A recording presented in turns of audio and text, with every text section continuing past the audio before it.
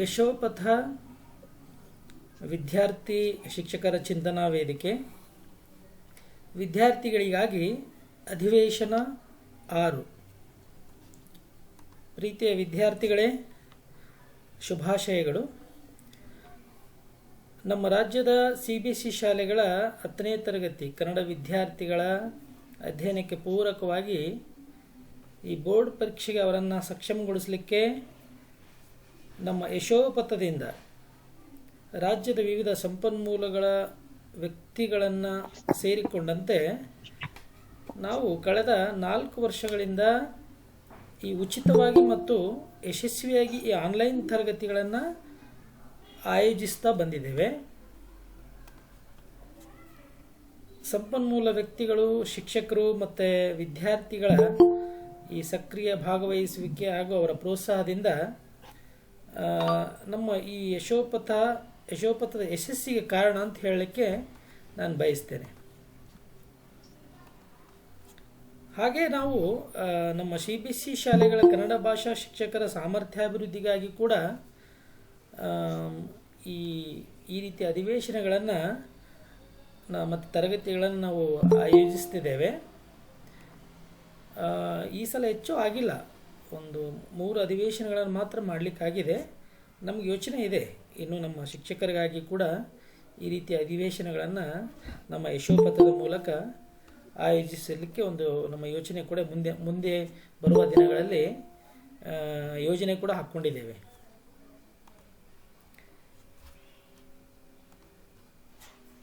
ಈ ದಿನ ಅಂದರೆ ಈ 2025-26ನೇ ಸಾಲಿನ ಈ ಅಧಿವೇಶನದಲ್ಲಿ ಈ ದಿನದ ಅಧಿವೇಶನ 6ನೇ ಅಧಿವೇಶನ. ಇದು ನಮ್ಮ CBSE ಶಾಲೆಗಳ 10ನೇ ತರಗತಿ ಕನ್ನಡ ವಿದ್ಯಾರ್ಥಿಗಳಿಗಾಗಿ, ವಿಶೇಷವಾಗಿ ಕನ್ನಡ ವಿದ್ಯಾರ್ಥಿಗಳಿಗಾಗಿ. ಈ ದಿನ CBSE 10ನೇ ಕನ್ನಡ ಪಠ್ಯದಲ್ಲಿರುವ ಪಠ್ಯಪೂರಕ ಅಧ್ಯಯನ ಭಾಗದ ಪಾಠಗಳ ಕುರಿತು ಸಮಗ್ರ ಚರ್ಚೆ, ಇದು ವಿಷಯನ ಹೇಳ್ತಾ ಇರೋದು. ಈ ದಿನದ ವಿಷಯ ಪಠ್ಯಪೂರಕ ಅಧ್ಯಯನ ಭಾಗದ ಪಾಠಗಳ ಕುರಿತು ಸಮಗ್ರ ಚರ್ಚೆ ಭಾಗ 2. ಈ ಭಾಗ 1 ನಮ್ಮ ಡಾಕ್ಟರ್ ನಾಗರಾಜ್ ಸಂಪನ್ಮೂಲ ವ್ಯಕ್ತಿಗಳು ಕಳೆದ ಡಿಸೆಂಬರ್ 20ರಂದು ಈ ಭಾಗ 1 ಆ ದಿನ ಚರ್ಚೆಯನ್ನು ಇಟ್ಕೊಂಡಿದ್ರು. ಸೊ ಸಮಯದ ಅಭಾವದಿಂದ ಮತ್ತು ನಮಗೆ ಒಂದು ನಿರೀಕ್ಷೆ ಅಂದರೆ ಇತ್ತು, ನಮಗೆ ಅದು ಒಂದೇ ಸೆಷನಲ್ಲಿ ಮಾಡಲಿಕ್ಕೆ ಆಗೋದಿಲ್ಲ ಅಂಥೇಳಿ. ಸೊ ಹಾಗಾಗಿ ಭಾಗ 1 ಭಾಗ 2 ಆಗಿ ಈ ಸೆಷನನ್ನು ನಾವೇ ಡಿವೈಡ್ ಮಾಡ್ಕೊಂಡಿದ್ವಿ. ಆ ಕಾರಣಕ್ಕೆ ಭಾಗ 1 ಡಿಸೆಂಬರ್ 20ರಂದು ಮಾಡಿದ್ದಾರೆ. ಸೊ ಈಗ ಅದರ ಮುಂದುವರಿದ ಭಾಗ 2 ಇದನ್ನು ಚರ್ಚೆ ಮಾಡ್ತಾರೆ. ಸೊ ಇಲ್ಲಿ ಮುಖ್ಯವಾಗಿ ಈ ದಿನ ಚರ್ಚೆ ಆಗೋದೇನೆಂದರೆ ಈ ಪಠ್ಯಪೂರಕ ಅಧ್ಯಯನದ ಪಾಠಗಳ ಬಗ್ಗೆ, ಅದರಲ್ಲಿ 3 ಪಾಠಗಳ ಬಗ್ಗೆ ವಿವರವಾಗಿ ಚರ್ಚಿಸಿದ್ದಾರೆ. ಸೊ ಇನ್ನೊಂದು ವಚನಗಳು ಆ ಪಾಠವನ್ನು ಚರ್ಚೆ ಮಾಡ್ತಾರೆ ಇವತ್ತು. ಜೊತೆಗೆ ನಿಮಗೆ ಈಗಾಗಲೇ ಚರ್ಚೆ ಮಾಡಿರುವಂಥ ಪಾಠದ ಬಗ್ಗೆ ಏನೇ ಸಂಶಯಗಳಿದ್ದರೂ ಕೂಡ ಅದನ್ನು ಕೂಡ ಚರ್ಚೆಗೆ ತೆಗೆದುಕೊಳ್ತಾರೆ. ಜೊತೆಗೆ ಕಳೆದ ಬಾರಿ ಏನಂದರೆ ಈ ವಸ್ತುನಿಷ್ಠ ಪ್ರಶ್ನೆಗಳು MCQ ಪ್ರಶ್ನೆಗಳನ್ನು ಮಾತ್ರ ಚರ್ಚೆ ಮಾಡಲಾಗಿತ್ತು. ಈ ದಿನ ಈ 2 ಅಂಕಗಳ ಪ್ರಶ್ನೆಗಳೇನು ಬರುತ್ತೆ ಈ ಪಠ್ಯಪೂರಕದಿಂದ, ಅದನ್ನು ಕುರಿತು ಕೂಡ ಚರ್ಚೆ ಮಾಡ್ತಾರೆ. ಸೊ ಇದೇನೆಂದರೆ ಮುಕ್ತವಾಗಿರುತ್ತೆ. ಈ ಚರ್ಚೆಯಲ್ಲಿ ಎಲ್ಲ ವಿದ್ಯಾರ್ಥಿಗಳು ಭಾಗವಹಿಸ್ಬೋದು.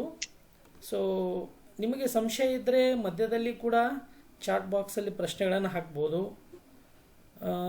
ಕೊನೆಯಲ್ಲಿ ಕೂಡ ಒಂದು 10 ನಿಮಿಷಗಳ ಪ್ರಶ್ನೋತ್ತರಕ್ಕೆ ಅವಕಾಶ ಇರುತ್ತೆ. ಸೊ ಈ ಒಂದು ಅಧಿವೇಶನವನ್ನು ನಡೆಸ್ಕೊಡ್ಲಿಕ್ಕೆ ನಮ್ಮ ಯಶೋಪಥದಲ್ಲಿ ಒಬ್ಬರಾದಂತಹ ಡಾಕ್ಟರ್ B ನಾಗರಾಜ್, ಬಸರಕೋಡು ನಾಗರಾಜ್ ಇವರು ನಮ್ಮ ಮುಟ್ಟಿಗಿದ್ದಾರೆ. ಇವರು ಡಾಕ್ಟರ್ ಬಸರಕೋಡು ನಾಗರಾಜ್ ಅವರು ಇವರು ರಾಜ್ಯ ಸಂಪನ್ಮೂಲ ವ್ಯಕ್ತಿಗಳು ಹಾಗೂ ಕನ್ನಡ ವಿಭಾಗದ ಮುಖ್ಯಸ್ಥರು, ಡಾಕ್ಟರ್ APJ ಅಬ್ದುಲ್ ಕಲಾಂ ವಸತಿ ಶಾಲೆ, ಅಲ್ಪಸಂಖ್ಯಾತರ ಇಲಾಖೆ, ಬಳ್ಳಾರಿ ಇಲ್ಲಿ ಕಾರ್ಯನಿರ್ವಹಿಸ್ತಾ ಇದ್ದಾರೆ. ಇವರು ರಾಜ್ಯ ಸಂಪನ್ಮೂಲ ವ್ಯಕ್ತಿಗಳಾಗಿ ಶಿಕ್ಷಕರಿಗೆ ಅನೇಕ ತರಬೇತಿಗಳನ್ನು ಕೊಟ್ಟಿದ್ದಾರೆ. ಅದು ನಮ್ಮ ಸರ್ಕಾರಿ ಇಲಾಖೆಯ ಈ ಅಲ್ಪಸಂಖ್ಯಾತ ಇಲಾಖೆಯ ಅಡಿಯಲ್ಲಿ ಬರುವಂತಹ ಶಾಲೆಗಳ ಶಿಕ್ಷಕರಿಗೆ ಅನೇಕ ತರಬೇತಿಗಳನ್ನು ನೀಡ್ತಾ ಇದ್ದಾರೆ. ಜೊತೆಗೆ ಸ್ಟೇಟ್ ಲೆವೆಲ್ ರಿಸೋರ್ಸ್ ಪರ್ಸನ್ ಆಗಿ ಕೆಲಸ ಮಾಡ್ತಾರೆ. ಇವರು ನಮ್ಮ ಹಂಪಿ ಯೂನಿವರ್ಸಿಟಿಯಿಂದ PhD-ಯನ್ನು ಗಳಿಸ್ಕೊಂಡಿದ್ದಾರೆ. ಸದಾ ಓದುಗರಿದ್ದಾರೆ, ಹಾಗೆ ರಂಗಭೂಮಿಯಲ್ಲಿ ಆಸಕ್ತರಿದ್ದಾರೆ. ಸಾಹಿತ್ಯ ಮತ್ತು ಭಾಷೆ ಬಗ್ಗೆ ತುಂಬ ಒಂದು ಅಭಿರುಚಿಯನ್ನು ಉಳ್ಳವರಾಗಿದ್ದಾರೆ.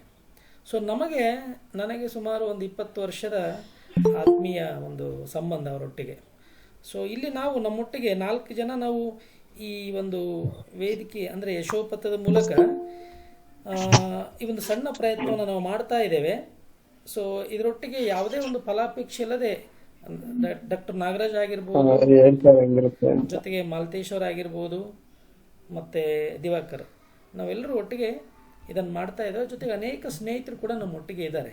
ನಾನು ಕಳೆದ ಬಾರಿ ಹೇಳ್ತಾ ಇದ್ದೆ, ಇಡೀ ನಮ್ಮ ಕರ್ನಾಟಕ ರಾಜ್ಯದ ಎಲ್ಲ ಶಿಕ್ಷಕರು ನಮ್ಮ ಯಶೋಪಥದೊಟ್ಟಿಗೆ ಇದ್ದಾರೆ ಅಂತ ಹೇಳಿ. ಸೊ ಬೇರೆ ಬೇರೆ ಸಂಪನ್ಮೂಲ ವ್ಯಕ್ತಿಗಳು ಕೂಡ ಸೆಷನ್ಸ್ಗಳನ್ನು ಹಿಂದೆ ತಗೊಂಡಿದ್ದಾರೆ, ಮುಂದೆ ಕೂಡ ತಗೊಳ್ತಾರೆ. ಸೊ ಈ ಸಂದರ್ಭದಲ್ಲಿ ನಾನು ಡಾಕ್ಟರ್ ನಾಗರಾಜ್ ಸರ್ ಅವರನ್ನು ವಿಶೇಷವಾಗಿ ಆಹ್ವಾನ ಮಾಡ್ತೇನೆ ತಮ್ಮೆಲ್ಲರ ಪರವಾಗಿ. ಸರ್, ತಮಗೆ ಹೃತ್ಪೂರ್ವಕ ಸ್ವಾಗತ. ಸರ್ ನಮಸ್ತೆ, thank you.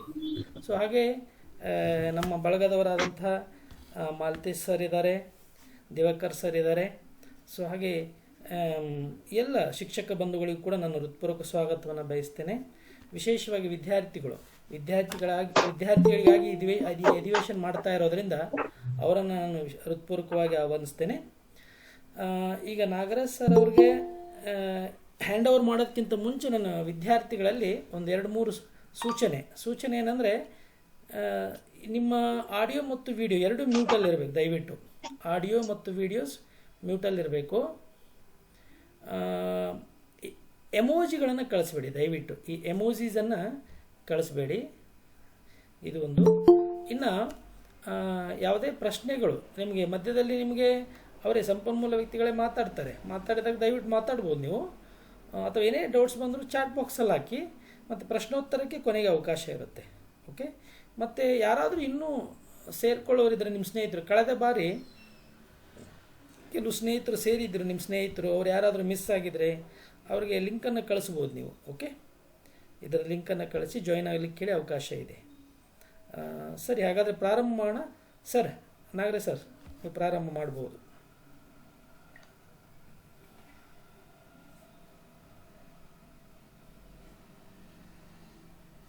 Okay, screen share ಮಾಡ್ತೀನಿ ಸರ್. ಹಾಂ.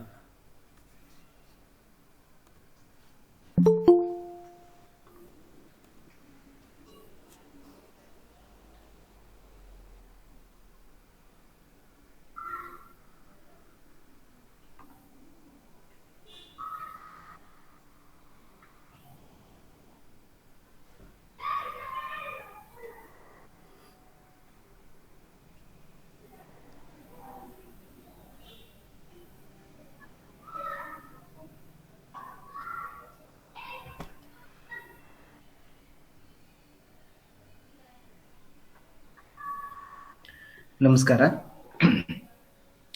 ಮಕ್ಕಳೇ.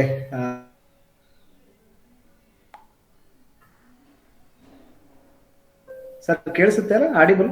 ಕೇಳಿಸುತ್ತೆ, ಕ್ಲಿಯರ್ ಇದೆ. ಹಲೋ ಸರ್, ಕೇಳ್ತಾ ಇದೆ, ಸ್ಪಷ್ಟವಾಗಿದೆ, ಸ್ಕ್ರೀನ್ ಚೆನ್ನಾಗಿ ಕಾಣ್ತಾ ಇದೆ. ಆಗಲಿ ಸರ್, ಓಕೆ, ಥ್ಯಾಂಕ್ ಯು. ಕಳೆದ ತರಗತಿಯಲ್ಲಿ ಪೂರಕ ಪಾಠಗಳ ಚರ್ಚೆ ಮಾಡಿದ್ದೀವಿ. ಆ ಪೂರಕ ಪಾಠಗಳಲ್ಲಿ 4 ಪಾಠಗಳು ನಮಗೆ ಇರ್ತಕ್ಕಂಥ, ನಮ್ಮ ಪಠ್ಯಕ್ರಮಕ್ಕೆ ಇರ್ತಕ್ಕಂಥದ್ದು.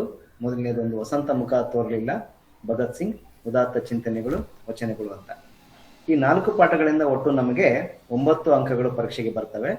ಅದರಲ್ಲಿ ಬಹು ಆಯ್ಕೆಯ 5 ಪ್ರಶ್ನೆಗಳನ್ನ, ಒಟ್ಟು 5 ಪ್ರಶ್ನೆಗಳು ಇರ್ತವೆ. 2-3 ವಾಕ್ಯಗಳಲ್ಲಿ ಉತ್ತರಿಸಿ ಅಂತೇಳಿ 2 ಪ್ರಶ್ನೆ ಇರ್ತದೆ. 4 ಅಂಕಕ್ಕೆ ಒಟ್ಟು 9 ಅಂಕಗಳು. ಸೊ ಇದ್ರ ಬಗ್ಗೆ ನಾವು ಕಳೆದ ತರಗತಿಯಲ್ಲಿ ಚರ್ಚೆ ಮಾಡಿದ್ವಿ. ಅದರಲ್ಲಿ 3 ಪಾಠಗಳನ್ನ, ವಸಂತ ಮುಖ ತೋರಲಿಲ್ಲ, ಭಗತ್ ಸಿಂಗ್, ಉದಾತ್ತ ಚಿಂತನೆಗಳ ಬಗ್ಗೆ ಚರ್ಚೆ ಮಾಡಿದ್ದೀವಿ. ಮತ್ತೆ ಅದರಲ್ಲಿ ಯಾವ ರೀತಿಯ ಪ್ರಶ್ನೆಗಳನ್ನು ಕೂಡ ಕೇಳ್ತಾರೆ ಅನ್ನೋದನ್ನು ಕೂಡ ನಾನು ನಿಮ್ಮೊಂದಿಗೆ ಚರ್ಚೆ ಮಾಡಿದ್ದೀನಿ. ಈಗ ನೇರವಾಗಿ ನಾವು ವಚನಗಳ ವೈಭವಕ್ಕೆ ಹೋಗೋದಾದ್ರೆ,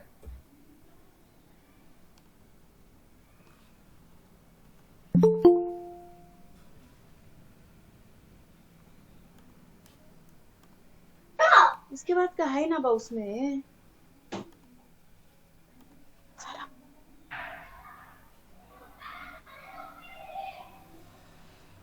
ಅಲ್ಲಿ ಬಂದಿದ್ದಾರೆ, ಅಲ್ಲಿ ಬರ್ತಾರೆ, ಮಾಡ್ತಾರೆ, ಫೋನ್ ಮಾಡ್ತಾರೆ. ಫೋನ್ ಮಾಡ್ತಾರೆ, ಒಂದು ನಿಮಿಷ. ಸೈಕಲ್ ಫೋನ್ ಮಾಡ್ತಾರೆ.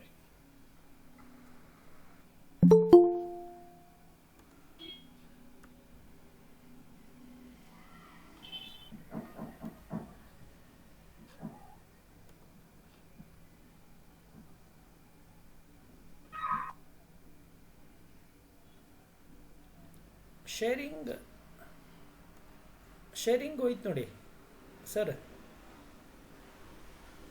ಮಾಡ್ತಾ ಇದ್ದೇನೆ. ಓಕೆ. ಮತ್ತೆ ಸರ್, ಉದಾತ್ತ ಚಿಂತನೆಗಳದೊಂದು ಸ್ವಲ್ಪ ಡೌಟ್ ಕೇಳ್ತಾ ಇದ್ರು. ನಿಮಗೆ ಸಮಯ ಅವಕಾಶ ಆದರೆ ಮಾಡಿ ಸರ್ ಅದು. ಇಲ್ಲ, ಅದನ್ನು ಸ್ವಲ್ಪ ಬ್ರೀಫ್ ಮಾಡ್ಕೊಂಡು ಹೋಗ್ಬೇಡೋಣ. ಅದರಲ್ಲಿ ಅಂಬೇಡ್ಕರ್ದು ಈ ಸ್ವಾತಂತ್ರ್ಯ, ರಾಜಕೀಯ ಸ್ವಾತಂತ್ರ್ಯ, ಪೌರ ಸ್ವಾತಂತ್ರ್ಯದ ಬಗ್ಗೆ ಸ್ವಲ್ಪ ಕೇಳ್ತಾ ಇದ್ರು.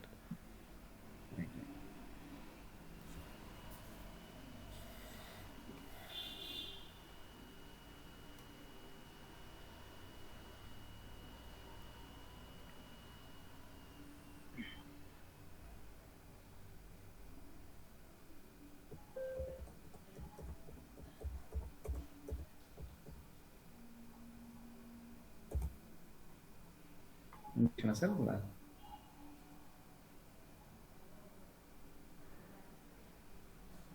ಕಾಣಿಸುತ್ತೆ.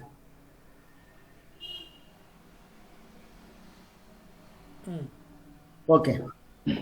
ಉದಾತ್ತ ಚಿಂತನೆಗಳು ಮಕ್ಕಳೇ, ಈ ಪಾಠದಲ್ಲಿ ನಾವು 2 ಅಂಶಗಳ ಬಗ್ಗೆ ಚರ್ಚೆ ಮಾಡ್ತೀವಿ.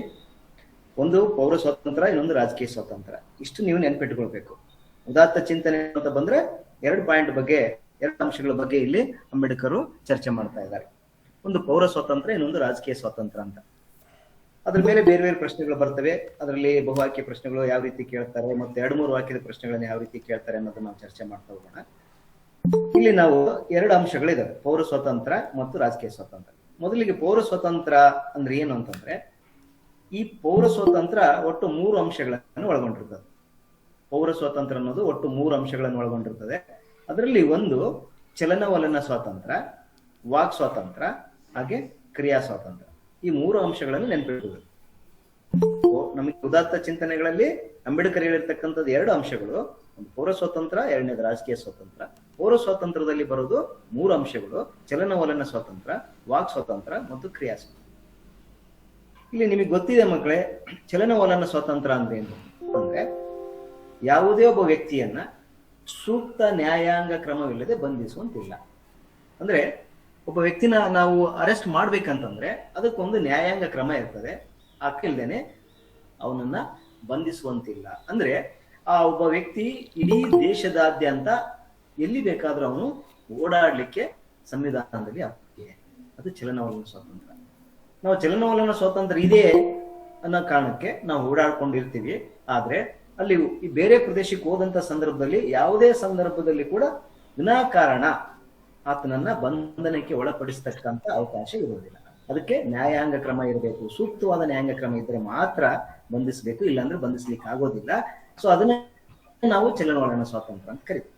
ಅಂದ್ರೆ ಒಂದೇದು. ಎರಡನೇದೇನಪ್ಪ, ವಾಕ್ ಸ್ವಾತಂತ್ರ್ಯ. ವಾಕ್ ಅಂತಂದ್ರೆ ಮಾತು ಅನ್ನೋ ಅರ್ಥದಲ್ಲಿ ಇದೆ.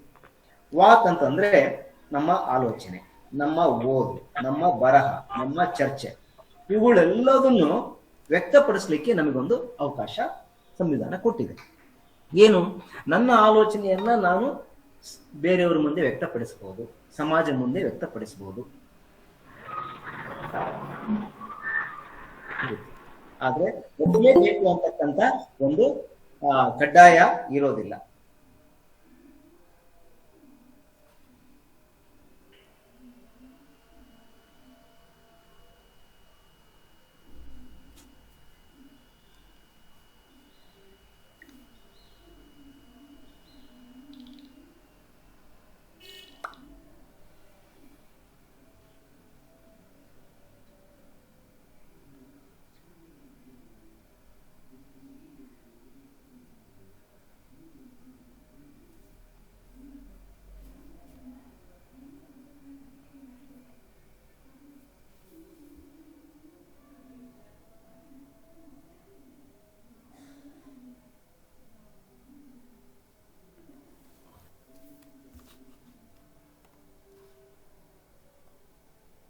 ಸರ್ ಯಾಕೆ ಕೇಳಿಸ್ತಾ ಅದನ್ನ ವ್ಯಕ್ತಪಡಿಸಲಿಕ್ಕೆ ಅವಕಾಶ ಕೊಟ್ಟಿರ್ತಕ್ಕಂಥದ್ದು ವಾಕ್ ಸ್ವಾತಂತ್ರ್ಯದ ಅಡಿಯಲ್ಲಿ ಬರ್ತದೆ.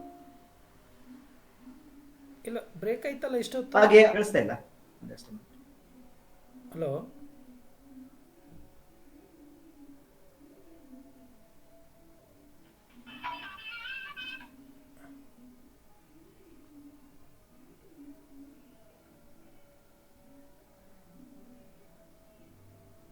ನಾಗರಾಜ್ ಸರ್ ಕೇಳಿಸ್ತಾ ಇಲ್ಲ ನಿಮ್ಮ ವಾಯ್ಸ್.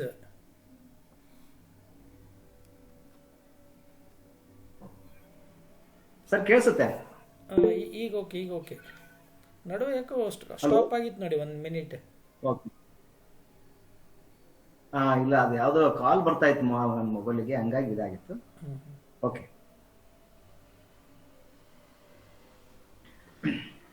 ಚಲನವಲನ ಸ್ವಾತಂತ್ರ್ಯ ಅನ್ನೋದ್ರೆ ಒಬ್ಬ ವ್ಯಕ್ತಿ ಇಡೀ ದೇಶಾದ್ಯಂತ ಎಲ್ಲಿ ಯಾವುದೇ ಪ್ರದೇಶಕ್ಕೆ ಅಂತದನ್ನ ನಾವು ಚಲನವಲನ ಸ್ವಾತಂತ್ರ್ಯ ಅಂತ ಕರಿತೀವಿ. ಒಬ್ಬ ವ್ಯಕ್ತಿ ತನ್ನ ಆಲೋಚನೆಗಳನ್ನ ವ್ಯಕ್ತಪಡಿಸಲಿಕ್ಕೆ ಅವಕಾಶ ಇರ್ತದೆ, ತನಗೆ ಇಷ್ಟವಾದದ್ದನ್ನ ಓದ್ಲಿಕ್ಕೆ ಅವಕಾಶ ಇರ್ತದೆ, ಇಷ್ಟವಾದದ್ದನ್ನ ಬರೆಯಲಿಕ್ಕೆ ಅವಕಾಶ ಇರ್ತದೆ, ಚರ್ಚೆ ಮಾಡ್ಲಿಕ್ಕೆ ಅವಕಾಶ ಇರ್ತದೆ. ಇದೆಲ್ಲವೂ ವಾಕ್ ಸ್ವಾತಂತ್ರ್ಯದ ಅಡಿಯಲ್ಲಿ ಸೇರಿರ್ತದೆ. ಹಾಗೆ ಕ್ರಿಯಾ ಸ್ವಾತಂತ್ರ್ಯ. ನಿಮಗೆ ಇಷ್ಟೆಲ್ಲ ಹೇಳೋದ್ರ ಜೊತೆಗೆ ಏನಪ್ಪಾ ಚಲನ ಸ್ವಾತಂತ್ರ್ಯ ಇದೆ ಅಂತೇಳಿ ನಾವು ಎಲ್ಲಿ ಬೇಕಾದ್ರಲ್ಲಿ ಓಡಾಡ್ಬೋದ ಸರ್ ಅಂತ ಕೇಳ್ಬೋದು. ಓಡಾಡ್ಬೋದು, ಆದ್ರೆ ಅದಕ್ಕೂ ಕೂಡ ಕೆಲವೊಂದು ಕಂಡೀಷನ್ಸ್ ಇರ್ತದೆ. ಯಾವುದು ಕೂಡ ನಾವು ಕಾನೂನನ್ನ ಮೀರುವಂತಿಲ್ಲ, ಕಾನೂನನ್ನು ಉಲ್ಲಂಘನೆ ಮಾಡುವಂತಿಲ್ಲ. ಒಂದು. ಎರಡನೇದು, ವಾಕ್ ಸ್ವಾತಂತ್ರ್ಯ ಇದೆ, ನನ್ನ ಆಲೋಚನೆ ನಾನು ವ್ಯಕ್ತಪಡಿಸ್ತೀನಿ, ಆದ್ರೆ ಅದು ಇನ್ನೊಬ್ಬರ ಮನಸ್ಸಿಗೆ ಘಾಸಿ ಮಾಡು, ಇನ್ನೊಬ್ಬರ ನಂಬಿಕೆಗಳಿಗೆ ನೋವು ಕೊಡುವಂತದ್ದಾಗಿರ್ಬಾರ್ದು, ಇನ್ನೊಬ್ಬರ ಆಚರಣೆ, ಧರ್ಮ, ಜಾತಿಯ ನಿಂದನೆಗಳಿಂದ ಕೂಡಿರಬಾರ್ದು ನಮ್ಮ ಆಲೋಚನೆಗಳಲ್ಲಿ, ನಮ್ಮ ಓದಿನಲ್ಲಿ, ನಮ್ಮ ಬರಹದಲ್ಲಿ ಅಥವಾ ನಮ್ಮ ಚರ್ಚೆಯಲ್ಲಿ. ಇವೆಲ್ಲವೂ ಕೂಡ ಕಂಡೀಷನ್ಸ್ ಇರ್ತದೆ. ನಮಗೆ ವಾಕ್ ಸ್ವಾತಂತ್ರ್ಯ ಇದೆ, ಆದ್ರೆ ಇದೆಲ್ಲದನ್ನ ಯೋಚನೆ ಮಾಡಿ ಆ ಒಂದು ಪರಿಮಿತಿ ಒಳಗೆ ನಾವು ನಮ್ಮ ವಾಕ್ ಸ್ವಾತಂತ್ರ್ಯವನ್ನ ಬಳಸ್ಕೊಳ್ಬೇಕು ಅನ್ನೋದು ಒಂದು.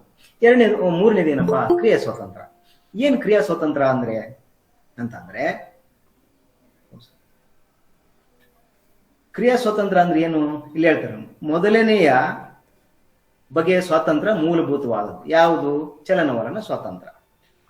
ಚಲನವಲನ ಸ್ವಾತಂತ್ರ್ಯ ತುಂಬಾ ಫಂಡಮೆಂಟಲ್ ಆಗಿರ್ತದೆ, ಅದು ನಮ್ಗೆ ಎಲ್ಲರಿಗೂ ಬೇಕೇ ಬೇಕು. ಮೂಲ ಸ್ವರೂಪ ಅಲ್ಲ ಅದು ತೀರಾ ಅತ್ಯಂತ ಅಗತ್ಯ ಕೂಡ ಹೌದು ಅಂತ ಹೇಳ್ತಾರೆ. ಚಲನವಲನ ಸ್ವಾತಂತ್ರ್ಯ ತೀರಾ ನಮಗೆ ಮ್ಯಾಂಡೇಟ್ ಆಗಿ ಬೇಕೇ ಬೇಕಾಗ್ತದೆ. ಅದರ ಮೌಲ್ಯದ ಬಗ್ಗೆ ನಾವು ಹೇಳೋದಾದ್ರೆ ಯಾವುದೇ ಸಂದೇಹಕ್ಕೆ ಎಡೆ ಇಲ್ಲ. ಅಂದ್ರೆ ಚಲನವಲನ ಸ್ವಾತಂತ್ರ್ಯ ಅನ್ನೋದು ತುಂಬಾ ಮುಖ್ಯವಾಗಿರ್ತಕ್ಕಂಥದ್ದನ್ನ ಅರ್ಥವನ್ನು ಹೇಳ್ತಾರೆ. ಮೂರನೇದೇನು? ಇಲ್ಲಿ ಕ್ರಿಯಾ ಸ್ವಾತಂತ್ರ್ಯ ನಾನು ಹೋಗಿಲ್ಲ, ಇವೆರಡನ್ನೇ ಎಕ್ಸ್ಪ್ಲೇನ್ ಮಾಡ್ತದೆ. ಎರಡನೇ ಸ್ವಾತಂತ್ರ್ಯ ಏನಿದೆ? ಎರಡನೇ ಸ್ವಾತಂತ್ರ್ಯವನ್ನ ನಾವು ಅಭಿಪ್ರಾಯ ಅಥವಾ ಅಭಿವ್ಯಕ್ತಿ ಸ್ವಾತಂತ್ರ್ಯ ಅಂತ ಕರಿತೀವಿ. ಅದು ಬೇರೆ ಬೇರೆ ಕಾರಣಗಳಿಂದ ಮಹತ್ವದಾಗಿರ್ತದೆ. ನಾನಾಗ್ಲೇ ಹೇಳಿದೆ, ಇವೆಲ್ಲ ಕಾರಣಗಳಿಂದ ಅದು ತುಂಬಾ ಮಹತ್ವ. ಚರ್ಚೆಗೆ ಅವಕಾಶ ಇರಬೇಕು, ಅಭಿಪ್ರಾಯ ವ್ಯಕ್ತಪಡಿಸ್ಲಿಕ್ಕೆ ಅವಕಾಶ ಇರಬೇಕು. ಇಲ್ಲ ಅಂದ್ರೆ ಅಲ್ಲಿ ಡೆಮಾಕ್ರಸಿ ಸಕ್ಸಸ್ ಆಗೋದಿಲ್ಲ. ಪ್ರಜಾಪ್ರಭುತ್ವ ಸಕ್ಸಸ್ ಆಗ್ಬೇಕಂದ್ರೆ ಇನ್ನೊಬ್ಬರ ಅಭಿಪ್ರಾಯವನ್ನ ಹೇಳಲಿಕ್ಕೆ ಅವಕಾಶ ಇರಬೇಕು. ಹಾಗಾಗಿ ಅದು ತುಂಬಾ ಮಹತ್ವದಾಗಿರ್ತದೆ ಅನ್ನೋದು ಒಂದು. ಮತ್ತೆ ಯಾಕಪ್ಪ ಅಂತಂದ್ರೆ, ಒಂದು ವೇಳೆ ಅಭಿಪ್ರಾಯ ಸ್ವಾತಂತ್ರ್ಯಕ್ಕೆ ಅವಕಾಶನೇ ಇಲ್ಲ ಅಂದ್ರೆ ಅಲ್ಲಿ ಬೌದ್ಧಿಕ ಪ್ರಗತಿ ಆಗೋದಿಲ್ಲ. ಇಂಟೆಲೆಕ್ಚುಯಲ್ ಪ್ರೋಗ್ರೆಸ್ ಅಂತ ಕರಿತೀವಿ. ಏನಾದ್ರೂ ಒಂದು ಹೊಸ ವಿಚಾರವನ್ನ, ಜ್ಞಾನವನ್ನ ಸೃಷ್ಟಿ ಮಾಡ್ಲಿಕ್ಕೆ ಪರಸ್ಪರ ಚರ್ಚೆ ಬೇಕಾಗ್ತದೆ, ಪರಸ್ಪರ ಭಿನ್ನ ಅಭಿಪ್ರಾಯಗಳು ಬೇಕಾಗ್ತದೆ. ವಿರೋಧ ಅಭಿಪ್ರಾಯಗಳು ಇದ್ರೂ ಕೂಡ ಅಲ್ಲಿ ನಮ್ಮ ಭಿನ್ನ ಅಭಿಪ್ರಾಯ ತಪ್ಪಲ್ಲ, ಆದ್ರೆ ಅದು ವಿರೋಧ ಅಂತ ಅನ್ಕೋಬಾರ್ದು. ಅವರ ದೃಷ್ಟಿಕೋನ ಬೇರೆ ಆಗಿರ್ತದೆ, ನಮ್ಮ ದೃಷ್ಟಿಕೋನ ಬೇರೆ ಆಗಿರುತ್ತೆ ಅಂತ ಭಾವಿಸಿದಾಗ ಅಲ್ಲಿ ಬೌದ್ಧಿಕ ಪ್ರಗತಿ ಆಗ್ತದೆ.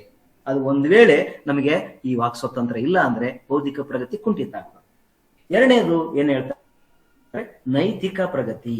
ನೈತಿಕವಾಗಿ ಕೂಡ ನಮ್ಮಲ್ಲಿ ಪ್ರಗತಿ ಆಗ್ಬೇಕಂದ್ರೆ ಈ ವಾಕ್ ಸ್ವಾತಂತ್ರ್ಯಕ್ಕೆ ಅವಕಾಶ ಇರಬೇಕು. ರಾಜಕೀಯ ಮತ್ತು ಸಾಮಾಜಿಕ ಪ್ರಗತಿ, ರಾಜಕೀಯವಾಗಿ ಕೂಡ ಪ್ರಗತಿ ಆಗ್ಬೇಕು ಅಂತಂದ್ರೆ ಅಧಿಕಾರದಲ್ಲಿ ಇರುವವರಲ್ಲದೆ ವಿರೋಧ ಪಕ್ಷದಲ್ಲಿ ಇರ್ತಕ್ಕಂಥವರ ಅಭಿಪ್ರಾಯಗಳನ್ನ ಹೇಳಲಿಕ್ಕೆ ಅವಕಾಶ ಇರಬೇಕು. ಅದನ್ನ ಕೇಳಿಸಿಕೊಳ್ಳುವ ಕರ್ತವ್ಯವನ್ನು ಕೂಡ ನಾವು ಪಾಲಿಸಬೇಕಾಗ್ತದೆ. ಅದನ್ನು ಒಪ್ಪುವುದು ಅಥವಾ ಅದನ್ನ ಅನುಷ್ಠಾನ ಮಾಡುವುದು ಎರಡನೇ ವಿಚಾರ, ಆದ್ರೆ ಬಿಡ್ಬೇಕು. ಆದ್ರೆ ಇವತ್ತಿನ ಸನ್ನಿವೇಶಗಳಲ್ಲಿ ಅದನ್ನ ನಾವು ಅದು ಬಹಳ ದುಸ್ತರ ಆಗ್ಬಿಟ್ಟಿದೆ. ಇವತ್ತಿನ ನಮ್ಮ ಪಾರ್ಲಿಮೆಂಟ್ ಆಗಿರ್ಬೋದು, ಅಸೆಂಬ್ಲಿಗಳಲ್ಲಿ ಆಗಿರ್ಬೋದು, ಅದು ಚರ್ಚೆ ಮಾಡ್ಲಿಕ್ಕೆ ಹೋಗ್ತಾ ಇಲ್ಲ. ರೀತಿಯ ಒಂದು ಸನ್ನಿವೇಶ ಸೃಷ್ಟಿಯಾಗ್ಬಿಟ್ಟಿದೆ. ಸೊ ಏನೇ ಇರ್ಲಿ, ಅದಕ್ಕೆ ಎಲ್ಲ ಕಾರಣ ಏನಂದ್ರೆ ನಾವೇ ಆಗಿರ್ತೀವಿ, ನಮ್ಮ ನಾಯಕರು ನಾವು ಆಯ್ಕೆ ಮಾಡಿರ್ತೀವಿ. ಹಾಗಾಗಿ ಈ ನಮ್ಮ ರಾಜಕೀಯ ಪ್ರಜ್ಞೆ ಒಬ್ಬ ಸಮರ್ಥ ವ್ಯಕ್ತಿಯನ್ನ ಇದು ಸಾಂವಿಧಾನಿಕ ಇದೆ ಅಂತಕ್ಕಂಥದ್ದು. ಸೊ ಹಾಗಾಗಿ ಇದು ಈ ಎಲ್ಲಾ ಕಾರಣಗಳಿಂದ ಯಾವುದು ವಾಕ್ ಸ್ವಾತಂತ್ರ್ಯ ಏನಿದೆಯಲ್ಲ, ಬೌದ್ಧಿಕ, ನೈತಿಕ, ರಾಜಕೀಯ ಮತ್ತು ಸಾಮಾಜಿಕ ಪ್ರಗತಿಗೆ ಅದು ಅತ್ಯಗತ್ಯ ಪರಿಸ್ಥಿತಿ ಅಂತ ಹೇಳ್ತಾರೆ. ಅದು ಇಲ್ಲದೆ ಕಡೆ ಪರಿಸ್ಥಿತಿ ಏಕತಾನತ ಆಗ್ತದೆ, ಅಂದ್ರೆ ಮೋನೋಪೊಲಿ ಆಗ್ತದೆ, ಡಿಕ್ಟೇಟರ್ ಆಗ್ತದೆ, ಅವ್ರು ಹೇಳಿದ್ದೆ ಅಂತಕ್ಕಂಥ ಪ್ರಶ್ನೆ ಸಮಸ್ಯೆ ಆಗ್ತದೆ. ಪ್ರಶ್ನೆ ಮಾಡುವವರನ್ನ ಅಪರಾಧಿ ತರ ನೋಡ್ತಕ್ಕಂಥ ಸನ್ನಿವೇಶ ಬಂದ್ಬಿಡ್ತದೆ, ಯಾಕಂದ್ರೆ ಇಲ್ಲಿ ವಾಕ್ ಸ್ವಾತಂತ್ರ್ಯ ಇಲ್ಲ ಅಂದಾಗ. ಸೊ ಇದು ಮುಖ್ಯ. ಎರಡು ಅರ್ಥ ಆಯ್ತು ನಿಮಗೆ. ಪೌರ ಸ್ವಾತಂತ್ರ್ಯದಲ್ಲಿ 3 ಅಂಶಗಳು. ಚಲನವಲನ ಸ್ವಾತಂತ್ರ್ಯ ಅಂದ್ರೆ ವ್ಯಕ್ತಿ ಇಡೀ ದೇಶದಾದ್ಯಂತ ಅವನ ವೃತ್ತಿಗೋಸ್ಕರ ಆಗಿರ್ಬೋದು, ಅಥವಾ ವ್ಯಾಪಾರಕ್ಕಾಗಿ ಆಗಿರ್ಬೋದು, ಅಥವಾ ಪ್ರವಾಸಕ್ಕಾಗಿ ಆಗಿರ್ಬೋದು, ಅಥವಾ ಬದುಕಲಿಕ್ಕಾಗ್ಲಿ ಎಲ್ಲಾದ್ರೂ ಹೋಗ್ಲಿಕ್ಕೆ ಅವಕಾಶ ಇರ್ತದೆ ಅನ್ನೋದು ಒಂದು. ಎರಡನೇದು ವಾಕ್ ಸ್ವಾತಂತ್ರ್ಯ ಅಂತ ಹೇಳಿದೆ. ಅದು ಯಾವ್ಯಾವ ಕಾರಣಕ್ಕೆ ನಮಗೆ ವಾಕ್ ಮುಖ್ಯ ಅಂತ ಕೂಡ ಇಲ್ಲಿದೆ. ಬೌದ್ಧಿಕ ಸ್ವಾತಂತ್ರ್ಯ, ನೈತಿಕ, ರಾಜಕೀಯ, ಸಾಮಾಜಿಕ ಪ್ರಗತಿ ಆಗ್ಬೇಕಂದ್ರೆ ವಾಕ್ ಸ್ವಾತಂತ್ರ್ಯಕ್ಕೆ ಯಾವ ದೇಶ ಅವಕಾಶ ಅಲ್ಲಿ ಮಾತ್ರ ಸ್ವಾತಂತ್ರ್ಯದ ಬಹುಮುಖ್ಯವಾಗಿರ್ತಕ್ಕಂಥದ್ದು ಯಾವ್ದಪ್ಪ ಅಂದ್ರೆ ಕ್ರಿಯಾ ಸ್ವಾತಂತ್ರ್ಯ. ಕ್ರಿಯಾ ಸ್ವಾತಂತ್ರ್ಯ ಅಂದ್ರೆ ಏನಪ್ಪಾ ಅಂತಂದ್ರೆ, ತನಗೆ ಇಷ್ಟ ಬಂದ ಕೆಲಸ ಮಾಡಲು ವ್ಯಕ್ತಿಗೆ ಅವಕಾಶ ಇರುವುದು. ಅದೊಂದು ಮೆಸೇಜ್ ಕಳಿಸಿದಾರೆ ನೋಡಿ, ಫಸ್ಟ್ ಒನ್ ಇನ್ನೊಂದ್ಸಲ ಎಕ್ಸ್ಪ್ಲೇನ್ ಮಾಡಿ ಅಂತ ಹೇಳಿ. ಹೌದಾ, ನಾನು ಮೆಸೇಜ್ ನೋಡ್ಲೇ ಇಲ್ಲ. ಓಕೆ, ಇಲ್ಲಿ ನಾವು ಎರಡು ಅಂಬೇಡ್ಕರ್ ವಿಚಾರಗಳು ಎರಡಿದೆ. ಸ್ವಾತಂತ್ರ್ಯದ ಬಗ್ಗೆ ಹೇಳ್ತಾ ಇದ್ದಾರೆ. ಸ್ವಾತಂತ್ರ್ಯ ಹೇಗಿರ್ಬೇಕಂದ್ರೆ, ಒಂದು ಪೌರ ಸ್ವಾತಂತ್ರ್ಯ, ಒಂದು ರಾಜಕೀಯ ಸ್ವಾತಂತ್ರ್ಯ ಅಂತ 2 ಅಂಶಗಳನ್ನ ಹೇಳ್ತಾರೆ. ಪೌರ ಸ್ವಾತಂತ್ರ್ಯದಲ್ಲಿ 3 ಅಂಶಗಳನ್ನ ಹೇಳ್ತಾರೆ. ಪೌರ ಸ್ವಾತಂತ್ರ್ಯದ ಯಾವ್ದಂದ್ರೆ ಚಲನವಲನ ಸ್ವಾತಂತ್ರ್ಯ, ವಾಕ್ ಸ್ವಾತಂತ್ರ್ಯ ಮತ್ತು ಕ್ರಿಯಾ ಸ್ವಾತಂತ್ರ್ಯ. ಚಲನವಲನ ಸ್ವಾತಂತ್ರ್ಯ ಅಂದ್ರೆ ಏನಪ್ಪಾ ಅಂದ್ರೆ, ಯಾವುದೇ ವ್ಯಕ್ತಿ ತನ್ನ ದೇಶದಲ್ಲಿ ಬೇರೆ ಬೇರೆ ಕಾರಣಗಳಿಗಾಗಿ ಎಲ್ಲಿಯಾದ್ರೂ ಹೋಗಿ ನೆಲೆಸಬಹುದು, ಹೋಗಿ ಆದ್ರೂ ತನ್ನ ವೃತ್ತಿಯನ್ನ ಮಾಡ್ಬೋದು, ವ್ಯಾಪಾರವನ್ನ ಮಾಡ್ಬೋದು, ಪ್ರವಾಸಕ್ಕಾಗಿ ಆದ್ರೂ ಹೋಗ್ಬೋದು ಅಂತಕ್ಕಂತ ಒಂದು ಸ್ವಾತಂತ್ರ್ಯ ಇರ್ತದೆ. ಆದ್ರೆ ಆ ವ್ಯಕ್ತಿಯನ್ನ, ಒಂದು ಪ್ರದೇಶದಿಂದ ಮತ್ತೊಂದು ಪ್ರದೇಶಕ್ಕೆ ಹೋದಂತ ವ್ಯಕ್ತಿಯನ್ನ ಯಾವುದೇ ನ್ಯಾಯಾಂಗ ಕ್ರಮವಿಲ್ಲದೆ ಬಂಧಿಸುವಂತಿಲ್ಲ. ನೀನು ಬೇರೆ ರಾಜ್ಯದಿಂದ ಇಲ್ಲಿ ಯಾಕೆ ಬಂದು ನೀನು ಅಂತೇಳಿ ಅರೆಸ್ಟ್ ಮಾಡ್ಲಿಕ್ಕೆ ಆಗೋದಿಲ್ಲ. ಅವನು ಭಾರತದಾದ್ಯಂತ ಎಲ್ಲಿ ಬೇಕಾದ್ರೂ ಹೋಗ್ಲಿಕ್ಕೆ ಅವಕಾಶ ಇರ್ತಕ್ಕಂಥದ್ದು ಚಲನವಲನ ಸ್ವಾತಂತ್ರ್ಯ. ಅವನನ್ನ ಬಂಧಿಸುವಂತ ಕ್ರಮ ಯಾವಾಗ ಅಂದ್ರೆ, ನಿಯಮಗಳನ್ನ ಉಲ್ಲಂಘನೆ ಮಾಡಿದ್ರೆ,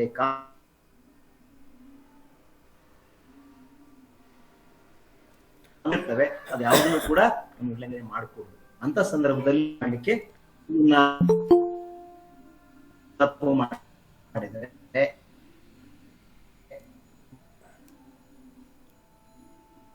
ಇದು ಇಲ್ಲ ಸ್ಟ್ರಕ್ ಆಯ್ತು ನಗರ ಸರ್. ಆಗ್ಲಿ ಸಕ್ಸಸ್ ಆಗ್ಬೇಕು ಅಂತಂದ್ರೆ ಅದಕ್ಕೆ ನಮಗೆ ವಾಕ್ ಸ್ವಾತಂತ್ರ್ಯ ಮುಖ್ಯವಾಗಿ ಬೇಕಾಗ್ತದೆ ಅಂತಕ್ಕಂಥದ್ದು. ಮಾಡಿ ನಗರ ಸರ್. ಸರ್ ಸ್ವಲ್ಪ ಅದೇ ಕಾಲ್ ಬರ್ತಾ ಇದೆ, ಏನು ಸ್ಟ್ರಕ್ ಆಗತ್ತೆ ನೋಡ್ರಿ ನಿಮ್ಮ ವಾಯ್ಸ್. ಇಲ್ಲ ಇಲ್ಲ ಇಲ್ಲ ಇಲ್ಲ ಈಗ ಆಯ್ತು, ಅದು ಕಾಲ್ ಬಂತದ್ದು ಅದೇ ಕಟ್ ಮಾಡಿದ್ರು. ಸೊ ಪ್ರಜಾಪ್ರಭುತ್ವ ಯಶಸ್ವಿ ಆಗ್ಲಿಕ್ಕೆ ವಾಕ್ ಸ್ವಾತಂತ್ರ್ಯ ಅನ್ನೋದು ತುಂಬಾ ಮುಖ್ಯ ಆಗ್ತದೆ. ವಾಕ್ ಸ್ವಾತಂತ್ರ್ಯದಲ್ಲಿ ಏನೆಲ್ಲ ಬರ್ತವೆ ಅಂತಂದ್ರೆ, ನನ್ನ ಆಲೋಚನೆ, ಓದು, ಬರಹ, ಚರ್ಚೆ ಅಂತಕ್ಕಂಥದ್ದು ಇವೆಲ್ಲವೂ ಕೂಡ ವಾಕ್ ಸ್ವಾತಂತ್ರ್ಯದ ಅಡಿಯಲ್ಲಿ ಇರ್ತವೆ. ಯಾವುದೇ ವ್ಯಕ್ತಿ ತನ್ನ ಆಲೋಚನೆಗಳನ್ನು ವ್ಯಕ್ತಪಡಿಸಲಿಕ್ಕೆ, ತನಗೆ ಇಷ್ಟವಾದ ಪುಸ್ತಕಗಳನ್ನು ಓದ್ಲಿಕ್ಕೆ, ಬರೀಲಿಕ್ಕೆ ಕೂಡ ಅವಕಾಶ ಇರ್ತದೆ. ಆದ್ರೂ ಕೂಡ ನಾನು ಆಗ್ಲೇ ಹೇಳಿದಂತೆ ಇವೆಲ್ಲವಕ್ಕೂ ಒಂದು ಕ್ಲಾಸ್ ಇರ್ತದೆ, ಅಲ್ಲಿ ಕಂಡೀಷನ್ಸ್ ಇರ್ತದೆ. ಆ ಕಂಡೀಷನ್ಸ್ ಮಿತಿಯೊಳಗೆ ನಮ್ಮ ಸ್ವಾತಂತ್ರ್ಯಗಳನ್ನು ನಾವು ಅನುಭವಿಸ್ಬೇಕಾಗ್ತದೆ. ವಾಕ್ ಸ್ವಾತಂತ್ರ್ಯ ಇದೆ ಅಂತೇಳಿ ಹೇಗ್ ಬೇಕಾದ್ರೆ ಮಾತಾಡ್ಲಿಕ್ಕೆ ಬರೋದಿಲ್ಲ, ಯಾರಿಗ್ ಬೇಕಾದ್ರೆ ಬೈಲಿಕ್ಕೆ ಬರೋದಿಲ್ಲ, ಏನ್ ಬೇಕಾದ್ರೆ ಬರೀಲಿಕ್ಕೆ ಬರೋದಿಲ್ಲ. ನನಗೆ ಬರೆಯುವ ಅವಕಾಶ ಇದೆ ಅಂತೇಳಿ ಬರ್ಲಿಕ್ಕೆ ಬರೋದಿಲ್ಲ. ಆ ಒಂದು ಎಚ್ಚರಿಕೆಯಲ್ಲಿ ಆ ಸ್ವಾತಂತ್ರ್ಯವನ್ನು ಬಳಸ್ಕೋಬಹುದು. ಮೂರನೇದು ಕ್ರಿಯಾ ಸ್ವಾತಂತ್ರ್ಯ. ಕ್ರಿಯಾ ಸ್ವಾತಂತ್ರ್ಯ ಅಂದ್ರೆ ಏನಪ್ಪಾ, ವ್ಯಕ್ತಿ ತನಗೆ ಇಷ್ಟ ಬಂದ ಕೆಲಸ ಮಾಡಲು ಅವಕಾಶ ಇರಬೇಕು. ಅದು ಸುಮ್ಮನೆ ಫಾರ್ಮಾಲಿಟೀಸ್ ಆಗಿರಬಾರ್ದು, ಅದು ಎಕ್ಸಾಕ್ಟ್ಲಿ ಅದು ಇಂಪ್ಲಿಮೆಂಟೇಷನ್ ಒಳಗೆ ಇರಬೇಕು ಅಂತ ಹೇಳ್ತಾರೆ. ಔಪಚಾರಿಕವಾಗಿದ್ರೆ ಸಾಲದು, ವಾಸ್ತವಿಕವಾಗಿ ಕೂಡ ಅದು ಜಾರಿಯಲ್ಲಿ ಇರ್ಬೇಕು ಅನ್ನೋದು. ಅದು ನಿರ್ದಿಷ್ಟ ಕಾರ್ಯಗಳನ್ನು ಮಾಡಲಿರುವ ಪರಿಣಾಮಕಾರಿಯಾದ ಸಾಮರ್ಥ್ಯ ಆಗ್ಬೇಕದು. ಒಂದು ಪರ್ಟಿಕ್ಯುಲರ್ ಕೆಲಸ ಮಾಡ್ಲಿಕ್ಕೆ ಆ ವ್ಯಕ್ತಿಗೆ ಒಂದು ರೀತಿ ಸಾಧನ ಆಗ್ಬೇಕದು. ಯಾವುದು? ಕ್ರಿಯಾ ಸ್ವಾತಂತ್ರ್ಯ. ಅಂದ್ರೆ ಏನು ಕ್ರಿಯಾ ಸ್ವಾತಂತ್ರ್ಯ ಅಂದ್ರೆ ಏನಪ್ಪಾ, ವ್ಯಕ್ತಿ ತನಗೆ ಇಷ್ಟ ಬಂದ ಕೆಲಸವನ್ನು ಮಾಡುವುದರಿಂದ ತನ್ನ ಸ್ವಾತಂತ್ರ್ಯ ಶೋಷಣೆಗೆ ಒಳಗಾಗುವುದಿಲ್ಲ ಅಂತ ಅಂದ್ರೆ ಮಾತ್ರ. ಎಲ್ಲಿ ಕ್ರಿಯಾ ಸ್ವತಂತ್ರ ಅಸ್ತಿತ್ವದಲ್ಲಿರ್ತದೆ ಅಂದ್ರೆ ಎಲ್ಲಿ ಶೋಷಣೆ ಇಲ್ಲವೋ, ಒಬ್ಬ ವ್ಯಕ್ತಿ ಇನ್ನೊಬ್ಬ ವ್ಯಕ್ತಿನ ಶೋಷಣೆ ಮಾಡ್ತಾ ಇಲ್ಲ ಅಂದ್ರೆ ಅಲ್ಲಿ ಕ್ರಿಯಾ ಸ್ವತಂತ್ರ ಎಕ್ಸಿಸ್ಟೆನ್ಸ್ ಇದೆ ಅಂತ ಅರ್ಥ. ಒಂದು ವರ್ಗ ಇನ್ನೊಂದು ವರ್ಗವನ್ನ ತುಳಿತಾ ಇಲ್ಲ. ಒಂದು upper class people, whether it is in monetary issue, ಅವರು ದೊಡ್ಡ ಶ್ರೀಮಂತರು ಬಡವರನ್ನ ಅಥವಾ ದಲಿತರನ್ನ ಅಥವಾ ದಮನಿತರನ್ನ ಸಪ್ರೆಸ್ ಮಾಡ್ತಾ ಇಲ್ಲ ಅಂತ ಸನ್ನಿವೇಶ ಇದ್ರೆ ಅಲ್ಲಿ ಕ್ರಿಯಾ ಸ್ವಾತಂತ್ರ್ಯ ಇದೆ. ಓಕೆ, ಎಲ್ಲಿ ನಿರುದ್ಯೋಗನೇ ಇಲ್ಲ, ಪ್ರತಿಯೊಬ್ಬ ವ್ಯಕ್ತಿಗೂ ಉದ್ಯೋಗ, ಅವನು ಬದುಕಲಿಕ್ಕೆ ಏನು ಬೇಕು ಸೃಷ್ಟಿ ಆಗಿದೆ, ಅವನು ತನ್ನ ಪಾಡಿಗೆ ದುಡುಕೊಂಡು ಉದ್ಯೋಗ ಮಾಡಿಕೊಂಡು ಬದುಕ್ತಾ ಇದ್ದಾನೆ ಅಂತಂದ್ರೆ ಅಲ್ಲಿ ಕ್ರಿಯಾ ಸ್ವಾತಂತ್ರ್ಯ ಇದೆ. ಎಲ್ಲಿ ಒಂದು ವರ್ಗ ಎಲ್ಲಿ ಬಡತನ ಇಲ್ವೋ, ಎಲ್ಲಿ ಬಡತನನೇ ಇರೋದಿಲ್ವೋ ಅಲ್ಲಿ ಕ್ರಿಯಾ ಸ್ವಾತಂತ್ರ್ಯ ಇದೆ. ಎಲ್ಲಿ ಒಂದು ವರ್ಗ ಇನ್ನೊಂದು ವರ್ಗವನ್ನು ತುಳಿತಾ ಇಲ್ವೋ ಅಲ್ಲಿ ಕೂಡ ಇದೆ. ನಾನು ಮಾಡುವ ಕೆಲಸದಿಂದ ನನ್ನ ಕೆಲಸ ಹೋಗ್ಬಾರ್ದು, ಮನೆ ಕಳ್ಕೋಬಾರ್ದು, ಆಹಾರವನ್ನು ಕಳ್ಕೊಳ್ಬಾರ್ದು, ಅಂತಲ್ಲಿ ಮಾತ್ರ ಕ್ರಿಯಾ ಸ್ವಾತಂತ್ರ್ಯ ಎಕ್ಸಿಸ್ಟೆನ್ಸ್ ಇರ್ತದೆ. ಒಂದ್ ವೇಳೆ ನಾನು ಮಾಡುವ ಕೆಲಸದಿಂದ ನನ್ನ ಮನೆಯನ್ನು ಹೊಡಿತಾರೆ, ನನಗೆ ಕೆಲಸ ತೆಗೀತಾರೆ, ನನಗೆ ಊಟಕ್ಕೂ ಕೂಡ ತೊಂದರೆ ಕೊಡ್ತಾ ಇದ್ದಾರೆ ಅಂತಂದ್ರೆ ಅಂತ ದೇಶದೊಳಗೆ ಕ್ರಿಯಾ ಸ್ವಾತಂತ್ರ್ಯಕ್ಕೆ ಅವಕಾಶ ಇಲ್ಲ. ನನ್ನನ್ನ ಅಪ್ಪರ್ ಕ್ಲಾಸ್ ಪೀಪಲ್ಗಳನ್ನು ತುಳಿತಾ ಇದ್ದಾರೆ ಅಂತಂದ್ರೆ ಅಲ್ಲಿ ಇಲ್ಲ. ನನ್ನ ಶ್ರೀಮಂತರು ನನ್ನನ್ನು ತುಳಿತಾ ಇದ್ದಾರೆ ಅಂದ್ರೆ ಅಲ್ಲಿ ಕ್ರಿಯಾ ಸ್ವಾತಂತ್ರ್ಯ ಅಸ್ತಿತ್ವದಲ್ಲಿ ಇಲ್ಲ. ಇವೆಲ್ಲದನ್ನು ಕಳ್ಕೊಂಡ್ಬಿಡ್ತೀನಿ. ನಾನು ಈ ಕೆಲಸ ಮಾಡೋದ್ರಿಂದ ನನಗೆ ಊಟ ಸಿಗಲ್ಲ, ಮನೆ ಸಿಗಲ್ಲ, ಕೆಲಸ ಸಿಗಲ್ಲ ಅನ್ನುವ ಭೀತಿನೇ ಇಲ್ಲಪ್ಪ ನನಗೆ ಅಂದಾಗ ಮಾತ್ರ ಅದು ನಿಜವಾದ ಕ್ರಿಯಾ ಸ್ವಾತಂತ್ರ್ಯ ಅಂತ ಹೇಳ್ತಾರೆ. ಅರ್ಥ ಆಗಿದಂತ ಭಾವಿಸ್ತೀನಿ. ಇನ್ನೊಂದ್ಸರಿ ಹೇಳ್ತೀನಿ, ಒಬ್ಬ ವ್ಯಕ್ತಿ ತನಗೆ ಇಷ್ಟ ಬಂದ ಕೆಲಸವನ್ನ ಮಾಡ್ಲಿಕ್ಕೆ ಅವಕಾಶ ಇರೋದೇ ಕ್ರಿಯಾ ಸ್ವಾತಂತ್ರ್ಯ. ಸುಮ್ಮನೆ ಫಾರ್ಮಾಲಿಟೀಸ್ ಇಲ್ಲದೆ ನಿಜವಾದ ರೀತಿಯಲ್ಲಿ ಇಂಪ್ಲಿಮೆಂಟೇಶನ್ ಆಗಿರ್ಬೇಕು. ಈಗ ನಾನು ಮಾಡುವ ಕೆಲಸದಿಂದ ನನಗೆ ಮನೆ ಹೋಗುತ್ತೆ ಅನ್ನೋ ಭಯ ಇರಬಾರ್ದು, ನನಗೆ ಕೆಲಸ ಹೋಗುತ್ತೆ ಅನ್ನೋ ಭಯ ಇರಬಾರ್ದು, ನನಗೆ ಅಯ್ಯೋ ಊಟನೇ ಸಿಗಲ್ಲಪ್ಪ ಅನ್ನೋ ಭಯ ಇಲ್ಲ ಅಂದ್ರೆ ಮಾತ್ರ ನಿಜವಾದ ಕ್ರಿಯಾ ಸ್ವಾತಂತ್ರ್ಯ. ಅಥವಾ ನನ್ನನ್ನು ಯಾರು ಸಪ್ರೆಸ್ ಮಾಡ್ತಾ ಇಲ್ಲ, ಅಥವಾ ನನ್ನನ್ನು ಯಾರು ಶೋಷಣೆ ಮಾಡ್ತಾ ಇಲ್ಲ ಅಂದಾಗ ಮಾತ್ರ ಕ್ರಿಯಾ ಸ್ವಾತಂತ್ರ್ಯ ಇದೆ ಅಂತ ನಾವು ಭಾವಿಸಿದ್ವಿ. ಓಕೆ, ಇದರ ಅರ್ಥ ಇಲ್ಲಿ ಬರ್ತದೆ. ಅರ್ಥ ಆಗಿದೆ ಅಂತ ಭಾವಿಸ್ತೀನಿ. ಓಕೆ, ಇನ್ನ ಈ ಎರಡಾಯ್ತು. ಅಂದ್ರೆ ಪೌರ ಸ್ವಾತಂತ್ರ್ಯದಲ್ಲಿ 3 ವಿಚಾರಗಳನ್ನ ಚರ್ಚೆ ಮಾಡಿದ್ವಿ. ಚಲನವಲನ ಆಯ್ತು, ವಾಕ್ ಸ್ವಾತಂತ್ರ್ಯ ಆಯ್ತು, ಕ್ರಿಯಾ ಸ್ವಾತಂತ್ರ್ಯ ಆಯ್ತು. ಇವು ಅವ್ರು ಹೇಳಿರುವ ಇನ್ನೊಂದು ಅಂಶ ಯಾವ್ದಪ್ಪ ಅಂದ್ರೆ ರಾಜಕೀಯ ಸ್ವಾತಂತ್ರ್ಯ. ಇದು ಬಹಳ ಇಂಪಾರ್ಟೆಂಟ್. ಇದು ರಾಜಕೀಯ ಸ್ವಾತಂತ್ರ್ಯ. ರಾಜಕೀಯ ಸ್ವಾತಂತ್ರ್ಯ ಎಲ್ಲೈತಪ್ಪ ಅಂತಂದ್ರೆ ವ್ಯಕ್ತಿಗೆ ಶಾಸನಗಳನ್ನ ರಚಿಸುವುದರಲ್ಲಿ, ಸರ್ಕಾರಗಳ ಸ್ಥಾಪನೆ ಮಾಡುವುದರಲ್ಲಿ, ಸರ್ಕಾರಗಳನ್ನ ವಿಸರ್ಜನೆ ಮಾಡುವ ಪಾಲು ಇರುವ ಹಕ್ಕಿನಲ್ಲಿ ಇದು ರಾಜಕೀಯ ಸ್ವಾತಂತ್ರ್ಯ ಇದೆ. ಹೇಗೆ ಸರ್ ಅಂದ್ರೆ ಸರ್ಕಾರ ಇರುವುದು ಜನರಿಗೆ ಜೀವನ, ಸ್ವತಂತ್ರ, ಸಂತೋಷಾನ್ವೇಷಣೆಗಳನ್ನ ಒದಗಿಸೋ ಕೊಡುವ ಸಲುವಾಗಿದೆ. ಗೌರ್ಮೆಂಟ್ ಯಾಕಿದೆ? ನಮ್ಮ ಜೀವನವನ್ನ ಸುಧಾರಿಸ್ಬೇಕು, ನಮ್ಮ ಸ್ವತಂತ್ರವನ್ನ ಕಾಪಾಡಬೇಕು, ನಾವು ಖುಷಿಯಾಗಿ ಇರ್ಲಿಕ್ಕೆ ಬೇಕಾದ ಅನುಕೂಲತೆಗಳನ್ನ ಮಾಡಿಕೊಡೋದು ಸರ್ಕಾರ. ಆದ್ರಿಂದ ಸರ್ಕಾರ ಯಾರನ್ನ ರಕ್ಷಣೆ ಮಾಡುವುದು ತನ್ನ ಕರ್ತವ್ಯ ಅಂತ ಭಾವಿಸ್ತದೆ. ಅಂದ್ರೆ the ruling government fundamental duty ಅಂದ್ರೆ ಏನಪ್ಪಾ ಅಂದ್ರೆ ಪಬ್ಲಿಕ್ ಪ್ರೊಟೆಕ್ಷನ್, ಪಬ್ಲಿಕ್ ಸೇಫ್ಟಿ, ಪಬ್ಲಿಕ್ಗೆ ಶೆಲ್ಟರ್, ಪಬ್ಲಿಕ್ಗೆ ಅಶ್ಯೂರೆನ್ಸ್, ಫುಡ್, ಎಜುಕೇಶನ್, ಹೆಲ್ತ್ ಕೊಡುವುದು ನನ್ನ ಕರ್ತವ್ಯ ಅಂತ ಭಾವಿಸ್ಬೇಕು ಸರ್ಕಾರಗಳು. ಆ ಜನರಿಂದ ಅದನ್ನು ಭಾವಿಸ್ಕೊಂಡು ಅದನ್ನ ಇಂಪ್ಲಿಮೆಂಟ್ ಮಾಡ್ಲಿಕ್ಕೆ ಒಂದು ಶಕ್ತಿ ಬೇಕು ಸರ್ಕಾರಕ್ಕೆ. ಆ ಅಧಿಕಾರನೇ ಶಕ್ತಿ. ಆ ಅಧಿಕಾರದ ಬಲವನ್ನ ಯಾರಿಂದ ಪಡ್ಕೊಂಡಿರ್ತದಲ್ಲ ಅದು ಆಳಲ್ಪಡುವವರ ಸಮ್ಮತಿಯಿಂದಲೇ ಸರ್ಕಾರದ ಅಸ್ತಿತ್ವ. ಆಳಲ್ಪಡುವವರು ಅಂದ್ರೆ ನಾವು, ಆಳುವವರು ಅವರು. ನಮ್ಮ ಸಮ್ಮತಿ ಅಂದ್ರೆ ನಮ್ಮ ಒಪ್ಪಿಗೆಯಿಂದ ಸರ್ಕಾರ ಅಸ್ತಿತ್ವದಲ್ಲಿದೆ. ನಮ್ಮನ್ನು ರಕ್ಷಣೆ ಮಾಡ್ಲಿಕ್ಕೋಸ್ಕರ ನಾವು ಮಾಡಿರ್ತಕ್ಕಂಥದ್ದು. ಅಂದ್ರೆ ವಿ ಅಗ್ರೀಡ್, ಈ ಪಕ್ಷ ಒಳ್ಳೆ ಕೆಲಸವನ್ನು ಮಾಡ್ತದೆ ಅಂತೇಳಿ ನಾವು ಮತ ಚಲಾಯಿಸಿರ್ತೀವಲ್ಲ, ನಮ್ಮ ಸಮ್ಮತಿಯಿಂದ ಆ ಸರ್ಕಾರ ಅಸ್ತಿತ್ವದಲ್ಲಿದೆ, ಅಧಿಕಾರವನ್ನು ಪಡ್ಕೊಂಡಿದೆ, ಅದರ ಶಕ್ತಿ ಕೂಡ ಇದೆ ಅಂತ ಹೇಳಿದಾಗ ಇದೇ ಅರ್ಥ. ಅಂದ್ರೆ ನಮಗೊಂದು ಸ್ವಾತಂತ್ರ್ಯ ಇದೆ, ನಮಗೆ ಬೇಕಾದ ಸರ್ಕಾರಗಳನ್ನು ಸ್ಥಾಪನೆ ಮಾಡಬಹುದು, ನಮಗೆ ಬೇಕಾದ ಶಾಸನಗಳನ್ನ ರಚಿಸಬಹುದು. ಅಂದ್ರೆ ಸರ್ ನಾವು ಕಾಮನ್ ಮ್ಯಾನ್ ಆಗಿ ನಾವೇನು ಸರ್ ಶಾಸನ ಮಾಡ್ಲಿಕ್ಕೆ ಆಗುತ್ತೆ? ಅಫ್ಕೋರ್ಸ್ ನಾವು ಡೈರೆಕ್ಟ್ ಆಗಿ ನಮಗೆ ಬೇಕಾದ ಶಾಸನಗಳನ್ನು ಮಾಡ್ಕೊಳ್ಲಿಕ್ಕೆ ಆಗೋದಿಲ್ಲ. ನಾವು ಆಯ್ಕೆ ಮಾಡಿರುವ ನಮ್ಮ ಪ್ರತಿನಿಧಿ ಅಲ್ಲಿ ಸೆಷನ್ ಒಳಗೆ ಅಥವಾ ಅಸೆಂಬ್ಲಿ ಒಳಗೆ ನಮಗೆ ಬೇಕಾಗಿರ್ತಕ್ಕಂಥ ಕಾನೂನನ್ನ ಜಾರಿಗೆ ತರಲಿಕ್ಕೆ ಒತ್ತಾಯ ಮಾಡ್ತಾನೆ, ಅದನ್ನ ಇಂಪ್ಲಿಮೆಂಟ್ ಮಾಡ್ಲಿಕ್ಕೆ ಅವಕಾಶ ಇರ್ತದೆ. ಅದು ನಮಗೆ ವ್ಯಕ್ತಿಗೆ ಶಾಸನಗಳನ್ನು ರಚಿಸುವುದರಲ್ಲಿ ಸ್ವಾತಂತ್ರ್ಯ ಅಂದ್ರೆ ನಮಗೆ ಅಂದ್ರೆ ವೈಯಕ್ತಿಕವಾಗಿ ತಳಮಟ್ಟದ ಒಬ್ಬ ಪ್ರಜೆಗೆ ಆ ಸ್ವಾತಂತ್ರ್ಯ ಇರೋದಿಲ್ಲ. ನಮ್ಮ ಪ್ರತಿನಿಧಿಗಳಿಗೆ ಆ ಅಧಿಕಾರವನ್ನು ನಾವು ಕೊಟ್ಟಿರ್ತೀವಿ. ಮತ್ತೆ ಸರ್ಕಾರ ಸ್ಥಾಪನೆ ಆಗ್ಬೇಕಂದ್ರೆ ನಮ್ಮ ಪ್ರತಿನಿಧಿಗಳು, ನಮ್ಮ MLA, ನಮ್ಮ MP ಗಳು ಅದರಲ್ಲಿ ಪಾತ್ರವನ್ನು ವಹಿಸ್ತಾರೆ. ಅವರ ಬೆಂಬಲ ಕೊಟ್ರೆ ಆ ಸರ್ಕಾರಗಳು, ಯಾವ ಸರ್ಕಾರಕ್ಕೆ ಅಥವಾ ಯಾವ ಪಕ್ಷಕ್ಕೆ ಬೆಂಬಲ ಕೊಡ್ತಾರೆ ಆ ಸರ್ಕಾರಗಳ ಸ್ಥಾಪನೆಗಳಾಗ್ತವೆ.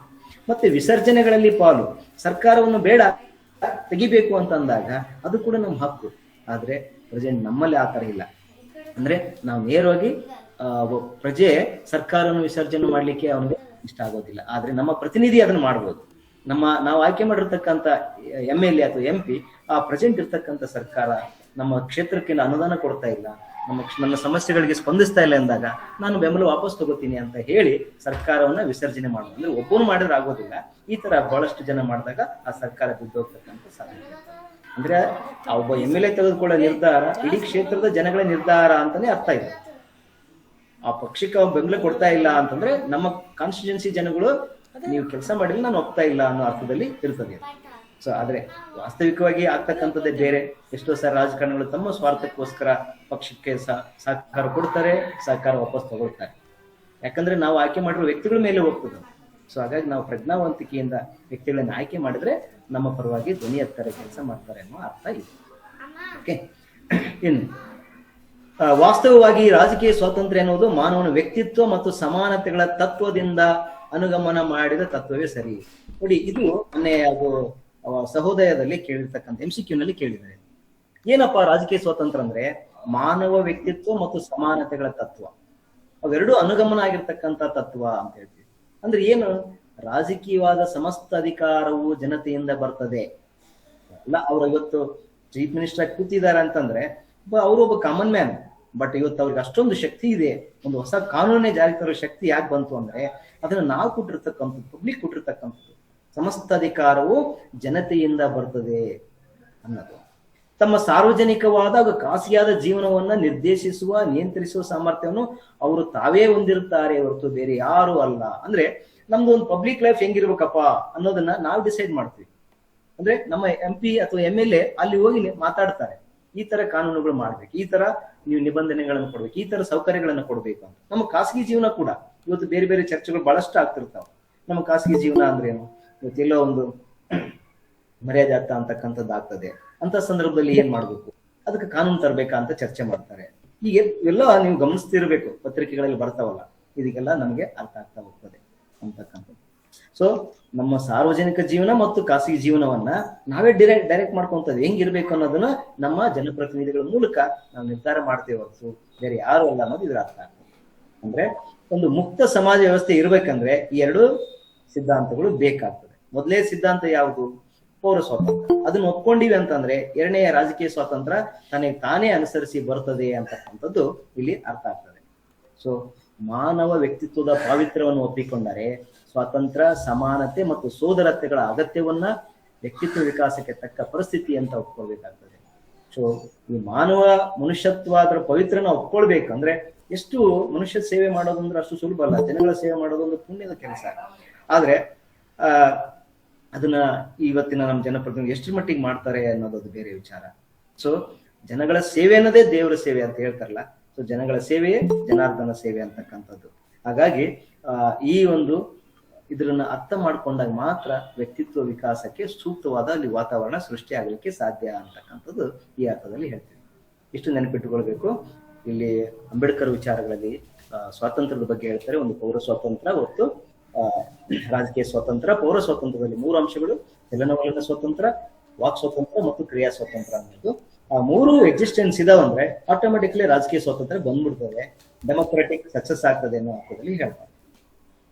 ಓಕೆ, ಸೊ ಅದು ಅಷ್ಟು ಅರ್ಥ ಆಗಿದೆ ಅಂತ ಹೇಳ್ತೀನಿ. ನೆಕ್ಸ್ಟ್ ಗಾಂಧೀಜಿ ಒಂದು ಸ್ವಲ್ಪ ಮುಂದೆ ಗಾಂಧೀಜಿ ಇಲ್ಲಿ ಅವ್ರ ವಿಚಾರಗಳು ಎರಡೇ ಹೇಳ್ತಾರೆ. ಒಂದು ದುಂಡಾದ ಬರವಣಿಗೆ ಅಥವಾ ಮುದ್ದಾದ ಬರವಣಿಗೆ, ಅಕ್ಷರ, ಅಂದವಾದ ಅಕ್ಷರದ ಬಗ್ಗೆ ಹೇಳ್ತಾರೆ. ಎರಡನೇದು ಏನ್ ಹೇಳ್ತಾರೆ ಅಂದ್ರೆ ಅವರ ವ್ಯಕ್ತಿತ್ವದ ಮೇಲೆ ಪ್ರಭಾವ ಬೀರುವ ಒಂದು ಪುಸ್ತಕದ ಬಗ್ಗೆ ಹೇಳ್ತಾರೆ. 2 ಅಂಶಗಳನ್ನ ನೆನ್ಪಿಟ್ಕೊಂಡು, ಗಾಂಧೀಜಿ ಹೇಳಿದ್ದು 2, ಅಂಬೇಡ್ಕರ್ ಅವರು ಹೇಳಿದ್ದು ಕೂಡ 2. ಏನ್ ಹೇಳಿದ್ರು ಇವರು? ಅಂದವಾದ ಅಕ್ಷರ, ಒಳ್ಳೆಯ ಬರವಣಿಗೆ ಶಿಕ್ಷಣದ ಅವಶ್ಯಕ ಅಂಶ ಅಲ್ಲ ಅನ್ನೋ ಭಾವನೆ ನನಗೆ ಹೆಂಗ್ ಬಂದಿತ್ತೋ ಗೊತ್ತಿಲ್ಲ. ಸೊ ಗಾಂಧಿ ಅನ್ಕೊಂಡಿದ್ರು ಎಜುಕೇಶನ್ ಏನಪ್ಪಾ, ಈ ಹ್ಯಾಂಡ್ ರೈಟಿಂಗ್ ತುಂಬಾ ಚೆನ್ನಾಗಿರ್ಬೇಕು, ಒಳ್ಳೆ ಬರವಣಿಗೆ, ಮುದ್ದಾಗಿ ಬರೆದ್ರೆ ಮಾತ್ರ ಇದು ಒಂದು ಗುಡ್ ಎಜುಕೇಶನ್ ಸೈನ್ ಅಂತ ನಾನು ಅನ್ಕೊಂಡಿರ್ಲಿಲ್ಲ.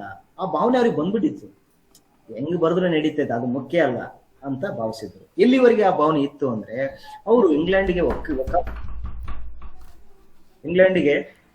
ಬ್ಯಾರಿಸ್ಟರ್ ಆಗಿ ಲಾ ಕಲಿಯಕ್ಕೆ ಅಲ್ಲಿ ಕಲಿತಾರಲ್ಲ, ಅಲ್ಲಿ ಹೋಗುವವರೆಗೂ ಕೂಡ ಅವ್ರಿಗೆ ಅದೇ ಭಾವನೆ ಇರ್ತದೆ.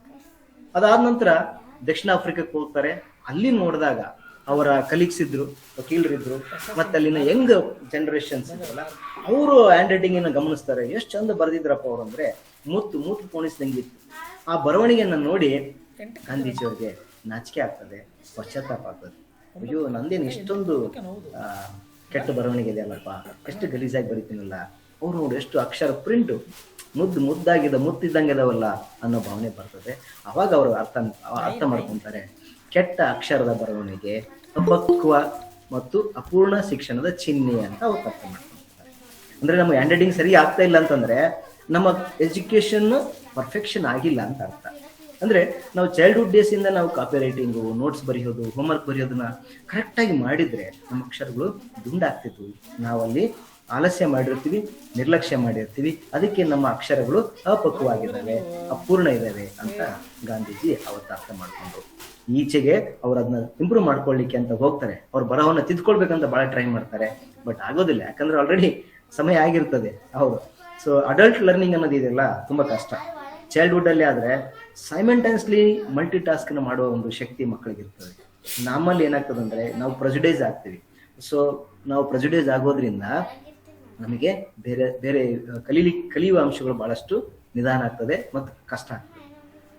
ಅದಕ್ಕೊಂದು ಉದಾಹರಣೆ ಕೊಡ್ತಾರೆ. ನಾನು ಆಮೇಲೆ ಇಂಪ್ರೂವ್ ಮಾಡ್ಕೊಂಡು ಟ್ರೈ ಮಾಡಿದೆ. ಅದು ಹೆಂಗಿತ್ತಪ್ಪ ಅಂದ್ರೆ, ಸುಟ್ಟ ಮಡಿಕೆಗೆ ಹಸಿ ಮಣ್ಣನ್ನು ಮೆತ್ತುವ ರೀತಿಯಲ್ಲಿ ಇತ್ತು ಅಂತ ಹೇಳ್ತಾರೆ. ಆಲ್ರೆಡಿ ಮಡಿಕೆ ಮಾಡಿದ್ದಾರೆ, ಅಂದ್ರೆ ಹಸಿ ಮಣ್ಣಿಂದ ಮಾಡಿ ಅದನ್ನೆಲ್ಲ ತಿಗಿರಿ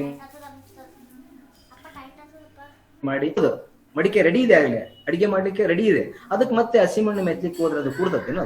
ಕೂಡೋದಿಲ್ಲ, ಅದು ಮತ್ತೆ ಹಾಗೆ ಬೀಳ್ತದೆ ಅಂತಕ್ಕಂಥದ್ದು ಈ ಮಾತನ್ನ ಅವರು ಹೇಳ್ತಾರೆ. ಆಗ್ಲೇ ಕಾಲ ಮೀರಿ ಹೋಗಿತ್ತು. ಚಿಕ್ಕ ವಯಸ್ಸಿನಲ್ಲಿ ಅಸಡ್ಡೆ ಮಾಡಿದ್ದನ್ನ ತಿದ್ದಿಕೊಳ್ಳಿಕ್ಕೆ ಆಗ್ಲಿಲ್ಲ ಅಂತ. ಸಣ್ಣ ಇದ್ದಾಗ ನಾನು ಏನ್ ಮಾಡಿದೆ, ಅದನ್ನ ನೆಗ್ಲೆಕ್ಟ್ ಮಾಡಿಬಿಟ್ಟೆ, ಹಾಗಾಗಿ ಅದನ್ನ ತಿದ್ಕೊಳ್ಬೇಕಾಗ್ಲಿಲ್ಲ. ಅದರಿಂದ ನನ್ನ ಒಂದು ಎಕ್ಸಾಂಪಲ್ ಇಂದ ನೀವು ಏನ್ ಮಾಡ್ಬೇಕಂದ್ರೆ, ಉತ್ತಮ ಬರವಣಿಗೆಯು ಒಳ್ಳೆಯ ಬರವಣಿಗೆ ಉತ್ತಮ ಶಿಕ್ಷಣದ ಅವಶ್ಯವಾದ ಅಂಶ ಅನ್ನೋದನ್ನ ಪ್ರತಿಯೊಬ್ಬ ಯುವತಿಯೂ ತಿಳಿದುಕೊಳ್ಳಲೇಬೇಕು ಅಂತ ಹೇಳ್ತಾರೆ. ನಾನು ಅವತ್ತು ಮಾಡಿದ ತಪ್ಪು ನಾನು ಇವತ್ತು ನಿಮ್ಗೆ ಹೇಳ್ತಾ ಇದ್ದೀನಿ. So have to realize and have to rectify your mistakes. ನಂತರ ಆಗೋದು ಬೇಡ. ಇವಾಗಿಂದ ನಿಮ್ಮ ಅಕ್ಷರಗಳನ್ನ ದುಂಡು ಮಾಡ್ಕೊಳ್ಳಿ, ಮುದ್ದಾದ ರೀತಿಯಲ್ಲಿ ಬರೀರಿ, ಚಂದ ಬರೀರಿ ಅಂತ ಅವರು ಇಲ್ಲಿ ಹೇಳ್ತಾ ಹೋಗ್ತಾರೆ. ಅದನ್ನ ನಿಲ್ಸ್ಕೊಳ್ಳಿ. ಮತ್ತೆ ನಾನು ಅವತ್ತು ಲಾಸ್ಟ್ ಟೈಮ್ ಹೇಳಿದಂತೆ, ಇವತ್ತಿನ ನಾವು ಕೆಲವೊಂದು ಸೈನ್ಸ್ ಪ್ರಕಾರ ಏನ್ ಹೇಳ್ತಾರೆ ಅಂದ್ರೆ, ಏನು ಅಂದ್ರೆ ಅಕ್ಷರಗಳು ದುಂಡು ಆಗದೆ ಇದ್ದಾಗ ಅದಕ್ಕೆ ಬೇರೆ ರೀತಿಯ ಉದಾಹರಣೆಗಳನ್ನ ಕೊಡ್ತಾರೆ. ಅಂದ್ರೆ ಅವರ ಸೈಕೋಮೋಟರ್ಗಿಂತ ಅವ್ರದ್ದು ಥಿಂಕಿಂಗ್ ಅಂದ್ರೆ ಬ್ರೈನ್ ಕೆಪಾಸಿಟಿ ತುಂಬಾ ಫಾಸ್ಟ್ ಇರ್ತದೆ. ಅವ್ರು ಯೋಚನೆ ಮಾಡುವ ಬೇಗ ಇದ್ದಾಗ ಬರವಣಿಗೆ ಸ್ಲೋ ಆಗ್ತದೆ ಅನ್ನೋ ಅರ್ಥವನ್ನು ಹೇಳ್ತಾರೆ. ಬಟ್ ಅದು ಎಷ್ಟು ಸತ್ಯ ಅನ್ನೋದನ್ನ ಒಂದ್ ಕಡೆ ಇರಲಿ. ಬಟ್ ಅಕ್ಷರ ಮಾತ್ರ ಮುದ್ದಾಗಿದ್ದಷ್ಟು ಓದುಗರಿಗೆ ಆಕರ್ಷಕವಾಗಿರ್ತವೆ. ನಮ್ಮ ಉತ್ತರಗಳನ್ನ ನೋಡ್ತಕ್ಕಂಥ ಶಿಕ್ಷಕರಿಗೆ ಬೇಗ ಹೆಚ್ಚು ಮಾರ್ಕ್ಸ್ ಸುಲಭವಾಗಿ ಮತ್ತು ಅಂಕ ಕೊಡ್ಲಿಕ್ಕೆ ಅದು ಒಂದು ಪ್ರೇರೇಪಣೆ ಆಗ್ತದೆ ಅನ್ನೋದು ನೀವು ಅರ್ಥ ಮಾಡ್ಕೊಂಡು ಚೆನ್ನಾಗಿ ಬರೀಬೇಕು. ಇದು ಒಂದೇ ಪಾಯಿಂಟ್ ಅವ್ರು ಹೇಳಿದ್ರು. ಎರಡನೇ ಪಾಯಿಂಟ್ ಏನಪ್ಪಾ ಅಂದ್ರೆ, ಒಬ್ಬ ವ್ಯಕ್ತಿ ಬೇರೆ ಬೇರೆ ಪ್ರಭಾವಕ್ಕೆ ಹೊರಗಾಗ್ತಾನೆ. ಒಂದು ಪುಸ್ತಕ ಆಗಿರ್ಬೋದು ಅಥವಾ ಒಬ್ಬ ವ್ಯಕ್ತಿಯಿಂದಾದ್ರೂ ನಾವು ಬದಲಾಗುವ ಸಾಧ್ಯತೆಗಳು ಇರ್ತವೆ. ಗಾಂಧೀಜಿಯವರ ಜೀವನದಲ್ಲಿ ಕೂಡ ಇದೇ ತರ ಆಗ್ತದೆ. ಪುಸ್ತಕಗಳು ಅವರ ವ್ಯಕ್ತಿತ್ವದ ಮೇಲೆ ಪ್ರಭಾವ ಬೀರಿದವು, ನಾಟಕಗಳು ಕೂಡ ಪ್ರಭಾವ ಬೀರ್ತವೆ. ಅವರು ಸತ್ಯಹರಿಶ್ಚಂದ್ರ ನಾಟಕ ನೋಡಿ ಮೇಲೆ ಅವರು ಸುಳ್ಳು ಹೇಳೋದನ್ನೇ ಬಿಡ್ತಾರೆ. ಮತ್ತೆ ಶ್ರವಣ ಕುಮಾರ ಅಂತಕ್ಕಂಥ ಒಂದು ನಾಟಕವನ್ನು ನೋಡಿದ ಮೇಲೆ ತಂದೆ ತಾಯಿಗಳ ಹೇಗೆ ಸೇವೆ ಮಾಡ್ಬೇಕು ಅನ್ನೋದನ್ನ ಕಲಿತಾರೆ. ಆಮೇಲೆ ಈ ರಸ್ಕಿನ್ ಅವರ ಅಂಟು ದಿ ಲಾಸ್ಟ್ ಎಂಬ ಪುಸ್ತಕವನ್ನ ಅವರು ಓದುವಾಗ ಆದಂತದ್ದನ್ನ ಇಲ್ಲಿ ವ್ಯಕ್ತಪಡಿಸ್ತಾರೆ. ಅಂಟು ದಿ ಲಾಸ್ಟ್ ಪುಸ್ತಕವನ್ನ ಓದಲು ಪ್ರಾರಂಭಿಸಿದ್ದೇ ತಡ, ಅದನ್ನ ಕೆಳಗಿಳಿಸ್ಲಿಕ್ಕೆ ಸಾಧ್ಯನೇ ಆಗ್ಲಿಲ್ಲ ಅಂತ ಹೇಳ್ತಾರೆ. ಅಂದ್ರೆ ಆ ಪುಸ್ತಕ ತುಂಬಾ ಅಷ್ಟೊಂದು ಓದಿಸ್ಕೊಂಡು ಹೋಗ್ತಾ ಇತ್ತು. ಅದು ಇನ್ ಸಿಂಗಲ್ ಸಿಟ್ಟಿಂಗ್ ಅಲ್ಲಿ ಅದನ್ನ ಮುಗಿಸ್ತಾರ. ಅದು ನನ್ನ ಮನಸ್ಸನ್ನ ಸೆರೆ ಹಿಡಿಯಿತು. ಎಷ್ಟರ ಮಟ್ಟಿಗೆ ಅವ್ರಿಗೆ ಅಟ್ರಾಕ್ಟ್ ಆಯ್ತು ಅಂದ್ರೆ, ಆ ಪುಸ್ತಕದಲ್ಲಿ ಹೇಳಿದ್ದ ಧ್ಯೇಯಗಳಿಗೆ ಅನುಸಾರವಾಗಿ ನನ್ನ ಜೀವನವನ್ನ ಬದಲಾಯಿಸಿಕೊಳ್ಳಬೇಕೆಂದು ನಾನು ನಿರ್ಣಯಿಸಿಕೊಂಡೆ. ಸೊ ಒಂದು ಪುಸ್ತಕ ಓದಿದ್ಮೇಲೆ ಅದ್ರ ತರ ನಾನು ಬದಲಾಗ್ಬೇಕಂತ ಅವತ್ತೇ ಗಾಂಧೀಜಿ ಡಿಸೈಡ್ ಮಾಡ್ತಾರೆ. ಏನ್ ಮಾಡಿದ್ರು, ನನ್ನ ವಿದ್ಯಾಭ್ಯಾಸ ಕಾಲದಲ್ಲಿ ಪಠ್ಯ ಪುಸ್ತಕಗಳ ಹೊರತು ಮತ್ತೇನನ್ನು ಓದಿಲ್ಲ ಒಂದು ಹೇಳಿ ಅವರು ನಮ್ಮ ತರ ಬಹಳಷ್ಟು ಮಕ್ಕಳು ಏನ್ ಮಾಡ್ತಾರೆ, ಪಠ್ಯ ಪುಸ್ತಕ ಅಷ್ಟೇ, ಕ್ವಶನ್ ಆನ್ಸರ್ ಓದ್ತಾರೆ, ಚೆನ್ನಾಗಿ ಮಾರ್ಕ್ಸ್ ಎಲ್ಲ ಚೆನ್ನಾಗಿದ್ದಾರೆ, 90-95 ತೆಗೆದಿರ್ತಾರೆ. ಪಠ್ಯ ಪುಸ್ತಕ ಬಿಟ್ಟು ಬೇರೆ ಯಾವ ಪುಸ್ತಕದ ಬಗ್ಗೆನೂ ಅವರಿಗೆ ಓದುವ ಅಭ್ಯಾಸ ಇರಲ್ಲ, ಪ್ರಶ್ನೆಗಳನ್ನು ಕೇಳಿದ್ರೆ ಉತ್ತರ ಮಾಡ್ಲಿಕ್ಕೆ ಆಗೋದಿಲ್ಲ. ಗಾಂಧೀಜಿ ಕೂಡ ಹಂಗೆ ಆಗಿತ್ತು. ಅದಕ್ಕೆ ಅವ್ರು ಹೇಳ್ತಾರೆ ನನಗೆ ಆಮೇಲೆ ನನ್ನ ಓದ್ಲಿಕ್ಕೆ ಸಮಯ ದೊರಲಿಲ್ಲ. ಅಂದ್ರೆ ಅವರು ಯಾವಾಗ ವಕೀಲರಾದ್ಮೇಲೆ ಮತ್ತೇನಾದ್ರು ಪುಸ್ತಕ ಬೇರೆ ಬೇರೆ ಓದೋಣ ಅಂತ ಹೋದ್ರೆ ಅವರ ಕಾರ್ಯಭಾರ, ಕೆಲಸದ ಒತ್ತಡ ಜಾಸ್ತಿ ಆಗ್ತದೆ. ವಕಾಲತ್ತು ಅಂದಾಗ ಅದನ್ನೆಲ್ಲ ಓದ್ಕೋಬೇಕಾಗ್ತದೆ, ಹೊಸ ಹೊಸ ಕಾನೂನುಗಳನ್ನ ಓದ್ಕೋಬೇಕಾಗುತ್ತೆ. ಹಾಗಾಗಿ ಪಠ್ಯ ಪುಸ್ತಕದ ಹೊರತುಪಡಿಸಿ ಬೇರೆ ಏನನ್ನು ಓದ್ಲಿಕ್ಕೆ ಅವ್ರಿಗೆ ಅವಕಾಶ ಸಿಗ್ಲಿಲ್ಲ ನನ್ನ ಚೈಲ್ಡ್ಹುಡ್ ಡೇಸ್ ಅಲ್ಲಿ, ನಾನು ಸ್ಟೂಡೆಂಟ್ ಇದ್ದಾಗ. ಹಾಗಾಗಿ ಓದಿದ್ದೆ ಕಡಿಮೆ, ಬಟ್ ಎಷ್ಟು ಓದಿದ್ದೆ ಅಷ್ಟು ಚಂದ ಅರ್ಥ ಮಾಡ್ಕೊಂಡಿದ್ದೆ ನಾನು ಅಂತ ಅವರು ಹೇಳ್ತಾರೆ. ಇದು ಇಲ್ಲಿ ಆಗ ಇಷ್ಟು ಹೇಳ್ತಾ ನನ್ನ ಬಾಳಿನಲ್ಲಿ ತತ್ಕ್ಷಣ ಪರಿಣಾಮಕಾರಿಯಾದ ಬದಲಾವಣೆ ಮಾಡಿದ್ದು ಯಾವುದಪ್ಪ ಅಂದ್ರೆ ಅಂಟು ದಿಸ್ ಲಾಸ್ಟ್ ಎಂಬ ಪುಸ್ತಕ. ಅದನ್ನ ಅವ್ರು ಎಷ್ಟರ ಮಟ್ಟಿಗೆ ಅವ್ರಿಗೆ ಇನ್ಫ್ಲೂಯೆನ್ಸ್ ಆಯ್ತು ಅಂದ್ರೆ ಕೊನೆಗೆ ಅದನ್ನ ಅವರು ಅವರದೇ ಆದ ಮಾತೃಭಾಷೆಗೆ ಟ್ರಾನ್ಸ್ಲೇಟ್ ಮಾಡಿಬಿಡ್ತಾರೆ. ಅವರ ಮಾತೃಭಾಷೆ ಗುಜರಾತಿ ಭಾಷೆಗೆ ಅದನ್ನ ಅನುವಾದ ಮಾಡ್ತಾರೆ. ಅದನ್ನ ಪುಸ್ತಕದ ಹೆಸರು ಸರ್ವೋದಯ ಅಂತ ಇದೆ. ಸೊ ಸರ್ವೋದಯ ಅಂತಕ್ಕಂಥ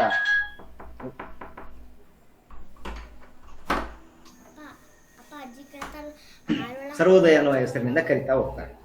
ಸೊ ಅಲ್ಲಿ ಪುಸ್ತಕದಲ್ಲಿ ಬಂದಿರತಕ್ಕಂಥದ್ದು ಏನಪ್ಪಾ ಅಂತಂದ್ರೆ ಅಂಟು ದಿಸ್ ಲಾಸ್ಟ್ ಗ್ರಂಥದ ಸಿದ್ಧಾಂತಗಳನ್ನ ನಾವು ನೋಡೋದಾದ್ರೆ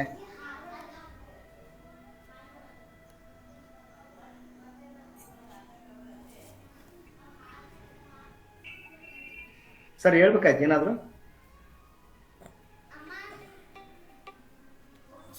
ಸ್ವಲ್ಪ ಶಾರ್ಟ್ ಮಾಡಿ ಮುಂದೆ ಹೋಗಿ. ಓಕೆ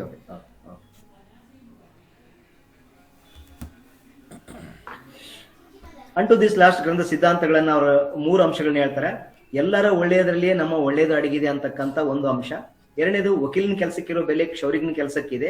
ತಮ್ಮ ಕೆಲಸದಿಂದ ಜೀವನ ನಿರ್ವಹಿಸಲು ಎಲ್ಲರಿಗೂ ಸಮಾನವಾದ ಹಕ್ಕಿದೆ. ಶ್ರಮಜೀವಿಯ ಜೀವನ ಮತ್ತು ಉಳುವವನ ಕೈ ಕಸುಗಾರನ ಜೀವನ ಯೋಗ್ಯ ಜೀವನ ಅಂತ ಹೇಳ್ತಾರೆ. ಇದು ನೋಡಿ, ಎಲ್ಲದರಿಗೂ ಒಳ್ಳೇದಾಗ್ತದಂದ್ರೆ ಅದ್ರ ನಮಗೂ ಒಳ್ಳೇದಿದೆ ಅನ್ನುವ ಒಂದು ವಿಚಾರ ಆ ಪುಸ್ತಕದಲ್ಲಿ ಇದೆ. ಅದು ನನಗೆ ಬಹಳ ಇಷ್ಟ ಆಯ್ತು. ಯಾವಾಗ್ಲೂ ನನಗೆ ಒಳ್ಳೇದಾಗೋದು ಮುಖ್ಯ ಅಲ್ಲ, ಎಲ್ಲರಿಗೂ ಒಳ್ಳೇದಾಗೋದು ಮುಖ್ಯ. ಎರಡನೇದೇನಪ್ಪಾ ಅಂದ್ರೆ ಇಲ್ಲಿ ಡಿಗ್ನಿಟಿ ಆಫ್ ಲೇಬರ್ ಬಗ್ಗೆ ಮಾತಾಡ್ತಾರೆ. ವಕೀಲನ ಕೆಲಸಕ್ಕಿರುವ ಬೆಲೆಯೇ ಕ್ಷೌರಿಕನ ಕೆಲಸ. ನಮ್ಮಲ್ಲಿ ಏನಾಗ್ಬಿಟ್ಟಿದೆ ಅಂದ್ರೆ ಈ ವೈಟ್ ಕಲರ್ ಜಾಬ್ಸ್ಗಳು ತುಂಬಾ ರೆಸ್ಪೆಕ್ಟ್ ಮಾಡ್ತೀವಿ ನಾವು, ಆದ್ರೆ ತಳಮಟ್ಟದ ಕೆಲಸಗಾರನ ನಾವು ಕೀಳಾಗಿ ನೋಡ್ತಕ್ಕಂಥದ್ದು ಅದು ತಪ್ಪು ಅಂತ ಹೇಳ್ತಾರೆ. ವಕೀಲನಿಗೆ ಏನ್ ಕೆಲಸ ಮಾಡ್ತಾನಲ್ಲ ಅವ್ನಿಗೇನು ಗೌರವ ಕೊಡ್ತೀವಲ್ಲ, ನಮ್ಮ ಕ್ಷೌರಿಕನ ಕೆಲಸ ಕೂಡ ಅಷ್ಟೇ ಒಂದು ಕುಶಲತೆಯಿಂದ ಕೂಡಿರ್ತದೆ. ಅವನು ಚಂದ ಮಾಡಲಿ ಅಂದ್ರೆ ನಾವು ಅಸಹ್ಯವಾಗಿ ಕಾಣ್ತೀವಿ. ಅದು ಕೂಡ ಒಂದು ಹೊಸ ಕಲಿಕೆ ಇರ್ತದೆ, ಅದರಲ್ಲಿ ಕೂಡ ಅವನ ಪ್ರತಿಭೆ ಇರ್ತದೆ, ಅದನ್ನ ಗೌರವಿಸಬೇಕು ಅನ್ನೋದು ಒಂದು. ಎರಡನೇದು ಅವ್ರವ್ರ ಕೆಲಸದಿಂದ ಅವ್ರ ಜೀವನ ಮಾಡ್ಲಿಕ್ಕೆ ಎಲ್ಲರಿಗೂ ಹಕ್ಕಿದೆ. ತಪ್ಪು ಅಂತ ಯಾವುದಿರಲ್ಲ. ಆ ಕೆಲಸ ಮಾಡೋದು ತಪ್ಪು, ಈ ಕೆಲಸ ಮಾಡೋದು ತಪ್ಪು ಅಂತಲ್ಲ, ಅವ್ರು ಗೌರವಿತದಿಂದ ಬದುಕಲಿಕ್ಕೆ ಇದೆ ಅನ್ನುವ ಒಂದು ಅರ್ಥ ಇದೆ. ಮೂರನೇದು ಏನ್ ಹೇಳ್ತಾರೆ ಅಂದ್ರೆ ಅವರು ಶ್ರಮಜೀವಿಯ ಜೀವನ ಉಳುವವನ ಮತ್ತು ಕೈ ಕಸರ ಯಾರು ಯೋಗ್ಯ ಜೀವನಪ್ಪ ಅಂತ ಹೇಳ್ತಾರೆ ಅಂದ್ರೆ ಅವರು ಯಾರು ಶ್ರಮ ಪಟ್ಟು ಬದುಕ್ತಾರೆ, ಯಾರು ಉಳುಮೆ ಮಾಡ್ತಾ ಇದ್ದಾರೆ, ಯಾರು ಕೈ ಕಸಬಿನಿಂದ ಜೀವನ ಮಾಡ್ತಾರಲ್ಲ ಅವ್ರ ಬದುಕು ಯೋಗ್ಯವಾದ ಬದುಕು ಅಂತ ಹೇಳ್ತಾರೆ. ಇವತ್ತು ಅದಕ್ಕೆಲ್ಲ ನಾವು ವಿರುದ್ಧ ಇದೀವಿ. ಯಾವ ರೈತನನ್ನ ಕಂಡ್ರು ನಾವು ಅಷ್ಟಕ್ಕಷ್ಟೇ ನೋಡ್ತೀವಿ. ಯಾರು ಹ್ಯಾಂಡಿಕ್ರಾಫ್ಟ್ ವರ್ಕ್ ಮಾಡ್ತಾರ ಅವ್ರ ಜೀವನ ಏನಾಯ್ತು ಬಿಡಪ್ಪ ಅಂತ. ಯಾಕಂದ್ರೆ ಇವತ್ತಿನ ಸಕ್ಸಸ್ ಅನ್ನ ಎಳೆಯುವ ಮಾನದಂಡಗಳೇ ಬೇರೆ ಆಗಿದೆ. ಹಣ ಒಂದು ಬಿಟ್ರೆ ಬೇರೆ ಯಾವುದು ಇಲ್ಲ ಅನ್ನೋ ಅರ್ಥದಲ್ಲಿ ಇವತ್ತು ಆಗಿದೆ. ಹಾಗಾಗಿ ಇವು ನಮಗೆ ಇವತ್ತು ಒಗ್ಗೋದಿಲ್ಲ ಅನ್ನೋ ಪರಿಸ್ಥಿತಿ ಬಂದಿದ್ವಿ. ಬಟ್ ಇದು ತಪ್ಪು. ಮೂರನೇದು ಸ್ವಾಮಿ ವಿವೇಕಾನಂದ ಒಬ್ಬ ಉದಾತ್ತ ಚಿಂತನೆಗಳನ್ನ ನಾವು ನೋಡೋದಾದ್ರೆ ಸ್ವಾಮಿ ವಿವೇಕಾನಂದ ಚಿಂತನೆಗಳು ಇವ್ರು ಏನ್ ಹೇಳ್ತಾರಪ್ಪ ಅಂತಂದ್ರೆ ಯಾವುದೇ ವಿಚಾರವನ್ನು ನೀವು ಹೇಳ್ಬೇಕಾದ್ರೆ ಫಸ್ಟ್ ಅವರ ಮಾತೃಭಾಷೆಯಲ್ಲಿ ಹೇಳಿ ಅಂತ ಹೇಳ್ತಾರೆ. ಅದು ಎಲ್ಲ ಕಡೆ ಕೂಡ ಪ್ರೂವ್ ಆಗಿದೆ. ಎಜುಕೇಶನ್ ಸಿಸ್ಟಮ್ ಅನ್ನೋದು ಇವತ್ತು ಬಹಳಷ್ಟು ಡಿಬೇಟ್ ಆಗ್ತಾ ಇದೆ. ಮದರ್ ಟಂಗ್ ನಲ್ಲಿ ಎಜುಕೇಶನ್ ಕೊಡ್ಬೇಕಾ, ಇಂಗ್ಲಿಷ್ ಮೀಡಿಯಂ ಅಲ್ಲಿ ಕೊಡ್ಬೇಕಾ ಅಂತ. ಬಟ್ ಎಲ್ಲೇ ಕೊಟ್ಟರು ಕೂಡ ಅವರ ಮಾತೃಭಾಷೆಯಲ್ಲಿ ಕೊಟ್ಟಿದಾಗ ಮಾತ್ರ ಅದು ಬೇಗ ಅವ್ರಿಗೆ ಮುಟ್ಟುತ್ತೆ ಅನ್ನೋದನ್ನ ಸ್ವಾಮಿ ವಿವೇಕಾನಂದ ಹೇಳ್ತಾರೆ. ವಿಷಯ ಗ್ರಹಣ ಮಾಡಿಕೊಳ್ತಾರೆ, ಅವರ ಭಾಷೆಯಲ್ಲಿ ಹೇಳ್ಬೇಕು ನೀವು ಅಂತ. ಅದನ್ನ ಹೇಳ್ತೀರಿ ನೀವು, ಆದ್ರೆ ಅವ್ರಿಗೆ ಇನ್ನೊಂದು ಇಂಪಾರ್ಟೆಂಟ್ ಥಿಂಗ್ ಇದೆಪ್ಪ, ಅದನ್ನ ಕೊಡ್ಬೇಕು ನೀವು. ಏನ್ ಕೊಡ್ಬೇಕು ಅಂತಂದ್ರೆ ಅವ್ರಿಗೊಂದು ಸಂಸ್ಕೃತಿ ಅನ್ನೋದನ್ನ ಕೊಡ್ಬೇಕು, ಒಂದು ಸಂಸ್ಕಾರ ಅನ್ನೋದು ಬಹಳ ಮುಖ್ಯ ಆಗ್ತದೆ. ಎಜುಕೇಶನ್ ಕೊಡ್ತೀರಿ ಅಂದ್ರೆ ಬೇರೆ ಬೇರೆ ವಿಷಯ ಜ್ಞಾನ ಕೊಡ್ತೀರಿ, that is just an information. But until if you are not giving culture ಅಂದ್ರೆ ಒಂದು ಸಂಸ್ಕಾರವನ್ನು ಕೊಡದೇ ಇದ್ರೆ ಆ ಇನ್ಫಾರ್ಮೇಶನ್ ಉಪಯೋಗ ಬರೋದಿಲ್ಲ ಅನ್ನೋ ಅರ್ಥದಲ್ಲಿ ಹೇಳ್ತಾರೆ. ಹಾಗಾಗಿ ಆ ಸಂಸ್ಕೃತಿ ಮಾತ್ರ ಆಘಾತವನ್ನ ಸಹಿಸಬಲ್ಲದು. ನಿಮಗೆ ನಾಲೆಜ್ ಇದ್ದ ತಕ್ಷಣ ಅವ್ನು ಸರ್ವೆ ಆಗ್ತಾನಂತಕ್ಕಂಥದ್ದಿಲ್ಲ, ಅಥವಾ ಯಾವುದೇ ಸಮಸ್ಯೆ ಬಂದಾಗ ಅದನ್ನ ಎದುರಿಸ್ತಾನಂತಕ್ಕಂಥದ್ದು ಇಲ್ಲ. ಆದ್ರೆ ಯಾವ ವ್ಯಕ್ತಿಗೆ ಒಂದು ಸಂಸ್ಕಾರ, ಯಾವ ವ್ಯಕ್ತಿಗೆ ಒಂದು ಸಂಸ್ಕೃತಿ ಅನ್ನೋದು ಇರ್ತದೋ ಅವನು ಯಾವುದೇ ಸಮಸ್ಯೆ ಅಥವಾ ಆಘಾತಗಳು ಬಂದ್ರೆ ಅದನ್ನ ಸಹಿಸ್ಕೊಳ್ತಾನೆ ಅಂತಕ್ಕಂಥದ್ದು. ಅಂದ್ರೆ ಕೇವಲ ಜ್ಞಾನ ರಾಶಿ ಅದನ್ನ ಎದುರಿಸುವ ಶಕ್ತಿ ಇಲ್ಲ. ನಾಲೆಜ್ ಇದೆ, ಇನ್ಫಾರ್ಮೇಶನ್ ಇದೆ, ಬಟ್ ಅದನ್ನ ಅವನು ಫೇಸ್ ಮಾಡ್ಲಿಕ್ಕೆ ಆಗ್ತಾ ಇಲ್ಲ. ಅಂತಕ್ಕಂಥದ್ದು. ಜಗತ್ತಿಗೆ ಜ್ಞಾನರಾಶಿಯನ್ನೇ ಕೊಟ್ಟಂತ ಅನೇಕ ದೇಶಗಳಿದಾವೆ, ಕೊಟ್ಟಿದ್ದಾರೆ, ಆದ್ರೆ ಅದರಿಂದ ಏನು ಪ್ರಯೋಜನ ಆಗಿಲ್ಲ. ಸಂಸ್ಕೃತಿ ರಕ್ತದಲ್ಲಿ ಹರಿಬೇಕದು ಅಂತಕ್ಕಂಥದ್ದನ್ನ ಹೇಳ್ತಾರೆ. ಇಲ್ಲಿ ಆಧುನಿಕ ಕಾಲದಲ್ಲಿ ಜ್ಞಾನ ಸಂಪತ್ತು ಪಡೆದ ದೇಶ ಬಹಳಷ್ಟಿದಾವೆ, ಅದ್ರ ಏನು ಉಪಯೋಗ ಇದೆ? ಅವ್ರು ಇವತ್ತು ಕೂಡ ಕಾಡು ಜನರ ತರ ಬದುಕ್ತಾ ಇದಾರೆ. ಅವರಲ್ಲಿ ಒಂದು ಸಂಸ್ಕೃತಿ ಇಲ್ಲ, ಕಲ್ಚರ್ ಇಲ್ಲ, ಒಂದು ಬಾಂಧವ್ಯಗಳಿಲ್ಲ, ಒಂದು ಸಂಬಂಧಗಳಿಲ್ಲ ಅನ್ನೋದನ್ನ ಇಲ್ಲಿ ಹೇಳ್ತಾ ಹೋಗ್ತಾರೆ. ಈಗ ನಾವು ಪಾಶ್ಚಾತ್ಯ ದೇಶಗಳನ್ನು ನೋಡಿದಾಗ ಅಲ್ಲಿನ ಕೌಟುಂಬಿಕ ವ್ಯವಸ್ಥೆ ತುಂಬಾ ಸಡಿಲವಾಗಿರ್ತದೆ. ನಮ್ಮಷ್ಟು ಗಟ್ಟಿ ನಮ್ಮಲ್ಲಿದ್ದಂಥ ಬಾಂಧವ್ಯಗಳು ಅವರಲ್ಲಿ ಇರೋದಿಲ್ಲ. ತಮ್ಮಲ್ಲಿ ಅಲ್ಲಿ ಸ್ವೇಚ್ಛಾಚಾರ ಜಾಸ್ತಿ, ಸ್ವತಂತ್ರ ಅನ್ನೋದಕ್ಕಿಂತ ಸ್ವೇಚ್ಛಾಚಾರ ಬಹಳ ಇರ್ತದೆ. ನಮಗೆ ಬೇಕಾದ ರೀತಿಯಲ್ಲಿ ಬದುಕ್ತಾರೆ. ಮುಪ್ಪಿನ ಕಾಲದಲ್ಲಿ ತಂದೆ ತಾಯಿಗಳನ್ನ ಇವತ್ತು ನಾವು ನೋಡುವಂತ ರೀತಿ ನಮಗೆ ಅದೊಂದು ನೈತಿಕ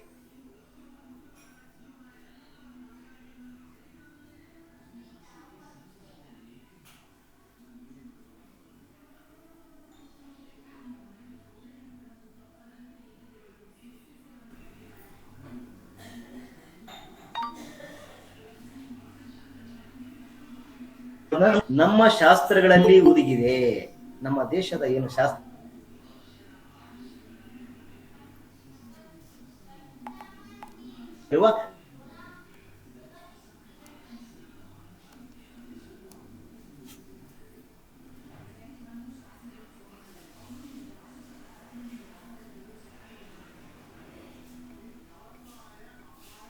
ತಪಸ್ ಮಾಡ್ತಕ್ಕಂತ ಒಬ್ಬ ಋಷಿಮುನಿ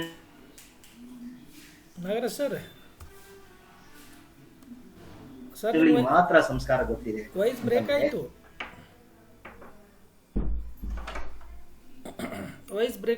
ಅವರಲ್ಲಿ ಇರ್ತಕ್ಕಂಥ ಅದನ್ನ ಎಲ್ಲಾ ಭಾಷೆಗಳು, ನಮ್ದು ಬಹುಭಾಷಾ ದೇಶ ಆಗಿರೋದ್ರಿಂದ ಕೇಳಿಸುತ್ತೆ. ನೆಕ್ಸ್ಟ್ ವೇದ ವೇದಾಂತಗಳ ಮುಖ್ಯ ಪಲ್ಲವಿ ಜೊತೆ ಇದು ಕ್ವಶನ್ಸ್ ಬರ್ತಾ MCQ ಮಾಡಿದೀನಿ, ಹೇಳ್ತೀನಿ ನಿಮ್ಗೆ. ವೇದ ವೇದಾಂತಗಳ ಮುಖ್ಯ ಪಲ್ಲವಿಯೇ ಶ್ರದ್ಧೆ ಅಂತ ಹೇಳ್ತಾರೆ. ಶ್ರದ್ಧೆ ಅನ್ನೋದು ಬಹಳ ಮುಖ್ಯ. ಇಲ್ಲಿ ಈ ಒಂದು ಪ್ಯಾರದಲ್ಲಿ ಏನ್ ಹೇಳ್ತಾರೆ ಅಂದ್ರೆ, ಒಬ್ಬ ವ್ಯಕ್ತಿಗೆ ಶ್ರದ್ಧೆ ಅನ್ನೋದು ಬಹಳ ಮುಖ್ಯ ಆಗ್ತದೆ. ಆ ಶ್ರದ್ಧೆಯಿಂದ ನಾವು ಏನನ್ನು ಸಾಧಿಸ್ಲಿಕ್ಕೆ ಆಗೋದಿಲ್ಲ ಅನ್ನೋದನ್ನ ಇಲ್ಲಿ ಹೇಳ್ತಾ ಹೋಗ್ತಾರೆ. ಅದಕ್ಕೆ ಎಕ್ಸಾಂಪಲ್ ಕೊಡ್ತಾರೆ ನಚಿಕೇತ ಅಂತ. ನಚಿಕೇತ ಏನ್ ಮಾಡ್ತಾನೆ, ಅದು ಒಂದು ಸಣ್ಣ ಕಥೆ ಬರ್ತೀನಿ ಕ್ಲಾಸ್ ಬಹುಶಃ ಹೇಳಿರ್ತಾರೆ. ಅವರ ತಂದೆ ಮತ್ತು ಅವನ ಮಧ್ಯೆ ಚರ್ಚೆ ಆಗ್ತದೆ.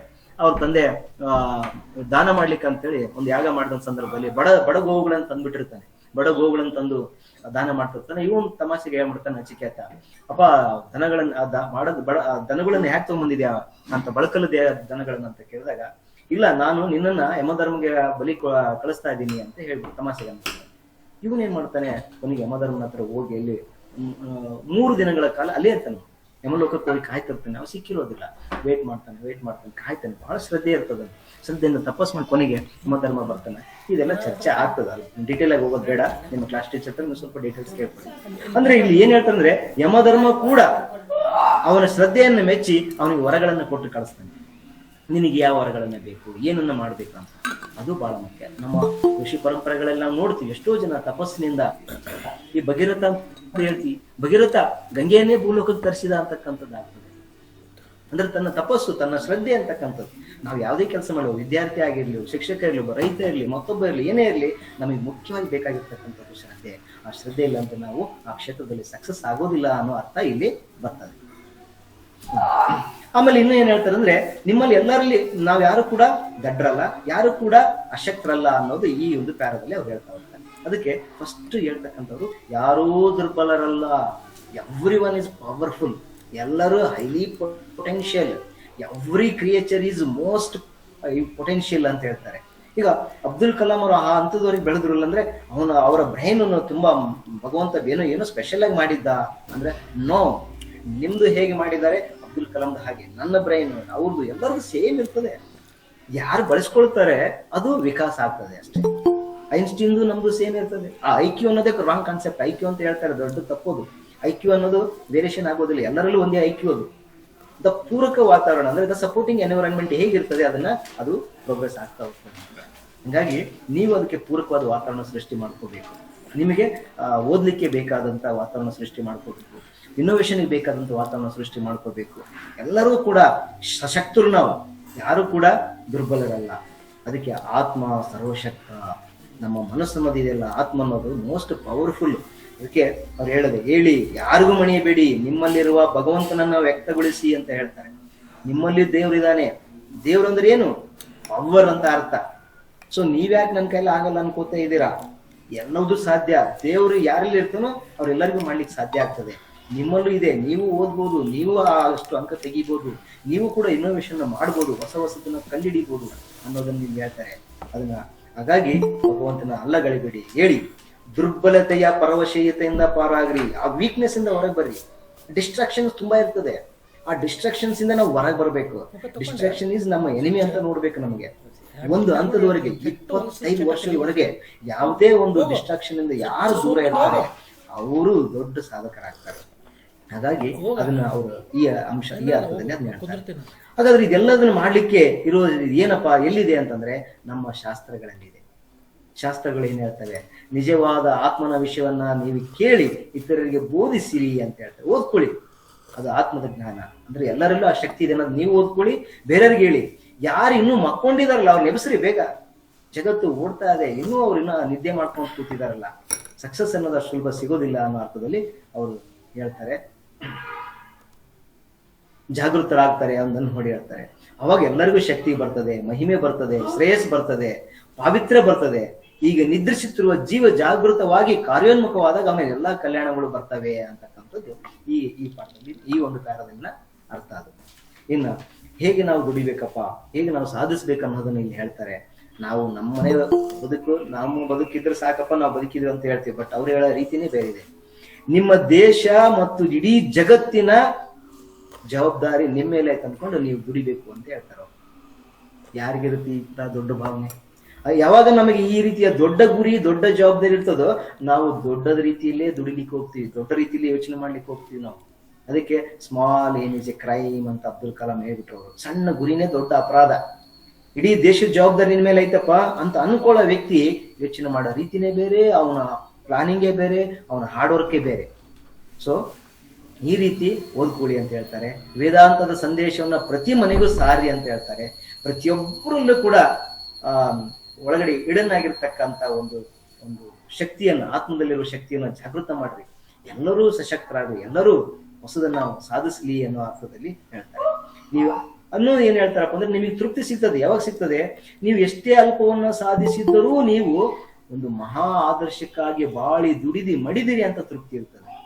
ನೋಡಿ, ಈ ಬದುಕು ಸಾರ್ಥಕ ಅನ್ನೋದಕ್ಕೆ ಇದು ಉದಾಹರಣೆ. ಅಬ್ದುಲ್ ಕಲಾಂ ಅವರು ಹೇಳ್ತಾರೆ, ಯಾರೋ ಒಬ್ರು ಪ್ರೆಸ್ ಮೀಟ್ ಅಲ್ಲಿ ಕೇಳಿದಾಗ ಹೇಳ್ತಾರೆ, ಸರ್ ನಿಮ್ದ ಜೀವನದ ಮರಿಲಾರದ ಘಟನೆ ಹೇಳಿ ಅಂದಾಗ ಎಲ್ಲರೂ ಅಬ್ದುಲ್ ಕಲಾಂ ರಾಷ್ಟ್ರಪತಿ ಆಗಿದ್ದು, ಮಿಸೈಲ್ಸ್ ಲಾಂಚ್ ಮಾಡಿದ್ದು, ಮತ್ತೆ ಅವ್ರಿಗೆ ಡಾಕ್ಟರೇಟ್ ಬಂದಿದ್ದು, ಭಾರತ ರತ್ನ ಬಂದಿದ್ದು ಎಲ್ಲ ಹೇಳ್ತಾರೆ. ಬಟ್ ಅಬ್ದುಲ್ ಕಲಾಂ ಅದನ್ನ ಹೇಳೋದಿಲ್ಲ.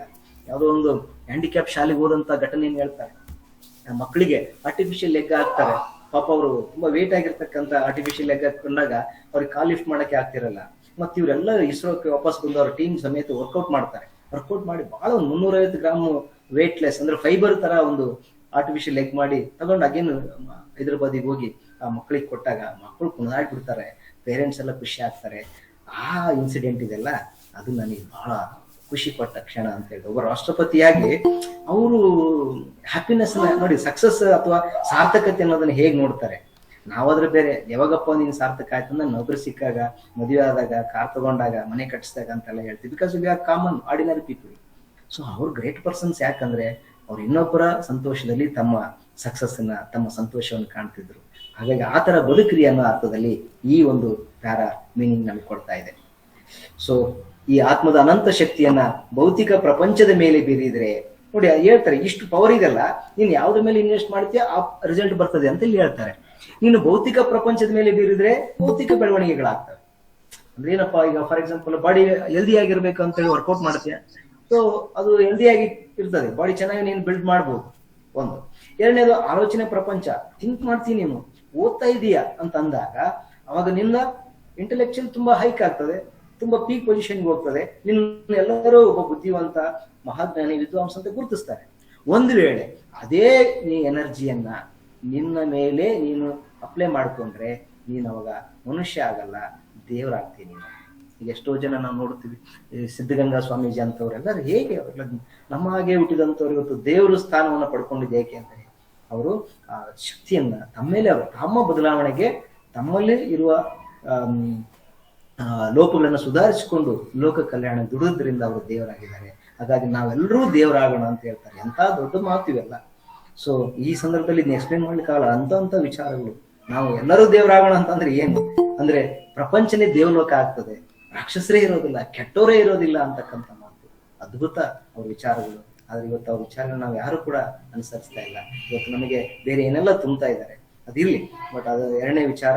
ಬಟ್ ನಾವಾದ್ರೂ ಒಳ್ಳೆಯರಾಗೋಣ ಅಂತಕ್ಕಂಥ ಅರ್ಥದಲ್ಲಿ ಇದನ್ನ ಅರ್ಥ ಮಾಡಿಕೊಳ್ಳೋಣ. ಹೇಳಿ ಆರ್ಯ ಮಾತೆಯ ಪುತ್ರರಿರ ಅಂತ ಕರೀತಾರೆ.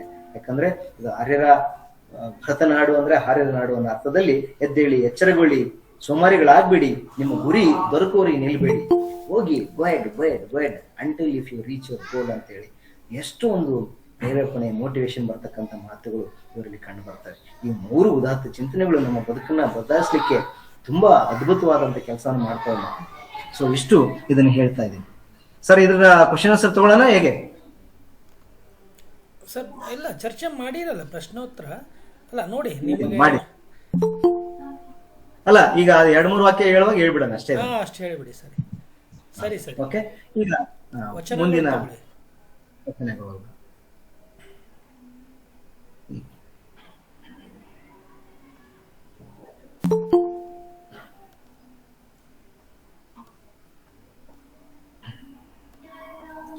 ಮತ್ತೊಂದು ಪೂರಕ ಪಾಠ ವಚನಗಳು. ಮಕ್ಕಳೇ, ಈ ವಚನಗಳು ಬರೆದವರು ಅಕ್ಕ ಮಹಾದೇವಿ, ಕನ್ನಡದ ಮೊದಲ ಕವಯತ್ರಿ ಅಂತ ಕರಿತೀವಿ, ಪ್ರಸಿದ್ಧ ವಚನಕಾರ್ತಿಯವರು. 12ನೇ ಶತಮಾನ ಅಂದ್ರೆ ಕರ್ನಾಟಕದ ದೊಡ್ಡ ಇತಿಹಾಸದಲ್ಲಿ ಒಂದು ದೊಡ್ಡ ಅಧ್ಯಾಯ ಈ ಒಂದು ವಚನ ಚಳವಳಿ ಅಥವಾ ಶರಣ ಕ್ರಾಂತಿ ಅಂತ ಕೂಡ ನಾವು ಹೇಳ್ತೀವಿ. ಆ ಕಾಲದಲ್ಲಿ ಇದ್ದಂತ ಒಬ್ಬ ವಚನಕಾರ್ತಿ. ಕಾಲ ಸಾಮಾನ್ಯ ಶಕ ವರ್ಷ ಸುಮಾರು 1160, 12ನೇ ಶತಮಾನದ ಆಜುಬಾಜು. ಸುಮಾರು ಅಂತ ಯಾಕೆ ಕೊಡ್ತಾರೆ ಅಂತಂದ್ರೆ ಒಬ್ಬೊಬ್ಬರ ವಿದ್ವಾಂಸರ ಅಭಿಪ್ರಾಯಗಳು ಭಿನ್ನವಾಗಿರ್ತವೆ. ಆದ್ರೆ ಸದ್ಯ ಒಪ್ಕೊಂಡಿರ್ತಕ್ಕಂಥ 1160 ಅಂತಕ್ಕಂಥ ಅರ್ಥದಲ್ಲಿ ಕೊಡ್ತಾರೆ. ಆ ಕಾಲದಲ್ಲಿ ಅನೇಕ ಜನ ಶಿವಶರಣೆಯರಿದ್ರು. ಅವರಲ್ಲಿ ಅಕ್ಕಮಹಾದೇವಿ ಕೂಡ ಪ್ರಮುಖರು. ಇವರು ಹುಟ್ಟಿದ್ದು ಶಿವಮೊಗ್ಗ ಜಿಲ್ಲೆಯ ಶಿಕಾರಿಪುರ ತಾಲೂಕಿನ ಉಡುತಡಿ ಅಂತಕ್ಕಂಥದ್ದು. ಪ್ರಸಿದ್ಧ ವಚನಕಾರ. ಇದರಲ್ಲಿ ಕೂಡ ನಾವು ಪ್ರಶ್ನೆಗಳನ್ನ ನಾವು ಮಾಡ್ತಾ ಹೋಗ್ತೀವಿ. ಸೊ ಇವರ ಕಾಲ ಕೇಳ್ಬೋದು ಅಥವಾ ಇವರು ಹುಟ್ಟಿದ ಸ್ಥಳ ಕೇಳ್ಬೋದು. MCQ ನಲ್ಲಿ ಕೇಳಿದ್ರೆ, ಯೂಶಲಿ ಕೇಳೋದಿಲ್ಲ, ಒಂದ್ ವೇಳೆ ಕೇಳಿದ್ರು ಕೂಡ ನೀವು ನೋಡ್ಕೋಬೇಕು. ಆಮೇಲೆ ವಚನಕಾರ್ತಿ ಕವಿಯತ್ರಿಯಾಗಿದ್ರು. ಇವರ ವಚನಗಳ ಅಂಕಿತ ಹಾಗೂ ಆರಾಧ್ಯ ದೈವ ಚನ್ನಮಲ್ಲಿಕಾರ್ಜುನ. ಇದನ್ನ ನೆನ್ಪಿಟ್ಟುಕೊಳ್ಳಿ. ಈ ಬರೀ ವಚನಗಳಿಂದ ಬರ್ದಾರೆ ಏನ್ ಸರ್? ಇಲ್ಲ, ಅವ್ರು ಬರೆದಂತ ಇತರ ಕೃತಿಗಳು ಕೂಡ ಇಲ್ಲಿ ಕೊಟ್ಟಿದ್ದಾರೆ. ಯೋಗಾಂಗ ತ್ರಿವಿಧಿ, ಸೃಷ್ಟಿ ವಚನ ಮತ್ತು ಮಂತ್ರಗೋಪ್ಯ ಅಂತ ಕೆಲವು ರಘುಪತಿಗಳಿದ್ದಾರೆ. ಒಟ್ಟು 350 ವಚನಗಳನ್ನ ಬರೆದಿದ್ದಾರೆ ಅನ್ನೋದು ಇಲ್ಲಿ ನೆನ್ಪಿಟ್ಕೊಳ್ಳಿ. ಇಲ್ಲಿ ಕೂಡ ನಾವು MCQ ಕ್ವಶನ್ಸ್ ಬರ್ತಾ ಹೋಗ್ತಾರೆ. ಓಕೆ, ಹಾಗಾದ್ರೆ ಈ ವಚನದಲ್ಲಿ ಏನಿದೆ ನೋಡ್ತಾ ಹೋಗೋಣ.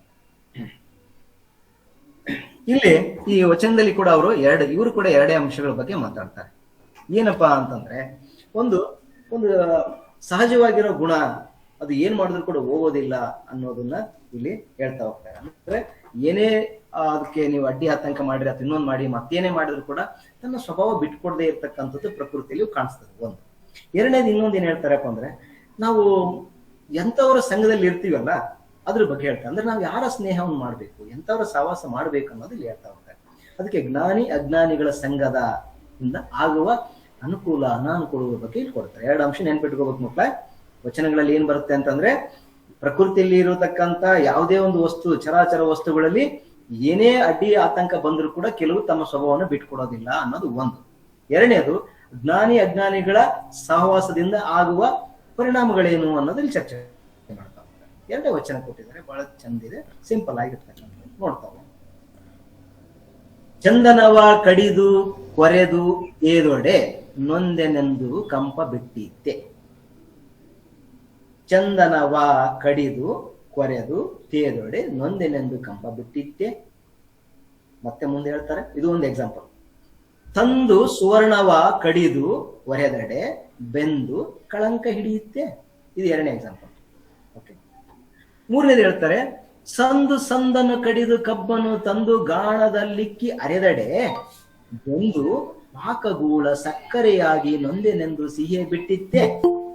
ಇಲ್ಲಿ 3 ಇನ್ಸ್ಟೆನ್ಸ್ ಕೊಡ್ತಾರೆ, ಒಂದು ನಿದರ್ಶನಗಳನ್ನ ಕೊಡ್ತಾರೆ, ಎಕ್ಸಾಂಪಲ್ಸ್ ಕೊಡ್ತಾ ಇದ್ದಾರೆ.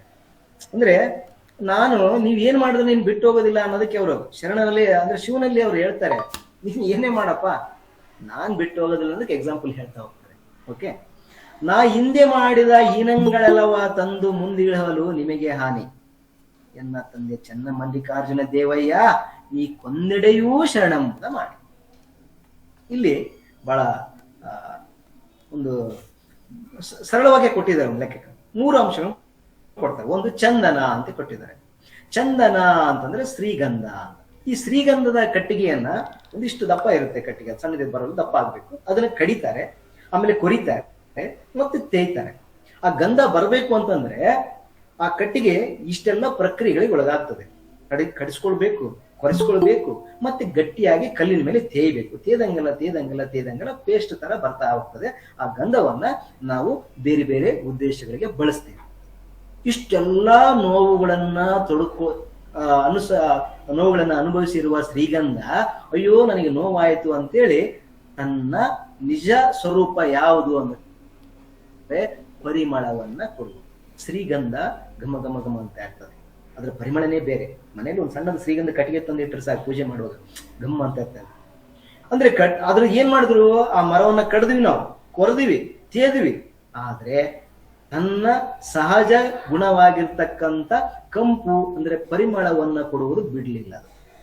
ಓಕೆ, ಇದು ಒಂದು.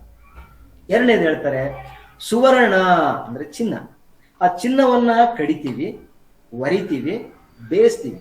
ಅಂದ್ರೆ ಒಂದು ಆ ಓರು, ಆ ಚಿನ್ನದ ಏನ್ ಹೇಳ್ತೀವಿ ಅದಿರು, ಚಿನ್ನದ ಅದಿರನ್ನ ತಗೊಂಡ್ಬಂದು ಅದನ್ನ ತುಂಡು ಮಾಡಿ ಅದನ್ನ ಒರಿತಾರೆ, ಆಮೇಲೆ ಅದನ್ನ ಕಾಯಿಸ್ತಾರೆ, ತುಂಬಾ ಹೀಟ್ ಮಾಡ್ತಾರೆ. ಇಷ್ಟೆಲ್ಲ ಹೀಟ್ ಮಾಡಿದ್ರು ಕೂಡ ಬಂಗಾರ ತನ್ನ ಬೆಲೆಯನ್ನ ಕಳೆದುಕೊಳ್ಳೋದಿಲ್ಲ. ಬಂಗಾರ ತನ್ನ ಬೆಳಗುವ ಗುಣವನ್ನ ಕಳ್ಕೊಳ್ಳಲ್ಲ. ಎರಡನೇ ಉದಾಹರಣೆ. ಮೂರನೇದೇನು ಹೇಳ್ತಾರೆ, ಸಂದನ ಕಡಿದು ಕಬ್ಬನ್ನು ತಂದು. ಕಬ್ಬು ದೊಡ್ಡದಾಗಿ ಬೆಳೆದಿರ್ತದೆ, ಅದನ್ನ ಏನ್ ಮಾಡ್ತೀವಿ ನಾವು, ಕತ್ತರಿಸ್ತೀವಿ, ಗೇಣ್ ಅಂತ ಕರಿತೀವಿ. ಒಂದೊಂದು ಗೇಣ್ ಕಟ್ ಮಾಡ್ತೀವಿ, ತಂದು ನಾವು ಅದನ್ನ ಗಾಣದಲ್ಲಿ ಇಕ್ಕಿತ್ವಿ. ಗಾಣದಲ್ಲಿ ಅಂದ್ರೆ ಬೆಲ್ಲವನ್ನು ಮಾಡ್ತಕ್ಕಂತ ಒಂದು ಪಾಕಶಾಲೆ. ಅದು ಗಾಣದಲ್ಲಿ ಇಟ್ಟು ಅದಕ್ಕೆ ಕೂಡ ಗಾಣದಲ್ಲಿಟ್ಟು ಅದನ್ನೆಲ್ಲ ಕಬ್ಬಿನ ಹಾಲು ಇದರಲ್ಲಿ ಬೀಳ್ತದೆ, ಪರಾತದೊಳಗೆ ಬೀಳ್ತದೆ. ಕೊಪ್ಪರಿಗೆ ಅಂತ ಕರಿತೀವಿ. ಕೊಪ್ಪರಿಗೆ ಬಿದ್ದ ಮೇಲೆ ಕೆಳಗಡೆ ಬೆಂಕಿ ಹಾಕಿ ಕೊತ್ತ ಕುದಿಸ್ತಾರೆ. ಕುದಿಸಿದಾಗ ಅದು ಅಂಟಂಟ್ ಆಗ್ಬೇಕು, ಅದು ಪಾಕ ಬರ್ಬೇಕು ಅಂತ ಹೇಳ್ತಾರೆ. ಆಗ ಬಂದ ತಕ್ಷಣ ಏನ್ ಮಾಡ್ತಾರೆ, ಅದನ್ನ ಮತ್ತೆ ಚಾಪೆ ಮೇಲೇನೋ ಅಥವಾ ಇನ್ನೊಂದ್ರ ಮೇಲೇನೋ ಅಚ್ಚುಗಳಂತ ಬರ್ತಾವ, ಅಚ್ಚುಗಳ ಮೇಲೆ ಹಾಕಿ ಅದನ್ನ ಬೆಲ್ಲದ ಅಚ್ಚುಗಳನ್ನಾಗಿ ಮಾಡ್ತಾರೆ. ಇಷ್ಟೆಲ್ಲ ಕಬ್ಬು ಬೆಲ್ಲ ಆಗ್ಬೇಕಾದ್ರೆ ಎಷ್ಟೆಲ್ಲ ಹಿಂಸೆ ಅನುಭವಿಸ್ತಲ್ಲ. ಆದ್ರೆ ಅದು ಸಕ್ಕರೆ ಆಗುವಾಗ ಇಷ್ಟೆಲ್ಲ ನನಗೆ ತೊಂದರೆ ಕೊಟ್ಟಿರಪ್ಪ, ನಾನು ಸಿಹಿಯಾಗಿರೋದಿಲ್ಲ ಅಂತೇಳಿ ವಿಷ ಆಗ್ತದ, ಕಹಿ ಆಗ್ತದ, ಅಥವಾ ಉಪ್ಪು ಆಗ್ತದ, ತನ್ನ ಟೇಸ್ಟ್ ಏನಾದ್ರು ಕಳ್ಕೊಳ್ಳೋದಿಲ್ಲ. ನೀ ಏನೇ ಹಿಂಸೆ ಮಾಡ್ರಿ, ಎಷ್ಟೇ ಕಷ್ಟ ಕೊಡಿ, ಹಾಗಾಗಿ ನನ್ನ ಒರಿಜಿನಲ್ ನೇಚರ್ನ ಬಿಟ್ಕೊಡೋದಿಲ್ಲ ಅಂತ ಇವು ಹೇಗೆ ಹೇಳ್ತಾವಲ್ಲ, ಹಾಗೆ ನಾ ಹಿಂದೆ ಮಾಡಿದ ಹೀನಂಗಳೆಲ್ಲವ ತಂದು ಮುಂದಿಳಲು ನಿಮಗೆ ಹಾನಿ. ನಾನು ಏನೋ ಹಿಂದಿನ ಜನ್ಮದಲ್ಲಿ ಮಾಡಿಬಿಟ್ಟಿದ್ದೀನಿ ಪಾಪಗಳನ್ನ, ಅದನ್ನೆಲ್ಲ ನೀವು ತಂದಿಟ್ರೆ ಭಗವಂತ ಅದು ನಿಮಗೆ ಹಾನಿ. ನಾನು ನಿಮ್ಮನ್ನ ನೀವು ಕೊಂದ್ರೂ ಕೂಡ ನಿಮ್ಮನ್ನ ಶರಣೆಂಬುದ ಮಾಣೆ. ನಿಮ್ಮನ್ನ ಮರೆಯಲ್ಲ, ನಾನು ನಿಮ್ಮ ಸ್ಮರಣೆಯನ್ನ ಮರೆಯೋದಿಲ್ಲ, ನಿಮ್ಮ ನೆನಪನ್ನ ಮಾಡೋದ್ ಬಿಡೋದಿಲ್ಲ, ನಿಮ್ಮ ಸ್ತುತಿ ಮಾಡೋದ್ ಬಿಡೋದಿಲ್ಲ, ನಿಮ್ಮನ್ನ ಪೂಜೆ ಮಾಡೋದ್ ಬಿಡೋದಿಲ್ಲ. ನೀವು ನನ್ನ ಹಳೆ ಪಾಪಗಳನ್ನೆಲ್ಲ ತಂದು ಹೇಳಿದ್ರು ಕೂಡ ನಾನು ನಿಮ್ಮ ಧ್ಯಾನ ಮಾಡೇ ಮಾಡ್ತೀನಿ ಅಂತ 3 ಎಕ್ಸಾಂಪಲ್ಸ್ ಕೊಟ್ಟು ಹೇಳ್ತಾರೆ ಮಕ್ಕಳೇ. ಇದನ್ನ ನೀವು ಸರಿಯಾಗಿ ನೆನ್ಪಿಟ್ಕೊಳ್ಬೇಕು. ಇದು ಮೊದಲನೇ ವಚನದಲ್ಲಿ ಇದ್ರಲ್ಲಿ ಹೇಳೋದೇನು ಇಷ್ಟೇ, ನಾನು ಏನ್ ಮಾಡಿದ್ರು ದೇವ್ರ ಧ್ಯಾನ ಬಿಡಲ್ಲ ಅನ್ನೋ ಅರ್ಥಕ್ಕೆ ಅವ್ರ ಎಕ್ಸಾಂಪಲ್ ಕೊಟ್ರು. ಒಂದು ಶ್ರೀಗಂಧ, ಇನ್ನೊಂದು ಬಂಗಾರ, ಇನ್ನೊಂದು ಕಬ್ಬು. ಓಕೆ, ಈ 3ನ್ನ ಈ ನೋಡಿ, ಸಂದನ ಕಡಿದು ಕಬ್ಬನ್ನು ಗಾಣದಲ್ಲಿಕ್ಕಿ. ಈ ನಾವು ಶುಗರ್ ಕೇನ್ ಜ್ಯೂಸ್ ಕುಡಿತಿರ್ತೀವಿ ನೋಡಿ, ಕಬ್ಬಿನ ಹಾಲು ಕುಡಿಬೇಕಾದ್ರೆ ಅವನ ಒಳಗೆ ಇಟ್ಬಿಡ್ತಾನೆ, ಇಟ್ಟು ಹಂಗೆ ಸ್ಕ್ವೀಸ್ ಮಾಡ್ತಾನೆ, ಆ ಚಕ್ರ ತಿರುಗಿದಂಗೆಲ್ಲ ಪಾಪ ಮತ್ತೆ ಅದೆಲ್ಲ ಒಣಗೋಗಿದ್ರು ಮತ್ತೆ ತಂದು ಇಡ್ತಾನೆ. ಅಷ್ಟೆಲ್ಲ ಮಾಡಿದ್ರು ಕೂಡ ಆ ಶುಗರ್ ಕೇನ್ ಜ್ಯೂಸ್ ನಮಗೆ ಸಿಹಿಯಾಗಿರ್ತದೆ ಹೊರತು ಕಹಿ ಆಗಿರೋದಿಲ್ಲ. ಹಾಗೆ ಭಗವಂತ, ನಾನು ಮಾಡಿದ ಪಾಪಗಳನ್ನ ನೀನು ಹೇಳಿದ್ರು ಕೂಡ ನಾನು ನಿನ್ನ ಧ್ಯಾನ ಮಾಡೋದ್ ಬಿಡೋದಿಲ್ಲ, ನನ್ನ ಉಸಿರೇ ನೀನು ಅನ್ನುವಷ್ಟು ಸರೆಂಡರ್ ಆಗ್ತಾ ಇದ್ದಾಳೆ ಭಗವಂತನಲ್ಲಿ, ಶರಣಾಗ್ತಾ ಇದ್ದಾಳೆ. ಆ ಶಿವನಲ್ಲಿ ಲೀನವಾಗೋದು ಅಂತ ಕರಿತೀವಿ. ಶಿವನಲ್ಲೇ ತನ್ನನ್ನು ತಾನು ಒಪ್ಪಿಸ್ಕೊಳ್ತಕ್ಕಂಥ ಒಂದು ಸರೆಂಡರ್ ಭಾವನೆ ಇದು, ಶರಣಾಗತಿಯ ಭಾವನೆ ಇದು. ಸೊ ಇದನ್ನ ಈ ವಚನದಲ್ಲಿ ಅರ್ಥ ಮಾಡ್ಕೊಳ್ತೀವಿ. ಎರಡನೇದು ಹೇಳಿದ್ರು, ಜ್ಞಾನಿ ಅಜ್ಞಾನಿಗಳ ಸಂಘದಿಂದ ಏನಾಗ್ತದೆ ಅಂತ ಅವ್ರು ಎಕ್ಸಾಂಪಲ್ ಇಲ್ಲಿ ಕೊಡ್ತಾ ಹೋಗ್ತಾರೆ. ಅದು ಹೇಳಿ, ಅರಿಯದವರೊಡನೆ ಸಂಗವ ಮಾಡಿದಡೆ ಕಲ್ಲ ಒಯ್ದು ಕಿಡಿಯ ತೆಗೆದುಕೊಂಬಂತೆ. ಅರಿಯದವರು ಅಂತಂದ್ರೆ ಅಜ್ಞಾನಿಗಳು. ಪ್ರಪಂಚದಾಗ 2 ರೀತಿ ಕ್ಯಾಟಗರೀಸ್ ಹೇಳ್ತಾರೆ. ಅಂದ್ರೆ ಜ್ಞಾನ ಇಲ್ದವರು, ಜ್ಞಾನಿಗಳು ಅಂತ. ನಾವು ಹೋಗಿ ಅಂತ ಅಜ್ಞಾನಿಗಳ ಜೊತೆ ಸ್ನೇಹ ಮಾಡಿದ್ರೆ ಏನಾಗುತ್ತಪ್ಪ ಅಂದ್ರೆ ಕಲ್ಲು ತಗೊಂಡೋಗಿ ಕಿಡಿ ತಗೊಂಬಂದ. ಕಲ್ಲು ಒಂದು ವಿಗ್ರಹ ಮಾಡ್ಬೋದು, ಒಂದು ಬೇರೆದಕ್ಕೆ ಬಳಸ್ಕೋಬಹುದು. ಕಲ್ಲಿಂದ ಬೆಂಕಿ ಬರ್ತದೆ. ಅಂದ್ರೆ ವಿಗ್ರಹ ಮಾಡ್ಬೇಕಾದಂತ ಕಲ್ಲು, ಒಂದು ಸದುಪಯೋಗ ಆಗ್ಬೇಕಾದಂತ ಕಲ್ಲು, ಅಥವಾ ಒಂದು ಒಳ್ಳೆ ಕೆಲಸಕ್ಕೆ ಬಳಸಬೇಕಾದಂತ ಕಲ್ಲು ಕೊಟ್ಟು ಬೆಂಕಿ ತಗೊಂಬಂದ. ಎಂಥವ್ರ ಜೊತೆ ಸ್ನೇಹ ಮಾಡಿದಾಗ, ಅಜ್ಞಾನಿಗಳ ಜೊತೆ ಸ್ನೇಹ ಮಾಡಿದಾಗ ಇದಾಗ್ತದೆ ಅಂತ ಒಂದ್ ಹೇಳ. ಎರಡನೇದು, ಬಲ್ಲವರೊಡನೆ ಸಂಗಮ ಮಾಡಿದರೆ. ಜ್ಞಾನಿಗಳ ಜೊತೆ ಸಂಘ ಮಾಡಬೇಕು. ಜ್ಞಾನಿಗಳ ಜೊತೆ ಸಂಘ ಮಾಡಿದ್ರೆ ಏನಾಗ್ತದೆ? ಮೊಸರು ಒಸೆದು ಬೆಣ್ಣೆಯೇ ತೆಗೆದುಕೊಂಬಂತೆ. ನಿಮಗೆ ಗೊತ್ತಿದೆ, ಬಹುಶಃ ಬಹಳಷ್ಟು ಜನ ಮನೆಗಳಲ್ಲಿ ಬೆಣ್ಣೆ ತೆಗೆಯೋದು ಕಡಿಮೆ ಅನ್ಸುತ್ತೆ. ಎಲ್ಲ ರೆಡಿಮೇಡ್ ಬಂದ್ಬಿಟ್ಟಿದೆ. ನಮಗೆ ತುಪ್ಪನ ರೆಡಿಮೇಡ್ ಸಿಗ್ತದೆ, ಬೆಣ್ಣೆ ಯಾರು ತಗೊಳ್ಳೋದಿಲ್ಲ, ಆ ತರ ಆಗಿದೆ. ಮೊಸರನ್ನ ಕಟ್ಟಿತೀವಿ ನಾವು. ಮೊಸರನ್ನ ಮಜ್ಜಿಗೆ ಮಾಡಿ ಮಜ್ಜಿಗೆನ ಕಟ್ಟಿದಾಗ ಅದ್ರ ಮೇಲ್ಗಡೆ ಎಲ್ಲ ಬೆಣ್ಣೆ ಬರ್ತದಲ್ಲ, ಹಂಗೆ ಒಳ್ಳೆಯವ್ರ ಜೊತೆ ಸಹವಾಸಕ್ಕೆ ಸೇರಿದ್ರೆ ಮೊಸರು ಕೊಟ್ಟು ಬೆಣ್ಣೆ ತಗೊಂಬಂದಂಗ. ಇನ್ನೇನು ಬೆಣ್ಣೆ ತಂದ್ರೆ ಆಯ್ತು, ಕಾಸಿಗೆ ಮುಟ್ರೆ ತುಪ್ಪ ಆಗ್ತದೆ, ಸುಲಭ ಆಗ್ತದೆ. ಚನ್ನಮಲ್ಲಿಕಾರ್ಜುನಯ್ಯ, ನಿಮ್ಮ ಶರಣರ ಸಂಗವ ಮಾಡಿದರೆ ಕರ್ಪೂರದ ಗಿರಿಯನ್ನು ಉರಿಯ ಕೊಂಬಂತೆ. ನಾನು ಅದಕ್ಕೆ 2 ಎಕ್ಸಾಂಪಲ್ ಕೊಡ್ತಾರೆ. ಒಳ್ಳೆಯವ್ರ ಜೊತೆ ಮಾಡಿದರೆ, ಕೆಟ್ಟವ್ರ ಜೊತೆ ಮಾಡಿದ್ರೆ ಕಲ್ಲು ಕೊಟ್ಟು ಬೆಂಕಿ ತಂದಂಗ, ಒಳ್ಳೆಯವ್ರ ಜೊತೆ ಮಾಡಿದ್ರೆ ಮೊಸರು ಕೊಟ್ಟು ಬೆಣ್ಣೆ ತಂದಂಗ, ನಿಮ್ಮ ಜೊತೆ ನಾನು ಸಂಘ ಮಾಡಿದ್ರೆ ಕರ್ಪೂರದ ಗಿರಿ. ಕರ್ಪೂರದ ಗಿರಿ ಅಂದ್ರೆ ಬೆಟ್ಟ. ಕರ್ಪೂರದ ಬೆಟ್ಟ ಹೋಗಿ ಉರಿಯನ್ನ ತಬ್ಬಿಕೊಂಡಂತೆ. ಉರಿ ಅಂದ್ರೆ ಬೆಂಕಿ. ಆ ಕರ್ಪೂರ ಮತ್ತು ಬೆಂಕಿ ಎರಡು ಒಂದಾದಾಗ ಅವು ಬೂದಿ ಕೊಡೋದಿಲ್ಲ, ಮಾಯವಾಗ್ತವೆ, ಆವಿ ಆಗ್ತವೆ, ಲೀನ್ ಆಗ್ಬಿಡ್ತವೆ. ಅಂದ್ರೆ ಶರಣರ ಸಂಘ ಮಾಡಿದ್ರೆ ಸಾಕು, ನಾನು ಶಿವನಲ್ಲಿ ಸೇರ್ತೀನಿ ಅನ್ನೋ ಅರ್ಥದಲ್ಲಿ ಇಲ್ಲಿಗೆ ಮಾಡ್ತಾರೆ. ಇದು ಈ ಅಂಶಗಳನ್ನ ನೀವು ಅರ್ಥ ಮಾಡ್ಕೊಳ್ಕೊಂಡ್ರೆ ಓಕೆ. ಅದಕ್ಕೆ ಹೇಳ್ತೀವಿ, ಜೈಸ ಸಂಘ ವೈಸಾ ರಂಗ್. ನಾವು ಯಾರ ಜೊತೆಯ, ಎಂಥವ್ರ ಜೊತೆಯ ಸಹವಾಸದಲ್ಲಿ ಇರ್ತೀವೋ ಅಂತ ರೀತಿಯ ಗುಣಗಳು ನಮಗೆ ಬರ್ತವೆ ಅಂತ. ನಮ್ಮ ಸ್ನೇಹಿತರನ್ನು ನೋಡಿದ್ರೆ ನಾವ್ ಎಂಥವ್ರು ಅಂತ ಹೇಳ್ಬಿಡ್ತಾರೆ. ಯಾರ ಜೊತೆ ಸ್ನೇಹ ಮಾಡ್ತೀವೋ ಅಂತವ್ರೆ ಆಗ್ತೀವಿ. ಒಳ್ಳೆಯವ್ರ ಜೊತೆ ಇದ್ರೆ ಒಳ್ಳೆಯವ್ರಾಗ್ತೀವಿ, ಜ್ಞಾನಿಗಳ ಜೊತೆ ಇದ್ರೆ ಜ್ಞಾನಿಗಳಾಗ್ತೀವಿ. ಬಿಸ್ನೆಸ್ ಮಾಡೋರ್ ಜೊತೆ ಇದ್ರೆ ನಾನೊಬ್ಬ ಬಿಸ್ನೆಸ್ ಮ್ಯಾನ್ ಆಗ್ತೀನಿ. ರಾಜಕಾರಣಿ ಜೊತೆ ಇದ್ರೆ ನಾನೊಬ್ಬ ರಾಜಕಾರಣಿ ಆಗ್ತೀನಿ. ದುಷ್ಟ ಜೊತೆ ಇದ್ರೆ ನಾನೊಬ್ಬ ದುಷ್ಟ ಆಗ್ತೀನಿ. ಇದು ಪಕ್ಕ, ಇದು ನೆನ್ಪಿಟ್ಕೊಳ್ಳಿ. ಹಾಗಾಗಿ you have to be careful to choose your friends. ನೀವು ಯಾರ ಜೊತೆ ಸಹವಾಸ ಮಾಡ್ತೀರಿ ಅನ್ನೋದು ಬಹಳ ಇಂಪಾರ್ಟೆಂಟ್. ಅದೇ ಅಲ್ಲಿ ಕೇರ್ಫುಲ್ ಆಗಿರ್ಬೇಕು ಅನ್ನೋದು ಇಲ್ಲಿ ಮುಖ್ಯ ಆಗ್ತದೆ. ಸೊ ಇಷ್ಟು ವಚನಗಳನ್ನ ಆಯ್ತು ಸರ್. ಸರ್ ಹೇಳಿ ಸರ್. ಇನ್ನ ನೇರವಾಗಿ ಇದಕ್ಕೆ ಹೋಗೋಣ. ಇದ್ರದ್ದು ಏನಾದ್ರು MCQ ಇದೆಯಾ ವಚನಗಳದ? ಇದೆ ಇದೆ ಇದೆ. ಇದು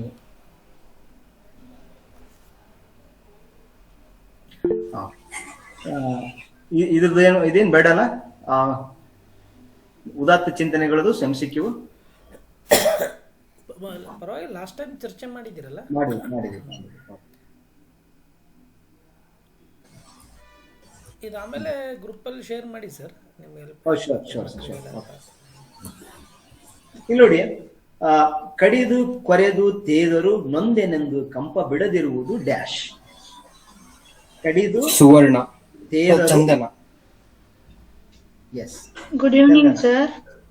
ಗುಡ್ ಈವ್ನಿಂಗ್. Excuse me. ಹೇಳಿ ಹೇಳಿ ಸರ್, ಸಂಧಿಗಳು ಸ್ವಲ್ಪ ಹೇಳ್ಕೊಡ್ತೀರಾ? ವ್ಯಾಕರಣಾಂಶ ಇನ್ನೊಂದು ಸೆಷನ್ ಮಾಡ್ತೀವಮ್ಮ. ಸೊ ಇದು ಪೂರಕ ಪಾಠ ಇದಾಗಲಿ, ಇದು ಕಂಪ್ಲೀಟ್ ಆಗಲಿ.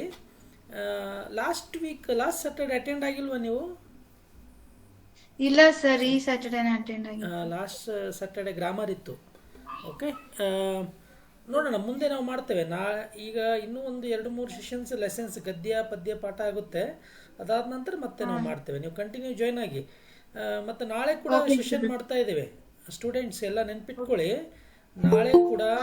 ನಾಳೆ ಸಂಡೇ ಕೂಡ ಸೆಷನ್ ಮಾಡ್ತಾ ಇದ್ದೀವಿ. ಯಾಕಂದರೆ ತುಂಬ ಮಕ್ಕಳು ಮತ್ತು ಟೀಚರ್ಸ್ ಡಿಮ್ಯಾಂಡ್ ಮಾಡಿದ್ದಾರೆ.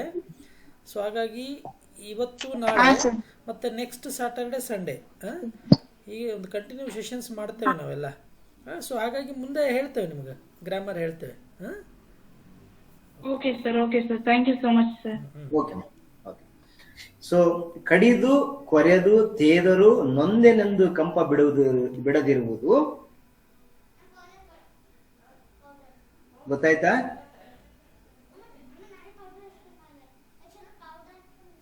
ಕೇಳಿಸ್ತಾ ಇದಲ್ಲ?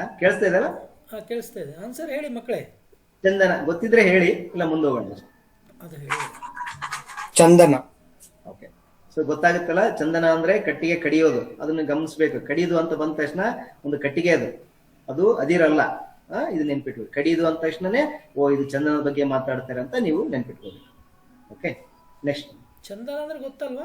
ಸ್ಯಾಂಡಲ್ವುಡ್, ಶ್ರೀಗಂಧದ ಕಟ್ಟಿಗೆ, ಗಂಧದ ಕಟ್ಟಿಗೆ ಚಂದನ. ಓಕೆ. ಕಡಿದು ಒರೆದರೂ ಬಂದು ಕಳಂಕ ಹಿಡಿಯದಿರುವುದು. ಸುವರ್ಣ. Yes, correct. ಅರಿಯದವರೊಡನೆ ಸಂಗವ ಮಾಡಿದೊಡೆ ಡ್ಯಾಶ್ ಕೊಂಬಂತೆ. ನಾಲ್ಕು option ಇದೆ. ಕಲ್ಲ ಒಯ್ದು ಕಿಡಿಯ ಕೊಂಬಂತೆ. Yes correct. ಕಲ್ಲ ಒಯ್ದು ಕಿಡಿಯ ಕೊಂಬಂತೆ ಸರಿಯಾದದ್ದು. ಬಲ್ಲವರೊಡನೆ ಸಂಗವ ಮಾಡಿದೊಡೆ ಡ್ಯಾಶ್ ಕೊಂಬಂತೆ. ಮೊಸರು ಮೊಸರು ಇಲ್ಲ ಇಲ್ಲ ಇಲ್ಲ. ಬಲ್ಲ ಹಲೋ ಹೇಳಿ ಸರ್. ಸರ್ ನಮಸ್ತೆ ಸರ್. ನಮಸ್ತೆ. ಸರ್ ಇದನ್ನ ಗ್ರೂಪ್ ಅಲ್ಲಿ ಶೇರ್ ಮಾಡ್ತೀರಾ ಸರ್? ಇದು ಪಠ್ಯಪೂರಕ ಪಾಠದ್ದು ಬಹು ಆಯ್ಕೆ ಪ್ರಶ್ನೆ. ಆಗ್ತೀವಿ ಸರ್ ಇದನ್ನ. Okay thank you sir. ಇದನ್ನ PPT ಅಂತ ನಾನು PDF ಮಾಡೋ ಸ್ವಲ್ಪ ಐಡಿಯಾ ಇಲ್ಲ. ನಾನು ಸರ್ ಕಳಿಸ್ತೀನಿ, ಅವ್ರು ಕಳಿಸ್ತಾರೆ, ಗ್ರೂಪ್ ಅಲ್ಲಿ ಹಾಕ್ತಾರೆ. Okay thank you sir. So ಬಲ್ಲವರೊಡನೆ ಸಂಘ ಮಾಡುವುದು ಮೊಸರ ಒಸೆದು ಬೆಣ್ಣೆ ಕೊಂಬಂತೆ. ಶರಣರೊಡನೆ ಸಂಘ ಮಾಡಿದ್ರೆ ಮಾತ್ರ ಕರ್ಪೂರದ ಗಿರಿಯ ನುರಿಯ ಕೊಂಬಂತೆ. ಇದು ನೆನ್ಪಿಟ್ಟು ಹೋಗ್ಬೇಕು. ಓಕೆ, ಇಲ್ಲಿ ನೋಡಿ, ಶರಣರೊಡನೆ ಸಂಘ ಮಾಡಿದರೆ ಕೊಂಬಂತೆ ಅಂತದೆ. ಕರ್ಪೂರದ ಗಿರಿಯ ಗಿರಿಯನ್ನು ಉರಿಯ ಕೊಂಬಂತೆ. ಗಿರಿಯನ್ನು ಅಂತ ಬಿಡಿಸ್ಕೋಬೇಕು. ಇಲ್ಲಿ ಹೂ ಬರ್ತದೆ, ಗಿರಿಯನ್ನು ಉರಿಯ ಕೊಂಬಂತೆ ಅಂತ. ಸೊ ಕರ್ಪೂರದ ಗಿರಿ, ಕರ್ಪೂರದ ಪರ್ವತ ಮತ್ತು ಬೆಂಕಿ ಸೇರ್ಬಿಟ್ರೆ ಅದು ಹಾವಿ ಆಗ್ಬಿಡ್ತದೆ. ಅಲ್ಲಿ ಏನು ಬೂದಿ ಕೂಡ ಉಳಿಯೋದಿಲ್ಲ. ಹಂಗೆ ಶರಣರ ಜೊತೆ ನಾವು ಸಹವಾಸ ಮಾಡೋದ್ರಿಂದ ನಾವು ಭಗವಂತನಿಗೆ ಲೀನ ಆಗ್ತೀವಿ, ಭಗವಂತನಲ್ಲಿ ಸೇರ್ಕೊಂಡ್ಬಿಡ್ತೀವಿ. ಯಾವುದೇ ದ್ವೇಷ ಇಲ್ಲ ಅನ್ನೋ ಅರ್ಥದಲ್ಲಿ ಇದೆ. ಓಕೆ, ಇನ್ನ ಇದು ಉದಾತ್ತ ಚಿಂತೆಗಳ ಇನ್ನೊಂದು ಪ್ರಶ್ನೆ ಹಾಕಿದ್ದೀನಿ. ನಿಮ್ಮ ದೇಶ ಜಗತ್ತಿನ ಕಲ್ಯಾಣ ನಿಮ್ಮ ಮೇಲೆ ಎಂದು ಕೆಲಸ ಮಾಡಿ ಅಂತ ಕಲಿತವರು ಯಾರು ಮಾತಾಡ್ತಾರೆ?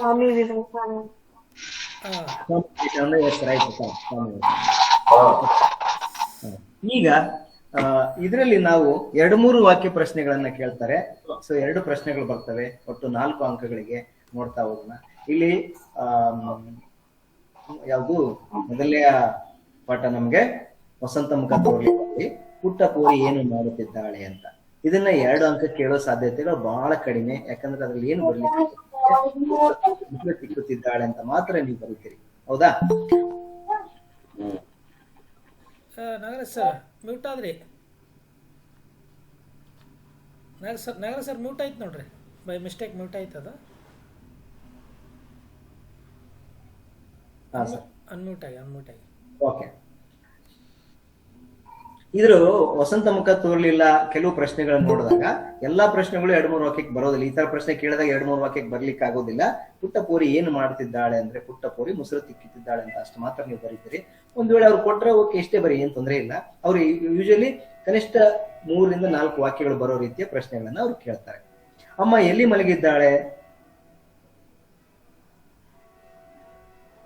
ಅಮ್ಮ ಗುಡಿಸಿಲಿನಲ್ಲಿ ಮಲಗಿದ್ದಾಳೆ ಅಂತ ಹಾಕ್ತೀರ.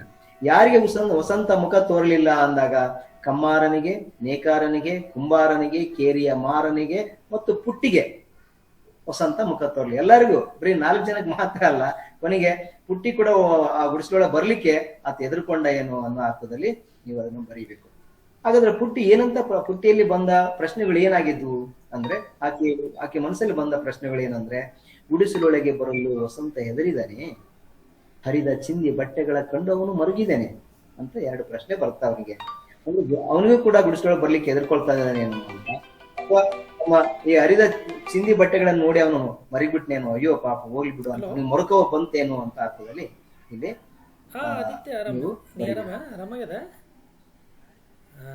ಅಪ್ಪಿ ಒಂದು ಅರ್ಧ ಗಂಟೆ ಆನ್ಲೈನ್ ಇಲ್ಲಿ ನಿಮಗೆ ಬರ್ತದೆ. ಕವನದಲ್ಲಿ ಪ್ರಕೃತಿಯ ಸಂಭ್ರಮ ಹೇಗೆ ವ್ಯಕ್ತವಾಗಿದೆ ಅಂತ ಕೇಳ್ತಾರೆ. ಅವಾಗ ಇದನ್ನ ಬರುತ್ತೆ. 2-3 ವಾಕ್ಯಕ್ಕೆ ಕೇಳ್ತಕ್ಕಂಥ ಪ್ರಶ್ನೆ ಸೂಕ್ತವಾಗಿದೆ. ಮಾವಿನ ಮರಗಳು ಮೈ ತುಂಬಿ ನಿಂತಿವೆ, ಹಕ್ಕಿಗಳು ರೆಕ್ಕೆ ಬಿಚ್ಚಿ ಹಾರಾಡುತ್ತಿವೆ, ಕೋಗಿಲೆಗಳು ಮನದುಂಬಿ ಇಂಪಾಗಿ ಹಾಡುತ್ತಿವೆ, ಕಡಲು ಉಕ್ಕಿ ಹರಿಯುತ್ತಿದೆ, ಮಲ್ಲಿಗೆ ಹೂವು ಮುಗುಳುನೆಗೆ ಬೀರಿದೆ, ಒಳೆಯುವ ರಂಗೋಲಿಯಲ್ಲಿ ಬಾಲರವಿ ಥಳಿಸುತ್ತಿದ್ದಾನೆ. ಈ ರೀತಿ ವಸಂತ ಮುಖ ತೋರಲಿಲ್ಲ ಕವನದಲ್ಲಿ ಪ್ರಕೃತಿಯ ಸಂಭ್ರಮ ವ್ಯಕ್ತವಾಗಿದೆ ಅಂತ ಬರೀಬೇಕು ಮಕ್ಕಳೇ. ಇಷ್ಟು ಬರ್ಬೇಕು ನೋಡಿ. ಇದು ಒಂದು ಸಾಲು, ಇದು ಒಂದು ವಾಕ್ಯ, 2-3 ವಾಕ್ಯ ಬರೀಬೇಕಾಗ್ತದೆ.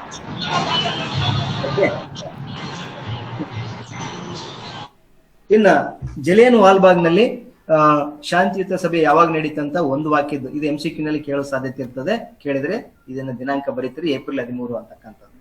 ಇಲ್ಲಿ ಎರಡನೇ ಪ್ರಶ್ನೆ ಏನು, ಭಗತ್ ಸಿಂಗ್ ಜಿಲಿಯನ್ ವಾಲ್ಬಾಗ್ನ ಮಣ್ಣಿನ ಕುರಿತು ತನ್ನ ತಂಗಿ ಏನಂತ ಹೇಳ್ತಾನೆ, ಇದು 2-3 ವಾಕ್ಯದ ಪ್ರಶ್ನೆಗೆ ಸೂಕ್ತವಾಗಿರ್ತಕ್ಕಂಥದ್ದು, ಕೇಳಲಿಕ್ಕೆ ಸಾಧ್ಯತೆ ಇದೆ. ಏನ್ ಮಾಡ್ತಾಳೆ, ತಂಗಿ ಹಣ್ಣುಗಳನ್ನ ಕೊಡ್ತಾಳೆ, ಆದ್ರೆ ಅವನು ತಿನ್ನೋದಿಲ್ಲ. ಅವನ ಮುಖ ಬಹಳ ಗಾಂಭೀರ್ಯತೆಯಿಂದ ಕೂಡಿರ್ತದೆ. ಆಕೆ ಆಶ್ಚರ್ಯ ಆಗ್ಬಿಡ್ತದೆ, ಅಣ್ಣ ಯಾಕೆ ಇವತ್ತು ಹಿಂಗಿದಾನೆ, ಏನಾಯ್ತು ಅಂತ. ಅವ್ನಿಗೆ ಇಷ್ಟವಾಗಿರ್ತಕ್ಕಂಥ ಹಣ್ಣು ಮಾವಿನ ಹಣ್ಣು ಕೊಡ್ತಾಳೆ, ಬಹಳ ಫೇವ್ರೇಟ್ ಭಗತ್ ಸಿಂಗಿಗೆ, ಆದ್ರೂ ತಗೊಳಲ್ಲ, ತುಂಬಾ ಸೀರಿಯಸ್ ಆಗಿರ್ತಾನೆ. ಅವಾಗ ಅವ್ನು ಹೇಳುವ ಮಾತು ನೀವು ಅಲ್ಲಿ ಬರೀಬೇಕು. ತಂಗಿ ಏನಂತ ಹೇಳ್ದ ಅಂದ್ರೆ, ದಯವಿಟ್ಟು ನನಗೆ ಏನನ್ನು ತಿನ್ನಲು ಹೇಳ್ಬೇಡ, ಬಾ ನಿನಗೇನೋ ತೋರಿಸ್ತೇನೆ ಎಂದು ಗಂಭೀರ ಧ್ವನಿಯಲ್ಲಿ ಹೇಳಿ ಊಟದ ಡಬ್ಬದಲ್ಲಿದ್ದ ರಕ್ತದಲ್ಲಿ, ಇದನ್ನ ಬೇಕಾದ್ರೆ ಸ್ಕ್ರೀನ್ ಶಾಟ್ ತಗೊಳ್ಳಿ ನೀವು ಯಾರಾದ್ರೂ, ಇಲ್ಲಾಂದ್ರೆ ಶೇರ್ ಮಾಡ್ತೀವಿ ಗ್ರೂಪಲ್ಲಿ. ಓಕೆ. ಆ ಊಟದ ಡಬ್ಬದಲ್ಲಿದ್ದ ರಕ್ತದಲ್ಲಿ ತೋಯ್ದ ಮಣ್ಣನ್ನು ತೆಗೆದು ಹೇಳ್ದ, ಇದು ಬಹಳ ಪೂಜ್ಯನೀಯವಾದ ಮಣ್ಣು. ಜಿಲಿಯನ್ ವಾಲ್ಬಾಗ್ ಹತ್ಯಾಕಾಂಡದಲ್ಲಿ ಹುತಾತ್ಮರಾದವರ ರಕ್ತದಿಂದ ಈ ಮಣ್ಣು ಒದ್ದೆಯಾಗಿದೆ ಅಂತ ಹೇಳಿ ಆ ನೆತ್ತರನಿಗೆ ವಂದಿಸ್ತಾನೆ, ನಮಸ್ಕಾರ ಮಾಡ್ತಾನೆ ಭಗತ್ ಸಿಂಗ್. ಇದನ್ನು ಬರೀಬೇಕು ಮಕ್ಕಳಿಗೆ. ಓಕೆ, ಉತ್ತರ ಇಷ್ಟಿರ್ಲೇಬೇಕು ನೋಡಿ, 2-3 ವಾಕ್ಯಕ್ಕೆ ಈ ತರ ಬರೀಬೇಕಾಗ್ತದೆ. ನೆಕ್ಸ್ಟ್ ಮುಂದಿನ ಪ್ರಶ್ನೆ ನಾವು ನೋಡೋದಾದ್ರೆ, ಅಮಾಯಕ ಭಾರತೀಯರ ಮೇಲೆ ಗುಂಡಿನ ಮಳೆಗರೆದ ಅಧಿಕಾರಿ ಹೆಸರೇನು ಅಂತ ಕೇಳಿದ್ದಾರೆ. ನಾವು ಬರೀ ಜನರಲ್ ಡಯರ್ ಅಂತ ಒಂದು ವಾಕ್ಯದಲ್ಲಿ ಬರೀಬಹುದು. ಒಂದು ವೇಳೆ 2-3 ವಾಕ್ಯ ಕೇಳಿದ ಅಂದಾಗ ಇಷ್ಟು ಬರೀಬೇಕು ನೀವು. ಏನು, 1919 ಏಪ್ರಿಲ್ 13 ಜಿಲಿಯನ್ ವಾಲ್ಬಾಗ್ನಲ್ಲಿ ಶಾಂತಿಯುತ ಸಭೆ ಸಂಘಟಿಸಿದ್ರು. ಸುಮಾರು 20,000 ಜನರಿದ್ದ ಆ ಸಭೆಗ ಅಮಾಯಕರಿದ್ರು, ನಿಶಸ್ತ್ರ ಆಯುಧಗಳೇ ಇಲ್ಲದೆ ಇರ್ತಕ್ಕಂಥ ಗಂಡಸರು, ಹೆಂಗಸರು, ಮಕ್ಕಳು, ಮುದುಕರು ಎಲ್ಲರಿದ್ರು. ಅಲ್ಲಿದ್ದ ಜನರಿಗೆ ಏನೂ ಎಚ್ಚರಿಕೆ ಕೊಡದೆ ಆ ರಾಕ್ಷಸ ಜನರಲ್ ಡಯರ್ ತನ್ನ ಸೈನಿಕರಿಗೆ ಗುಂಡಿನ ದಾಳಿ ಮಾಡ್ಲಿಕ್ಕೆ ಆಜ್ಞೆ ಕೊಟ್ಟ ಅಂತೇಳಿ ಇಷ್ಟು ಆನ್ಸರ್ ಅನ್ನು ನೀವು ಬರೀಬೇಕು. ಅಮಾಯಕ ಭಾರತೀಯರ ಮೇಲೆ ಗುಂಡಿನ ಮಳೆಗಾರದ ಅಧಿಕಾರಿ ಹೆಸರೇನು ಅಂತ ಕೇಳಿದ್ರೆ ಬರೀ ಜನರಲ್ ಡಯರ್ ಅಂತ ಬರೆದ್ರೆ ನಿಮ್ಗೆ 2 ಮಾರ್ಕ್ಸ್ ಕಷ್ಟ ಕೊಡೋದು. ಸೊ ಈ ತರ ಬರೀಬೇಕಾಗುತ್ತೆ. ಇನ್ನು ಭಗತ್ ಸಿಂಗ್ ಆ ಜಿಲಿಯನ್ ವಾಲ್ಬಾಗ್ ಮಾರಣ ಹೋಮದ ಘಟನೆಯಿಂದ ಏನ್ ನಿರ್ಧಾರ ಮಾಡಿದ, ಘಟನೆ ಗೊತ್ತಾಯ್ತು ಅವನಿಗೆ, ಅಲ್ಲಿ ಹೋದ, ಶಾಲೆ ಬಿಟ್ಟು ಹೋಗ್ಬಿಟ್ಟಿದ್ದ, ಹೋಗಿ ನೋಡ್ಕೊಂಡ್ ಬಂದ, ಎಲ್ಲರ ಕಣ್ ತಪ್ಪಿಸಿ ಹೋಗಿರ್ತಾನೆ. ಅಲ್ಲೆಲ್ಲ ದೊಡ್ಡ ಪ್ರಕ್ಷುಬ್ಧ ವಾತಾವರಣದಲ್ಲಿ ಕೂಡ ಆ ಸ್ಥಳಕ್ಕೆ ಹೋಗಿ ನೋಡಿ ಅಲ್ಲಿರುವ ಮಣ್ಣನ್ನು ತಗೊಂಡ್ ಬರ್ತಾನಲ್ಲ. ಅವತ್ತು ಏನ್ ಡಿಸೈಡ್ ಮಾಡದ ಅವನು ಅಂದ್ರೆ, ಅವನ ಮನಸ್ಸಿನಲ್ಲಿ ಅದು ಒಂದು ಅಚ್ಚಳಿಯದ ಪ್ರಭಾವ ಬೀರ್ತದೆ. ಆ ಘಟನೆ ಅವನ ಮನಸ್ಸಿನಲ್ಲಿ ಪರ್ಮನೆಂಟ್ ಟ್ಯಾಟು ಹಾಕಿದಂಗೆ ಅಚ್ಚೆ ಅಳಿಯದಂತ ಅಂತ ಹೇಳ್ತೀವಲ್ಲ, ಯಾವತ್ತು ಶಾಶ್ವತವಾದಂತ ಒಂದು ಪ್ರಭಾವ ಬೀರ್ಬಿಡ್ತು. 1920 ಅವನು ಒಂದು ನಿರ್ಧಾರಕ್ಕೆ ಬಂದ, ಏನಂತ, ಒಂದಲ್ಲ ಒಂದು ದಿನ ಈ ದಮನಕಾರಿ ಪ್ರಭುತ್ವವನ್ನ ಧ್ವಂಸ ಮಾಡ್ಲಿಕ್ಕೆ ಏನನ್ನಾದ್ರೂ ಮಾಡೇ ತಿರ್ತೀನಿ, ಆಗ ಕ್ರೂರ ಬ್ರಿಟಿಷ್ ಆಳ್ವಿಕೆ ಅಂತ್ಯವಾಗ್ತದೆ ಅಂತ ನಿರ್ಧಾರ ಮಾಡ್ತಾನೆ. ಅದಕ್ಕೆ ಕ್ರಾಂತಿಕಾರಿಗಳ ಸಹಕಾರದಿಂದ ಮಾತೃಭೂಮಿಯನ್ನ ಗುಲಾಮಗಿರಿಯ ಸಂಕೋಲಿಂದ ಬಿಡಿಸ್ಲಿಕ್ಕೆ ಸ್ವತಂತ್ರ ಹೋರಾಟದ ಪಥದಲ್ಲಿ ಹೋಗ್ತಾನೆ. ಇನ್ಕ್ವಿಲಾಬ್ ಜಿಂದಾಬಾದ್ ಅನ್ನೋ ಘೋಷಣೆಯೊಂದಿಗೆ ಸ್ವತಂತ್ರಕ್ಕೋಸ್ಕರ ತನ್ನ ಜೀವನವನ್ನೇ ಅರ್ಪಿಸ್ತಾನೆ ಅಂತ ಬರೀಬೇಕು. ಸೊ ನಿಮಗೆ ಜಾಸ್ತಿ ಆಗ್ತದಂದ್ರೆ ಬೇಕಾದ್ರೆ ಸ್ವಲ್ಪ ನೀವು ಬಿಟ್ಕೋಬಹುದು, ಎಲ್ಲಿವರೆಗೆ ಆಳ್ವಿಕೆ ಅಂತ್ಯವಾಗುತ್ತದೆ ಅಂತ ಅಷ್ಟು ಮಾತ್ರ ಬರೀಬಹುದು. ಇಲ್ಲಿವರೆಗೂ ಬರ್ಕೋಬಹುದು. ನೀವು ಬಹಳ ನೆನಪಿರಲ್ಲ ಸರ್ ಅಂದ್ರೆ, ಇಷ್ಟು ಬರೆದ್ರೆ ಪರ್ಫೆಕ್ಟ್ ಆನ್ಸರ್ ಆಗ್ತದೆ, ನಿಮಗೆ ಪೂರ್ತಿ 2 ಅಂಕಗಳು ಕೊಡ್ತಾರೆ. ಇನ್ನು ಕ್ರಿಯಾ ಸ್ವತಂತ್ರ ಅಂದ್ರೆ, ನಾವು ಕ್ರಿಯಾ ಸ್ವತಂತ್ರ ಬಗ್ಗೆ ಮಾತಾಡಿದ್ವಿ. ಕ್ರಿಯಾ ಸ್ವತಂತ್ರ ಅಂದ್ರೆ ಏನು, ತನಗೆ ಇಷ್ಟ ಬಂದ ಕೆಲಸ ಮಾಡಲು ವ್ಯಕ್ತಿಗೆ ಅವಕಾಶ ಇರುವುದು, ಅದು ಔಪಚಾರಿಕವಾಗಿರಬಾರ್ದು, ವಾಸ್ತವಿಕವಾಗಿ ಜಾರಿಯಲ್ಲಿ ಇರಬೇಕು, ನಿರ್ದಿಷ್ಟ ಕಾರ್ಯಗಳನ್ನ ಮಾಡಲು ಪರಿಣಾಮಕಾರಿಯಾದ ಸಾಮರ್ಥ್ಯ ಆಗ್ಬೇಕು. ಈ ಪ್ರಯೋಜನ ಪಡಲಿಕ್ಕೆ ಸಾಧ್ಯವಿಲ್ಲದ ಕಡೆ ಕ್ರಿಯಾ ಸ್ವತಂತ್ರ ಇಲ್ಲ. ಶೋಷಣೆ ಎಲ್ಲಿ ಇಲ್ಲವಾಗಿದೆಯೋ ಅಲ್ಲಿ ಇರ್ತದೆ. ಒಂದು ವರ್ಗ ಇನ್ನೊಂದು ವರ್ಗವನ್ನು ಎಲ್ಲಿ ತುಳಿತಾ ಇಲ್ವೋ ಅಲ್ಲಿ ಕ್ರಿಯಾ ಸ್ವತಂತ್ರ ಇದೆ. ಎಲ್ಲಿ ನಿರುದ್ಯೋಗ ಇಲ್ವೋ ಅಲ್ಲಿದೆ, ಬಡತನ ಇಲ್ವೋ ಅಲ್ಲಿದೆ. ತನ್ನ ಕೆಲಸದ ಫಲವಾಗಿ ತನ್ನ ಕೆಲಸ, ಮನೆ, ಆಹಾರಗಳನ್ನ ಕಳೆದುಕೊಂಡು ಬಿಡ್ತೀನಿ ಅನ್ನುವ ಭಯನೇ ಇಲ್ಲ ಅಂದ್ರೆ ಮಾತ್ರ ಅಲ್ಲಿ ನಿಜವಾದ ಕ್ರಿಯಾ ಸ್ವಾತಂತ್ರ್ಯ ಇದೆ ಅಂತ ಎಕ್ಸ್ಪ್ಲೇನ್ ಮಾಡಿದೀನಿ ನಾನು. ಸೇಮ್ ಆನ್ಸರ್ಸ್ ಇಲ್ಲಿದೆ, ಆಸ್ ಇಟ್ ಈಸ್. ನೀವು ಇದನ್ನ ಟೆಕ್ಸ್ಟ್ ಬುಕ್ ಅಲ್ಲಿ ಇದೆ, ಟೆಕ್ಸ್ಟ್ ಬುಕ್ ಅಲ್ಲಿ ಇರೋದು, ಬೇರೆ ಎಲ್ಲಿ ತಗೊಂಡಿಲ್ಲ. ಅಲ್ಲಿರೋದನ್ನೇ ನೀವು ಪುಸ್ತಕನೇ ಓದ್ಬೇಕು. ಅದಕ್ಕೆ ನೀವು ಗೈಡ್ ಓದಿದ್ರೆ ಸ್ವಲ್ಪ ಬೇರೆ ಬೇರೆ ಇರ್ತವೆ, ಟೆಕ್ಸ್ಟ್ ಬುಕ್ ಓದ್ರಿ, ಅದ್ರ ಪ್ರಕಾರ ಬರೀಬೇಕು ಮಕ್ಕಳಿಗೆ. ಓಕೆ, ಇದು ಕ್ರಿಯಾ ಸ್ವತಂತ್ರ ಅಂದ್ರೆ ಏನು ಅಂತ. ಇನ್ನ ರಾಜಕೀಯ ಸ್ವಾತಂತ್ರ್ಯ. ರಾಜಕೀಯ ಸ್ವತಂತ್ರ ಅಂದ್ರೆ ಏನು, ವ್ಯಕ್ತಿಗೆ ಶಾಸನಗಳನ್ನ ರಚಿಸುವುದರಲ್ಲಿ, ಸರ್ಕಾರ ಸ್ಥಾಪನೆ ಮಾಡೋದ್ರಲ್ಲಿ, ವಿಸರ್ಜನೆಗಳನ್ನ ಪಾಲಿರುವ ಹಕ್ಕಿನಲ್ಲಿ ಅಂತ ಹೇಳಿದೀವಿ. ಸರ್ಕಾರ ಯಾವ್ದಕ್ಕೈತೆ, ಜನರ ಜೀವನ, ಸಂತೋಷ, ಸ್ವತಂತ್ರಗಳನ್ನ ರಕ್ಷಣೆ ಮಾಡ್ಲಿಕ್ಕೋಸ್ಕರ ಇದೆ. ಇದು ನಿಜವಾದ ರಾಜಕೀಯ ಸ್ವತಂತ್ರ. ಯಾವಾಗ ಹೆಂಗಿರ್ತದೆ ರಾಜಕೀಯ ಸ್ವತಂತ್ರ ಅಂದ್ರೆ, ಮಾನವ ವ್ಯಕ್ತಿತ್ವ ಮತ್ತು ಸಮಾನತೆ ತತ್ವದಿಂದ ಇದು ಅನುಗಮನ ಮಾಡಿರ್ತಕ್ಕಂಥದ್ದು ಅಂತಕ್ಕಂಥ. ಯಾಕಂದ್ರೆ ಇಡೀ ರಾಜಕೀಯದ ಆ ಶಕ್ತಿ, ಸಾಮರ್ಥ್ಯ, ಅಧಿಕಾರ ಯಾರಿಂದ ಬಂದಿದೆ, ಜನತೆಯಿಂದ ಬಂದಿದೆ. ಸೊ ತಮ್ಮ ನಮ್ಮ ಸಾರ್ವಜನಿಕ ಲೈಫ್ ಆಗಿರ್ಬೋದು ಅಥವಾ ಪಬ್ಲಿಕ್ ಲೈಫ್, ಪ್ರೈವೇಟ್ ಮತ್ತು ಪಬ್ಲಿಕ್ ಲೈಫ್ ಹೇಗಿರಬೇಕು ಅನ್ನೋದನ್ನ ನಿರ್ಧಾರ ಮಾಡುವ ಮತ್ತೆ ಕಂಟ್ರೋಲ್ ಮಾಡುವ ಶಕ್ತಿಯನ್ನು ಯಾರು ಹೊಂದಿರ್ತಾರಲ್ಲ ಅವರೇ ರಾಜಕೀಯ ಸ್ವತಂತ್ರರು. ನಮಗೆ ಆ ಶಕ್ತಿ ಇದೆ, ನಾವೇ ಅದನ್ನ ಡಿಸೈಡ್ ಮಾಡೋದು ನಮ್ಮ ಬದುಕು ಹೆಂಗಿರ್ಬೇಕಂತ ಹೇಳಿ ಅನ್ನೋದರ್ಥ. ಅಂದ್ರೆ ನೇರವಾಗಿ ಒಬ್ಬ ಕಾಮನ್ ಮ್ಯಾನ್ ಹೇ ಸರ್ ನಾವು ಡಿಸೈಡ್ ಮಾಡ್ಲಿಕ್ಕೆ ಆಗುತ್ತಾ ಅಂತಂದ್ರೆ ಇಲ್ಲ, ನಮ್ಮ ರಿಪ್ರೆಸೆಂಟೇಟಿವ್ ನಮ್ಮ ಪರವಾಗಿ ಅಲ್ಲಿ ಮಾತಾಡಿ ಕಾನೂನುಗಳನ್ನ ಮಾಡ್ತಕ್ಕಂಥದ್ದು. ಸೊ ಇದು ರಾಜಕೀಯ ಸ್ವತಂತ್ರ ಅಂತ. ಸೊ ಇನ್ನು ಅಂದವಾದ ಬರವಣಿಗೆ ಬಗ್ಗೆ ಗಾಂಧೀಜಿಯವರ ಅಭಿಪ್ರಾಯ ಏನಾಗಿತ್ತು? ಕೆಟ್ಟ ಅಕ್ಷರದ ಬರವಣಿಗೆ ಅಪಕ್ವ ಮತ್ತು ಅಪೂರ್ಣ ಶಿಕ್ಷಣದ ಚಿಹ್ನೆ ಅಂತ ನಾನು ಅರ್ಥಕೊಂಡೆ. ಎಲ್ಲಿವರೆಗೆ? ಅವ್ರು ಲಂಡನ್ ಹೋಗೋವರೆಗೆ. ಅದನ್ನ ಇಂಪ್ರೂವ್ ಮಾಡ್ಕೊಳ್ಳಿಕ್ಕೆ ಅವ್ರು ಪ್ರಯತ್ನ ಮಾಡಿದ್ರು, ಆಗ್ಲಿಲ್ಲ. ಸುಟ್ಟ ಮಡಕೆಗೆ ಹಸಿ ಮಣ್ಣನ್ನು ಮೆತ್ತಲಿಕ್ಕೆ ಆಗುತ್ತೇನೋ? ಅಷ್ಟೊತ್ತಿಗಾಗ್ಲೇ ಕಾಲ ಮೀರೋಗ್ಬಿಟ್ಟಿತ್ತು. ನಾನು ಚಿಕ್ಕ ವಯಸ್ಸಿನಲ್ಲಿ ಲೇಜಿ ಮಾಡಿದ್ದೆ, ಅದನ್ನ ತಿದ್ಕೊಳ್ಳಿಕ್ಕೆ ಆಗ್ಲಿಲ್ಲ. ನನ್ನ ಉದಾಹರಣೆಯಿಂದ ನೀವು ಅರ್ಥ ಮಾಡ್ಕೊಳ್ಳಿ, ಒಳ್ಳೆಯ ಬರವಣಿಗೆ ಉತ್ತಮ ಶಿಕ್ಷಣದ ಅವಶ್ಯಕವಾದ ಅಂಶ ಅನ್ನೋದನ್ನ ಪ್ರತಿಯೊಬ್ಬ ಯುವಕರು, ಯುವತಿಯು, ಮಕ್ಕಳು ತಿಳ್ಕೊಳ್ಳಿ ಅಂತ ಅವರು ಅಕ್ಷರದ ಅಂದವಾದ ಬರವಣಿಗೆ ಬಗ್ಗೆ ಗಾಂಧೀಜಿಯವರು ಹೇಳ್ತಕ್ಕಂಥ ಮಾತಿದು. ಇನ್ನು ಅಂಟು ದಿ ಲಿಸ್ಟ್ ಕೃತಿ ಗಾಂಧೀಜಿಯವರ ಮೇಲೆ ಯಾವ ಪರಿಣಾಮ ಬೀರಿತು ಅಂತ ಕೇಳಿದ್ರೆ ಅವಾಗ ಹೇಳ್ಬೇಕು, ಅವ್ರು ಓದಿದ ಕೆಲವು ಪುಸ್ತಕಗಳ ಪೈಕಿ ಬಾಳಿನಲ್ಲಿ ತಕ್ಷಣ ಪರಿಣಾಮಕಾರಿಯಾದ ಬದಲಾವಣೆಯನ್ನು ಮಾಡಿದ್ದು ರಸ್ಕಿನ್ ಅವರ ಅಂಟು ದಿ ಲಾಸ್ಟ್ ಪುಸ್ತಕ. ಅದು ಅವರ ಮನಸ್ಸನ್ನ ಬಹಳ ಸೆರೆ ಹಿಡಿದ್ಬಿಡ್ತು. ಆ ಪುಸ್ತಕದಲ್ಲಿ ಹೇಳಿದ ಧ್ಯೇಯಗಳಿಗೂ ಅನುಸಾರವಾಗಿ ತಮ್ಮ ಜೀವನವನ್ನು ಬದಲಾಯಿಸ್ಬೇಕಂತ ಅವತ್ತು ಅವರು ಡಿಸೈಡ್ ಮಾಡ್ತಾರೆ. ಅದನ್ನ ಎಷ್ಟು ಮಟ್ಟಿಗೆ ಅಂದ್ರೆ ಅದನ್ನ ಅವರದೇ ಮಾತೃಭಾಷೆಗೆ ಟ್ರಾನ್ಸ್ಲೇಟ್ ಮಾಡಿಬಿಡ್ತಾರೆ. ಸರ್ವೋದಯ ಅನ್ನೋ ಹೆಸರಿನಲ್ಲಿ ಅವರು ಟ್ರಾನ್ಸ್ಲೇಟ್ ಮಾಡಿದ್ರು. ಅದು ಯಾವ ಭಾಷೆಗೆ ಅಂತ ಕೂಡ MCQ ಕೇಳ್ತಾರೆ. ಇದು ಗುಜರಾತಿ ಅಂತಕ್ಕಂಥದ್ದು ನೆನಪಿರ್ಬೇಕು. ಓಕೆ. ಇನ್ನ ವಿವೇಕಾನಂದ ದೃಷ್ಟಿಯಲ್ಲಿ ದೇಶದ ಪ್ರಗತಿ ಯಾವಾಗಪ್ಪ ಸ್ಥಿರವಾಗಿರ್ತದೆ ಅಂತ ಒಂದು ಪ್ರಶ್ನೆ ಕೇಳಿದ್ದಾರೆ. ಯಾವಾಗ ಅಂತಂದ್ರೆ ಅವರ ಅಂದ್ರೆ ದೇಶದ ಭಾಷೆಯಲ್ಲಿ ಜನರಿಗೆ ಭಾವನೆಗಳನ್ನ ಅಂದ್ರೆ ಜ್ಞಾನವನ್ನ ನೀಡಬೇಕು ಅನ್ನೋದು ಒಂದು. ಅವರು ಅದು ವಿಷಯವನ್ನು ಸರಿಯಾಗಿ ಗ್ರಹಿಸ್ಕೊಳ್ತಾರೆ. ಅವ್ರ ಮಾತೃಭಾಷೆಯಲ್ಲಿ ಹೇಳ್ಬೇಕು ಅನ್ನೋದು ಒಂದು. ಜೊತೆಗೆ ಅದು ಎಲ್ಲಾದ್ರೂ ನೀವು ಮಾಹಿತಿ ಕೊಡ್ತೀಯ, ಜ್ಞಾನ ಕೊಡ್ತೀಯ, ಸೈನ್ಸ್ ಅಂಡ್ ಟೆಕ್ನಾಲಜಿ ಎಲ್ಲ ಕಲಿಸ್ತೀಯ. ಬಟ್ ಒಂದಲ್ಲಿ ಗ್ಯಾಪ್ ಆಗ್ತಾ ಇದೆ, that is culture, that is ಸಂಸ್ಕಾರ. ಆ ಸಂಸ್ಕಾರ ಅಥವಾ ಸಂಸ್ಕೃತಿ ಬಹಳ ಕೊರತೆ ಕಾಣಿಸ್ತಾ ಇದೆ. ಅದನ್ನ ನಾವು ಫುಲ್ಫಿಲ್ ಮಾಡಿದಾಗ ಮಾತ್ರ ದೇಶದ ಪ್ರಗತಿ ಆಗ್ತದೆ. ಹಾಗಾದ್ರೆ ಆ ಸಂಸ್ಕೃತಿ ಮಾತ್ರ ಯಾವುದೇ ಒಂದು ಆಘಾತ ಬಂದ್ರೆ ಅದನ್ನ ತಡ್ಕೊಳ್ಳೋ ಶಕ್ತಿ ಇರ್ತದೆ. ಅದಕ್ಕೆ ಯಾರು ಸುಸಂಸ್ಕೃತ ಇರ್ತಾರೋ ಅವರು ಯಾವುದೇ ಅಡ್ಡಿ ಆತಂಕ ಅಥವಾ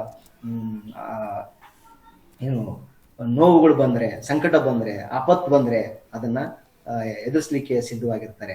ಮನುಷ್ಯನಲ್ಲಿ ಯಾವ ವ್ಯಕ್ತಿಗೆ ದೈವತ್ವದ ಮೇಲೆ, ಆಧ್ಯಾತ್ಮಿಕದ ಮೇಲೆ, ಒಂದು ತಂದೆ ತಾಯಿಯರ ಮೇಲೆ ಗೌರವ ಭಾವನೆ, ಒಂದು ಸುಸಂಸ್ಕೃತ ಭಾವನೆ ಇರೋದಿಲ್ವೋ ಅವರು ಬಹಳಷ್ಟು ಗೊಂದಲದಲ್ಲಿ ಇರ್ತಾರೆ. ಅವರು ಆತ್ಮಹತ್ಯೆ ಅಂತ ನಿರ್ಧಾರ ಮಾಡ್ತಾರೆ, ತುಂಬಾ ಟೆನ್ಸಲ್ಲಿ ಇರ್ತಾರೆ. ಅದಕ್ಕೆ ಮನುಷ್ಯ ಶಾಂತವಾಗಿರ್ಬೇಕಂದ್ರೆ ಅವನಿಗೆ ಒಂದು ಸಂಸ್ಕೃತಿ ಅಥವಾ ಸಂಸ್ಕಾರವನ್ನು ಕೊಡೋದು ಬಹಳ ಮುಖ್ಯ. ಆಗ ದೇಶದ ಪ್ರಗತಿ ಸ್ಥಿರವಾಗಿರ್ತದೆ. ಕಾನ್ಸ್ಟೆಂಟ್ ಇರ್ಬೇಕಲ್ಲ, ಸುಮ್ಮನೆ ಅಪ್ ಅಂಡ್ ಡೌನ್ಸ್ ಆಗ್ಬಾರ್ದು. ಒಂದ್ಸಾರಿ ತುಂಬಾ ಇದು ಪೀಕ್ ಹೋಗಿ ಮತ್ತೆ ಬಾಟಮ್ ಹೋಗ್ತಕ್ಕಂಥ ಬಹಳ ಇರ್ತದೆ. ಹಾಗಾಗಿ ಕನ್ಸಿಸ್ಟೆನ್ಸಿ ಅನ್ನೋದು ಬಹಳ ಮುಖ್ಯ ಆಗ್ತದೆ, ಸ್ಥಿರತೆ ಅನ್ನೋದು ಬಹಳ ಮುಖ್ಯ ಆಗ್ತದೆ. ಅದಕ್ಕೆ ಬರೇ ನೀವು ನಾಲೆಜ್ ಒಂದೇ ಕೊಡೋದಲ್ಲ, ಅವ್ರಿಗೆ ಒಂದು ಸಂಸ್ಕಾರವನ್ನು ಕೊಡಿ ಅಂತ ಇಲ್ಲಿ ಹೇಳ್ತಾ ಹೋಗ್ತಾರೆ. ಓಕೆ. ಇನ್ನು ಬಾಳಿನಲ್ಲಿ ತೃಪ್ತಿ ದೊರಕಬೇಕಾದ್ರೆ ಏನ್ ಮಾಡ್ಬೇಕು ಅಂತ ಇನ್ನೊಂದು ಪ್ರಶ್ನೆ ಇದೆ ವಿವೇಕಾನಂದರದು. ಹೇಳಿದ್ರೆ ಹೆಂಗ ದುಡಿಬೇಕು ಅನ್ನೋದನ್ನ ಇಲ್ಲಿ ಹೇಳ್ತಾರೆ, ಹೆಂಗ ಸಾಧಿಸ್ಬೇಕು, ಹೆಂಗ ನೀವು ಕೆಲಸ ಮಾಡ್ಬೇಕಂತ ಹೇಳ್ತಾರೆ. ಅದಕ್ಕೆ ಇಲ್ಲಿ ಉದಾಹರಣೆ ಇದೆ. ದೇಶದ ಮತ್ತು ಜಗತ್ತಿನ ಕಲ್ಯಾಣ ಅಂದ್ರೆ ಪ್ರಗತಿ ಅಥವಾ ಉದ್ಧಾರ ಮಾಡುವ ಜವಾಬ್ದಾರಿ ನನ್ನ ಮೇಲೆ ಐತೆ ಅಂತ ಅನ್ಕೋಬೇಕಂತ ನಾವು. ನಾನು ಇಡೀ ದೇಶದ ಜವಾಬ್ದಾರಿ ನನ್ನ ಮೇಲೆ ಇದೆಯಪ್ಪ, ಜಗತ್ತಿನ ಜವಾಬ್ದಾರಿ ಇದೆ. ಜಗತ್ತಿನಲ್ಲಿ ಇವತ್ತು ಎಷ್ಟೆಲ್ಲ ಅಶಾಂತಿ ಇದೆ, ದೇಶಗಳಲ್ಲಿ ಯುದ್ಧಗಳಾಗ್ತಾ ಇದ್ದಾವೆ, ಕೋಮುಗಲಭೆಗಳಾಗ್ತಾ ಇದ್ದಾವೆ, ನಮ್ಮ ಅಪನಂಬಿಕೆ ಜಾಸ್ತಿ ಆಗ್ತಾ ಇದೆ. ಅದನ್ನೆಲ್ಲ ಸರಿ ಮಾಡುವ ಜವಾಬ್ದಾರಿ ನಂದೈತು ಅಂತ ಯಾರು ಯೋಚನೆ ಮಾಡ್ತಾನೋ ಅವನು ದೊಡ್ಡ ಒಬ್ಬ ಮುತ್ಸದ್ದಿ ಆಗ್ತಾನೆ, ಒಬ್ಬ ಜಗತ್ ನಾಯಕನಾಗಿ ಬೆಳಿತಾನೆ. ಆ ರೀತಿ ನೀವು ದುಡಿರಿ ಅಂತ ಹೇಳ್ತಾರೆ. ಆ ರೀತಿ ಕಾರ್ಯೋನ್ಮುಖರಾಗಬೇಕು ನಾವು. ಅದಕ್ಕೆ ಈ ವೇದಾಂತದಲ್ಲಿರುವ ಸಂದೇಶಗಳು ಏನಿದಾವಲ್ಲ, ಪ್ರತಿ ಮನೆಗೂ ಕೂಡ ನಾವು ತಲುಪಿಸ್ಬೇಕು. ಪ್ರತಿಯೊಬ್ಬರ ಆತ್ಮದಲ್ಲಿ ಒಂದು ಶಕ್ತಿ ಇದೆ, ಸುಪ್ತವಾಗಿರ್ತಕ್ಕಂಥ ಶಕ್ತಿ ಇದೆ. ಅದನ್ನ ನಾವು ಬಡದೆ ಎಚ್ಚರಿಸ್ಬೇಕು. ಅಂದ್ರೆ ನೋಡಿ, ಆ 35 ಒಳಗೆ ಅವರು ತೀರ್ಕೊಳ್ತಾರೆ ಸ್ವಾಮಿ ವಿವೇಕಾನಂದರು. ಅಷ್ಟೊತ್ತಿಗೆ ಅವರು ಇಡೀ ಜಗತ್ತಿನ ಒಬ್ಬ ಸಂತ ಶ್ರೇಷ್ಠ ಅನ್ನೋ ಒಂದು ಸ್ಥಾನವನ್ನು ಗಳಿಸ್ತಾರೆ. ಅಂದ್ರೆ ಆ ಚಿಕ್ಕ ವಯಸ್ಸಿಗೆ ಅಷ್ಟೆಲ್ಲ ಜ್ಞಾನವನ್ನು ಪಡ್ಕೊಂಡು ಸಾಧಿಸಿದವರಂತಾದ್ರೆ ಪ್ರತಿಯೊಬ್ಬರಲ್ಲಿ ಕೂಡ ಆ ಶಕ್ತಿ ಇದೆ. ಯಾಕೆ ಅದನ್ನ ಆಗ್ಬಾರ್ದು? ಯಾಕೆ ಆ ಶಕ್ತಿ ಪೋಲಾಗ್ತಾ ಇದೆ ಅಂದ್ರೆ ಅವರಿಗೆ ಸಂಸ್ಕಾರದ ಕೊರತೆ ಇದೆ. ಹಾಗಾಗಿ ಅದನ್ನ ನಾವು ಮಾಡ್ಬೇಕು. ಅವ್ರಿಗೆ ಅವ್ರ ಮೇಲೆ ನಂಬಿಕೆ ಇಲ್ಲ, ಅದಕ್ಕೆ ಅವ್ರು ಒಂದು ಮಾತು ಹೇಳ್ತಾರೆ. ಮೊದಲು ಒಂದು ಕಾಲ ಇತ್ತು, ಯಾರು ದೇವರನ್ನು ನಂಬುವುದಿಲ್ಲ ಅವನನ್ನು ನಾಸ್ತಿಕ ಅಂತ ಕರಿತಾ ಇದ್ರು. ಆದ್ರೆ ಈ ಕಾಲ ಬದಲಾಗಿದೆ, ಯಾರು ತನ್ನನ್ನು ತಾನು ನಂಬುವುದಿಲ್ಲ ಅವನು ನಾಸ್ತಿಕ ಅಂತ ಕರೀತಾರೋ. ಸೊ ನಾಸ್ತಿಕ ಅಂತಂದ್ರೆ ದೇವ್ರು ನಮ್ದೇರನಲ್ಲ, ಯಾರು ತನ್ನ ಮೇಲೆ ನಂಬಿಕೆ ಇಲ್ವಾ ಅವನೇ ನಾಸ್ತಿಕ, ಅವನಂತ ನಾಸ್ತಿಕ ಬೇರೆ ಯಾರು ಇಲ್ಲ ಅಂತ ಹೇಳ್ತಾರೆ. ಹಾಗಾಗಿ ನಾವು ಎಷ್ಟೇ ಸಣ್ಣ ಒಳ್ಳೆ ಕೆಲಸ ಮಾಡಿದ್ರು ಅದು ಸಿಗೋ ಕೆಲಸ ಐತಲ್ಲ, ಅಂದ್ರೆ ಇನ್ನೊಬ್ರಿಗೋಸ್ಕರ ದುಡಿತೀವಲ್ಲ, ಜಗತ್ತಿಗೋಸ್ಕರ ದೇಶಕ್ಕೋಸ್ಕರ ದುಡಿದಾಗ ಆಗುವಂತ ಸಂತೋಷ ಇದೆಲ್ಲ, ಅದು ಬಹಳ ತೃಪ್ತಿ ಕೊಡ್ತದೆ ಅಂತ ಹೇಳ್ತಾರೆ. ನಾವು ಜಗತ್ತಿಗೋಸ್ಕರ ದೇಶಕ್ಕೋಸ್ಕರ ದುಡಿದೇ ಇದ್ರೂ ಪರವಾಗಿಲ್ಲ, ಕನಿಷ್ಠ ನಮ್ಮ ಕುಟುಂಬಕ್ಕೋಸ್ಕರ, ನಮ್ಮ ಸ್ನೇಹಿತರಿಗೋಸ್ಕರ, ಅಥವಾ ನಮ್ಮ ಸಣ್ಣ ಗ್ರಾಮಕ್ಕೋಸ್ಕರ ಆದ್ರೂ ಒಂದು ಒಳ್ಳೆ ಉಪಯೋಗ ಆಗ್ತಕ್ಕಂಥ ಕೆಲಸಗಳನ್ನು ಮಾಡಿದಾಗ ನಮ್ಮ ಬದುಕಿಗೆ ಒಂದು ಅರ್ಥ ಇರ್ತದೆ ಅನ್ನೋ ಒಂದು ಮೀನಿಂಗ್ ಈ ಒಂದು ಪ್ಯಾರಾದಲ್ಲಿ ಕಾಣ್ತದೆ. ಅವ್ರು ಹೇಳ್ತಾರೆ ಆ ಆತ್ಮದ ಅನಂತ ಶಕ್ತಿ ಬಗ್ಗೆ ಏನಂತ ಹೇಳಿದ್ರು ಅಂತಂದ್ರೆ, ಆತ್ಮದ ಅಂದ್ರೆ ನಮ್ಮ ಮನಸ್ಸು ಎಂತದ್ದು ಅಂತ ಅವ್ರು ಏನ್ ಹೇಳ್ತಾರೆ ಅಂದ್ರೆ, ಆತ್ಮದ ಅನಂತ ಶಕ್ತಿಯನ್ನ ನೀವು ಭೌತಿಕ ಪ್ರಪಂಚ ಮೇಲೆ ಬೀರಿದ್ರೆ, ಭೌತಿಕ ಅಂತಂದ್ರೆ ಒಂದು ಮೆಟೀರಿಯಲಿಸ್ಟಿಕ್ ಬದುಕು ಅಂತ ಕರಿತೀವಿ ನಾವು. ನಮ್ಮ ಬರೀ ಭೌತಿಕ ಜೀವನಪ್ಪ, ನನಗೆ ಕಾರ್ ಬೇಕು, ಬಂಗ್ಲೆ ಬೇಕು, ನನ್ನ ಬದುಕನ್ನು ಸುಮ್ಮನೆ ಎಂಜಾಯ್ ಮಾಡು ಅಂತ ಅನ್ಕೊಂಡ್ರೆ you will get all the things. What you think no you will get everything. ನಿನ್ನ ಯೋಚನೆ ರೀತಿ ನೀನು ಆಗ್ತೀಯ. ನೀನು ಬರೀ ಇಷ್ಟೇ ನೀನು ಸಾಮಾನ್ಯ ಜನರ ರೀತಿಯ ಒಂದು ಐಹಿಕ ಬದುಕನ್ನು ಮಾಡ್ಬೇಕಪ್ಪ, ಸುಮ್ಮನೆ ನಾನು ಜೀವನ ಮಾಡಿ ಸತ್ತು ಹೋಗ್ಬೇಕಪ್ಪ ಅಂದ್ರೆ ಹಂಗೆ ಆಗ್ತೀಯ. ಅದು ಬಿಟ್ಟು ನಿನ್ನ ಶಕ್ತಿಯನ್ನ ನೀನು ಆಲೋಚನಾ ಪ್ರಪಂಚದ ಮೇಲೆ ಅಂದ್ರೆ ಥಿಂಕಿಂಗ್ ಅಲ್ಲಿ, ವಿವೇಚನೆ ಒಳಗೆ ಒಬ್ಬ ಥಿಂಕರ್ ಆಗ್ತೀನಿ, ನೀನು ಅವಾಗ ದೊಡ್ಡ ಥಿಂಕರ್ ಆಗ್ತೀಯ. ಅವಾಗ ನಿನ್ನ ಬುದ್ಧಿ ಪರಾಕಾಷ್ಠೆಯನ್ನು ಮುಟ್ತದೆ. ದೊಡ್ಡ ಸ್ಕಾಲರ್ ಅಂತ ಗುರುತಿಸ್ಕೊಳ್ತೀಯ. ಇಡೀ ಸೊಸೈಟಿನದೇ ಅವರು ದೊಡ್ಡ ವಿದ್ವತ್ತಿರೋರು, ದೊಡ್ಡ ವಿದ್ವಾಂಸರು ಅಂತ ಕರೀತಾರೆ, ತಜ್ಞ ಅಂತ ಕರೀತಾರೆ. ಅಂದ್ರೆ ನಿನ್ನ ಶಕ್ತಿನ ಯಾವ್ದ್ರ ಮೇಲೆ ಇನ್ವೆಸ್ಟ್ ಮಾಡ್ತೀಯ ಅನ್ನೋದ್ರ ಮೇಲೆ ಅರ್ಥ ಆಗ್ತದೆ. ಮೂರನೇದೇನ, ಒಂದ್ ವೇಳೆ ಅದೇ ಶಕ್ತಿಯನ್ನ ನಿನ್ನ ಮೇಲೆ ನೀನು ಅಪ್ಲೈ ಮಾಡ್ಕೊಂಡ್ರೆ, ಈ ಶರಣರು ಮಾಡಿದ್ದು ಅದೇ ಅಲ್ಲ, ಶರಣರು ಕೂಡ ಅದನ್ನೇ ಮಾಡಿದ್ರು. ಅವಂತ ಇಂಟ್ರಾಸ್ಪೆಕ್ಷನ್ ಯಾರೂ ಮಾಡ್ಲಿಲ್ಲ. ಬಹಳಷ್ಟು ಅವರು ಆತ್ಮಾವಲೋಕನಕ್ಕೆ ಒಳಪಟ್ಟಂತ ವ್ಯಕ್ತಿಗಳಂದ್ರೆ ಶಿವಶರಣರು. ಅವರು ಏನ್ ಹೇಳ್ತಾರೆ, ಎನ್ನ ಚಿತ್ತವು ಅತ್ತಿಯ ಹಣ್ಣು ನೋಡಯ್ಯ ಅಂತ ಹೇಳ್ತಾರೆ. ನನ್ನ ಮನಸ್ಸು ಅತ್ತಿ ಹಣ್ಣಿದ್ದಂಗ, ಹೊರಗಡೆ ಚಂದ ಇದೆ, ಒಳಗಡೆ ಎಲ್ಲ ಹುಳುಗಳಿದಾವೆ ಅಂತ ಹೇಳ್ತಾರೆ.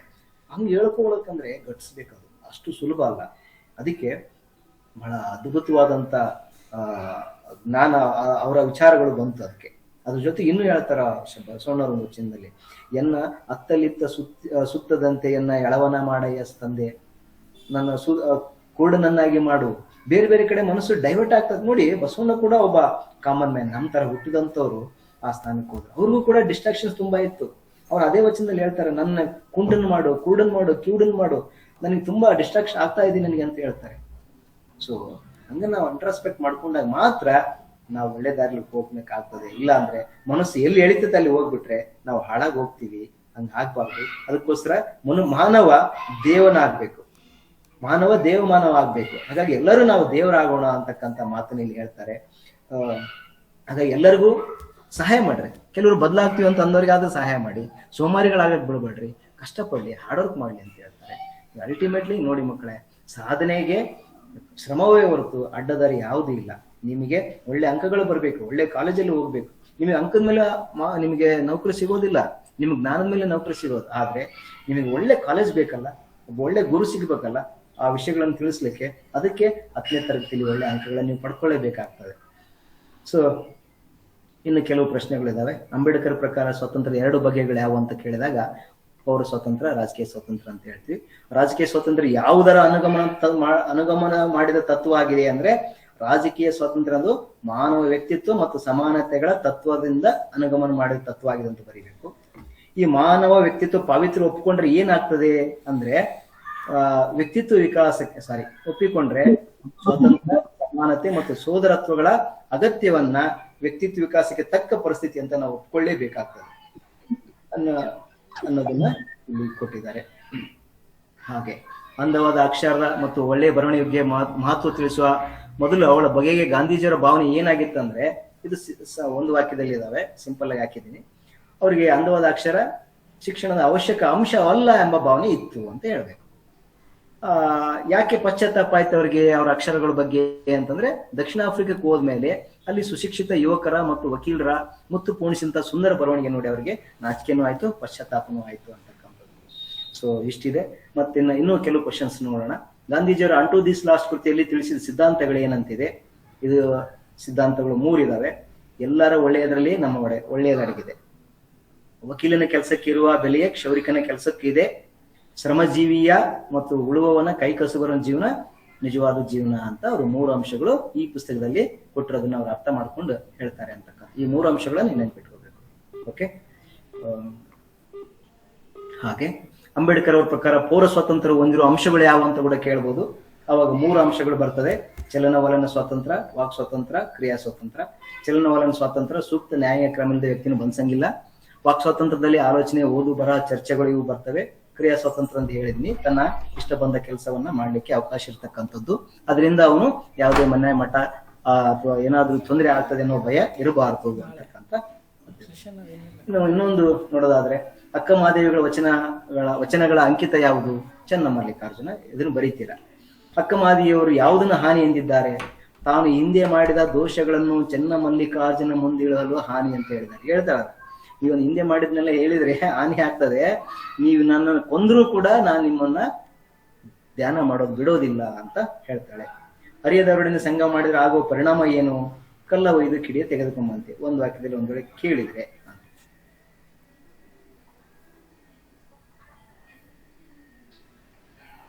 ಭಗವಂತನಲ್ಲಿ ಶರಣಾಗುವ ಭಾವ, ಇದು ಡೈರೆಕ್ಟ್ ಕ್ವಶನ್ಸ್ ಎಲ್ಲದ್ರಲ್ಲಿ ಇರೋದನ್ನೇ ಕೊಟ್ಟಿದ್ದೀನಿ ಮಕ್ಕಳೇ, ಸರಿಯಾಗಿ ಗಮನಿಸ್ರಿ. ಭಗವಂತನಲ್ಲಿ ಶರಣಾಗುವ ಭಾವ ಅಕ್ಕಮಹಾದೇವಿ ವಚನದಲ್ಲಿ ಹೇಗೆ ವ್ಯಕ್ತವಾಗಿದೆ ಅನ್ನೋದಕ್ಕೆ ಇಲ್ಲಿ ಎಕ್ಸಾಂಪಲ್ಸ್ ಕೊಟ್ಟಿದ್ದಾರೆ. ಶ್ರೀಗಂಧವನ್ನ ಕೊರೆದು ತೇದರು ಏನೇ ಆದರೂ ಅದು ತನ್ನ ಕಂಪನ್ನು ಬಿಡೋದಿಲ್ಲ. ಹಾಗೆ ಬಂಗಾರವು ಎಷ್ಟೇ ಕತ್ತರಿಸಿ ಬಡಿಸಿಕೊಂಡ್ರೂ ಅದು ಒಳೆಯುವುದನ್ನ ಕಳೆದುಕೊಳ್ಳುವುದಿಲ್ಲ. ಇದು ಸ್ವಲ್ಪ ತಪ್ಪಾಗಿದೆ.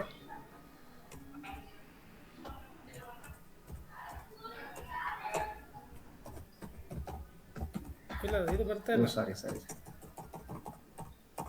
ಹೊಳೆಯುವುದನ್ನು ಅಂತ ಇದೆ.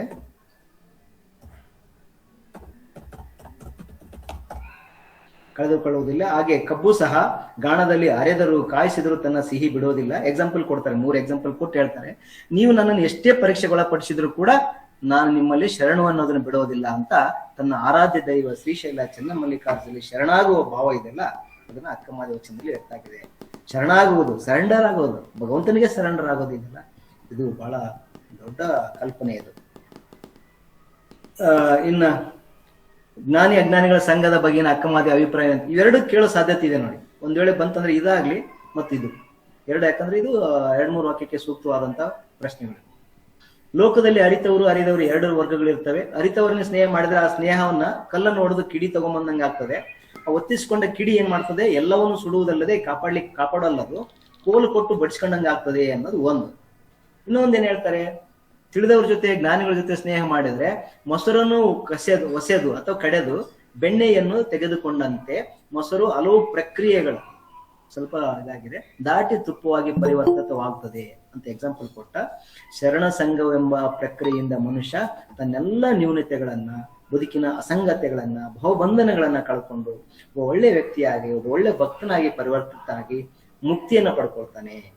ಕರ್ಪೂರದ ಗಿರಿಗೆ ಉರಿಯಿತಾಗಿದ್ರೆ ಅದು ಸಂಪೂರ್ಣವಾಗಿ ಇಲ್ಲವಾಗ್ತದೆ. ಅಲ್ಲಿ ಏನು ಬೂದಿ ಕೂಡ ಉಳಿಯೋದಿಲ್ಲ, ಶೇಷ ಇರೋದಿಲ್ಲ, ಅದರ ಕುರು ಕೂಡ ಉಳಿಯೋದಿಲ್ಲ. ಹಾಗೆ ನಾವು ಶರಣರ ಸಂಘದಿಂದ ವ್ಯಕ್ತಿ ಲೌಕಿಕವಾಗಿ ಉರಿದು ನಾವು ಭಗವಂತನಲ್ಲಿ ಲೀನವಾಗ್ತೀವಿ ಎನ್ನುವ ಅರ್ಥದಲ್ಲಿ ಹೇಳ್ತಾ ಹೋಗ್ತಾರೆ. ಇಷ್ಟು ಈ ಪೂರಕ ಪಾಠಗಳ ವಿಚಾರಗಳನ್ನ ನಾವು ಇಲ್ಲಿ ಚರ್ಚೆ ಮಾಡಿದೀವಿ. ಇದೇನು ಸರ್ ಭಾಳ ಆಯ್ತು. ಆಫ್ ಮಾಡ್ಲಾ? ಇದು ಶೇರಿಂಗ್ ತೆಗೆದುಬಿಡ್ರಿ. ಮಲ್ತೇಶ್ ಸರ್.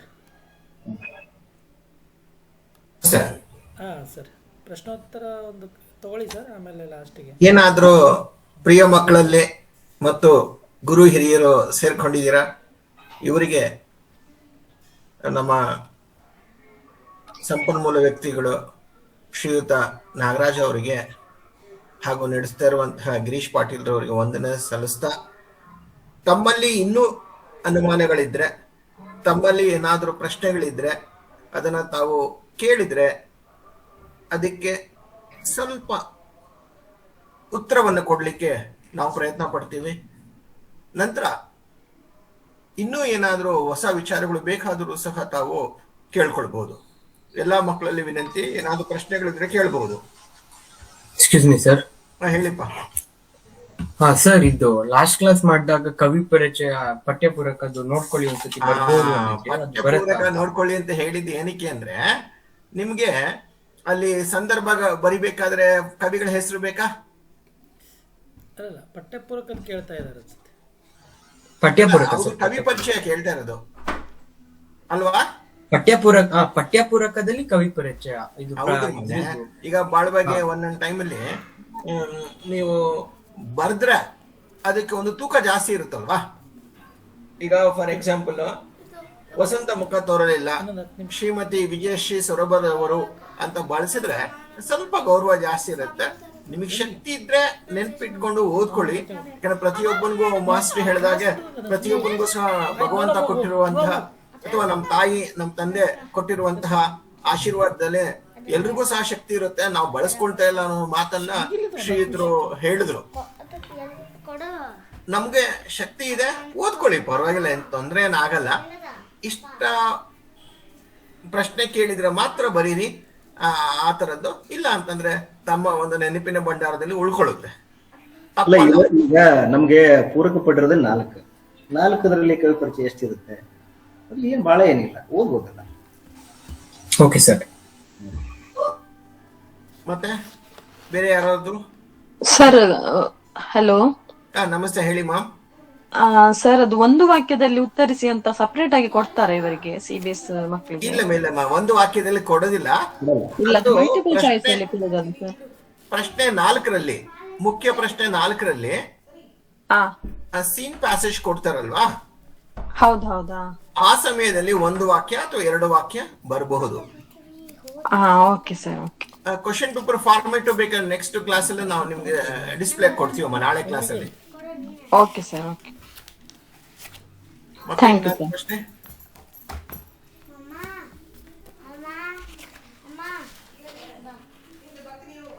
ಓಕೆ, ಶ್ರೀಯುತರಾದಂತಹ ಡಾಕ್ಟರ್ ನಾಗರಾಜ್ ಬಸರಕೋಡ್ ಅವರು ಹೇಳಿರುವಂತಹ ವಿಚಾರಗಳು ಪ್ರತಿ ಮಗುವಿಗೆ ಮನದಟ್ಟಾಗಿದೆ ಅನ್ನುವಂತಹ ವಿಶ್ವಾಸದಿಂದ ಮತ್ತು ಅದಕ್ಕೆ ಸಾಕ್ಷಿಯಾಗಿ ಯಾವುದೇ ಪ್ರಶ್ನೆ ಬರ್ದಿರೋ ಕಾರಣ ನಾವು ಅವರಿಗೆ ಅಭಿನಂದನೆಯನ್ನು ಸಲ್ಲಿಸ್ತಿದ್ದೀವಿ. ಕಾರಣ ಏನಂದ್ರೆ ಅಷ್ಟು ಮಾರ್ಮಿಕವಾಗಿ ಸುಸ್ಪಷ್ಟವಾಗಿ ತಮ್ಮ ಪವರ್ ಪಾಯಿಂಟ್ ಪ್ರೆಸೆಂಟೇಷನ್ ಮೂಲಕ ತಿಳಿಸ್ಕೊಟ್ಟಿದ್ದಕ್ಕೆ ಎಲ್ಲ ಮಕ್ಕಳ ಪರವಾಗಿ ಅಭಿನಂದನೆಗಳು. ಹಾಗೆ ತಮ್ಮ ಬೌದ್ಧಿಕ ಸಾಮರ್ಥ್ಯ, ಬೌದ್ಧಿಕ ವಿಚಾರಗಳು ಮುಂಬರುವ ದಿನಗಳಲ್ಲಿ ಹೀಗೆ ಮಕ್ಕಳಿಗೆ ನೀಡಬೇಕು ಅಂತ ಅಂದ್ಬಿಟ್ಟು ನಮ್ಮ ಯಶೋಪಥದ ಪರವಾಗಿ ತಮ್ಮಲ್ಲಿ ವಿನಂತಿ, ಬೇಡಿಕೆ. ಮತ್ತೆ ಈ ಕಾರ್ಯಕ್ರಮದ ನಡೆಸುವಂತಹ ಶ್ರೀಯುತ ಗಿರೀಶ್ ಪಾಟೀಲ್ ಅವರಿಗೆ, ಶ್ರೀಯುತ ದಿವಾಕರ್ ಅವರಿಗೆ ಅಭಿನಂದನೆ ಸಲ್ಲಿಸುತ್ತಾ ಈ ದಿನದ ಸಂವಾದವನ್ನ ಇಲ್ಲಿಗೆ ಮುಕ್ತಾಯಗೊಳಿಸ್ತಾ ಇದ್ದೀವಿ. ಎಲ್ಲರಿಗೂ ವಂದನೆ. ನಾಳೆಯ ತರಗತಿಗೆ ಎಲ್ಲರೂ ಸಹ ಸೇರಿಕೊಂಡು ಇನ್ನೂ ಹಲವಾರು ವಿಚಾರಗಳ ಬಗ್ಗೆ ಮಾಹಿತಿಯನ್ನ ತಿಳಿಸ್ಕೊಡ್ತಾ ಇದ್ದಾರೆ ಯಶೋಪಥದ ಮಾರ್ಗದರ್ಶಕರು ಅಂತ ಹೇಳ್ತಾ, ಎಲ್ಲರಿಗೂ ಸಹ ಶುಭ ಸಂಜೆ, ಒಳ್ಳೆಯದಾಗ್ಲಿ, ಚೆನ್ನಾಗಿ ಓದಿ, ಚೆನ್ನಾಗಿ ನಿದ್ದೆ ಮಾಡಿ, ಚೆನ್ನಾಗಿ ಓದಿ. ನಮಸ್ತೆ, ಧನ್ಯವಾದಗಳು ಸರ್. ಧನ್ಯವಾದಗಳು. ನಾಳೆ ಜಾಯ್ನ್ ಆಗಿ ಮಕ್ಕಳು ಎಲ್ಲರೂ. ನಾಳೆ 6 o'clock ಇದೆ ನೋಡಿ. ನಾಳೆ ಪದ್ಯ ಪಾಠಗಳಿದೆ. ಪದ್ಯ ಪಾಠಗಳ ಬಗ್ಗೆ ಎಕ್ಸ್ಪ್ಲನೇಷನ್ ಇರುತ್ತೆ. ನಾಳೆ ಜಾಯ್ನ್ ಆಗಿ. ಮತ್ತು ನೆಕ್ಸ್ಟ್ ಸ್ಯಾಟರ್ಡೆ ಸಂಡೇ ಇರುತ್ತೆ. ಫ್ರೀಯಾಗಿ ಕಂಟಿನ್ಯೂ ಆಗಿ ಮಾಡ್ತಾ ಇದ್ದೇವೆ. ಅದನ್ನು ಬಳಸ್ಕೊಳ್ಳಿ ಸರಿಯಾಗಿ. ಓಕೆ, ನಿಮ್ಮ ಸ್ನೇಹಿತರಿಗೆಲ್ಲ ಇನ್ಫಾರ್ಮ್ ಮಾಡಿ. ಹಾಗೆ ಈಗ ಲಿಂಕ್ ಇಲ್ಲಿ ಚಾಟ್ ಬಾಕ್ಸಲ್ಲಿ ಲಿಂಕ್ ಹಾಕಿದ್ದೀನಿ ನೋಡಿ ನಾಳೆ ಸೆಷನ್ದು. ಅದನ್ನು ಬೇಕಾದ್ರೆ ಕಾಪಿ ಮಾಡಿಕೊಡಿ. ಇಲ್ಲದೇ ಇದ್ದರೆ ನಮ್ಮ ಎಲ್ಲ ಟೀಚರ್ಸ್ ಗ್ರೂಪಲ್ಲಿ ಹಾಕ್ತೇವೆ ನಾವೀಗ. ಇನ್ನೊಂದು 5 minutesಲ್ಲಿ ಹಾಕ್ತೇವೆ. ಅದು ನಿಮ್ಗೆ ಸಿಕ್ಕುತ್ತೆ. Okay, through your teachers CBSE ಗ್ರೂಪಲ್ಲಿ ಹಾಕ್ತೇವೆ.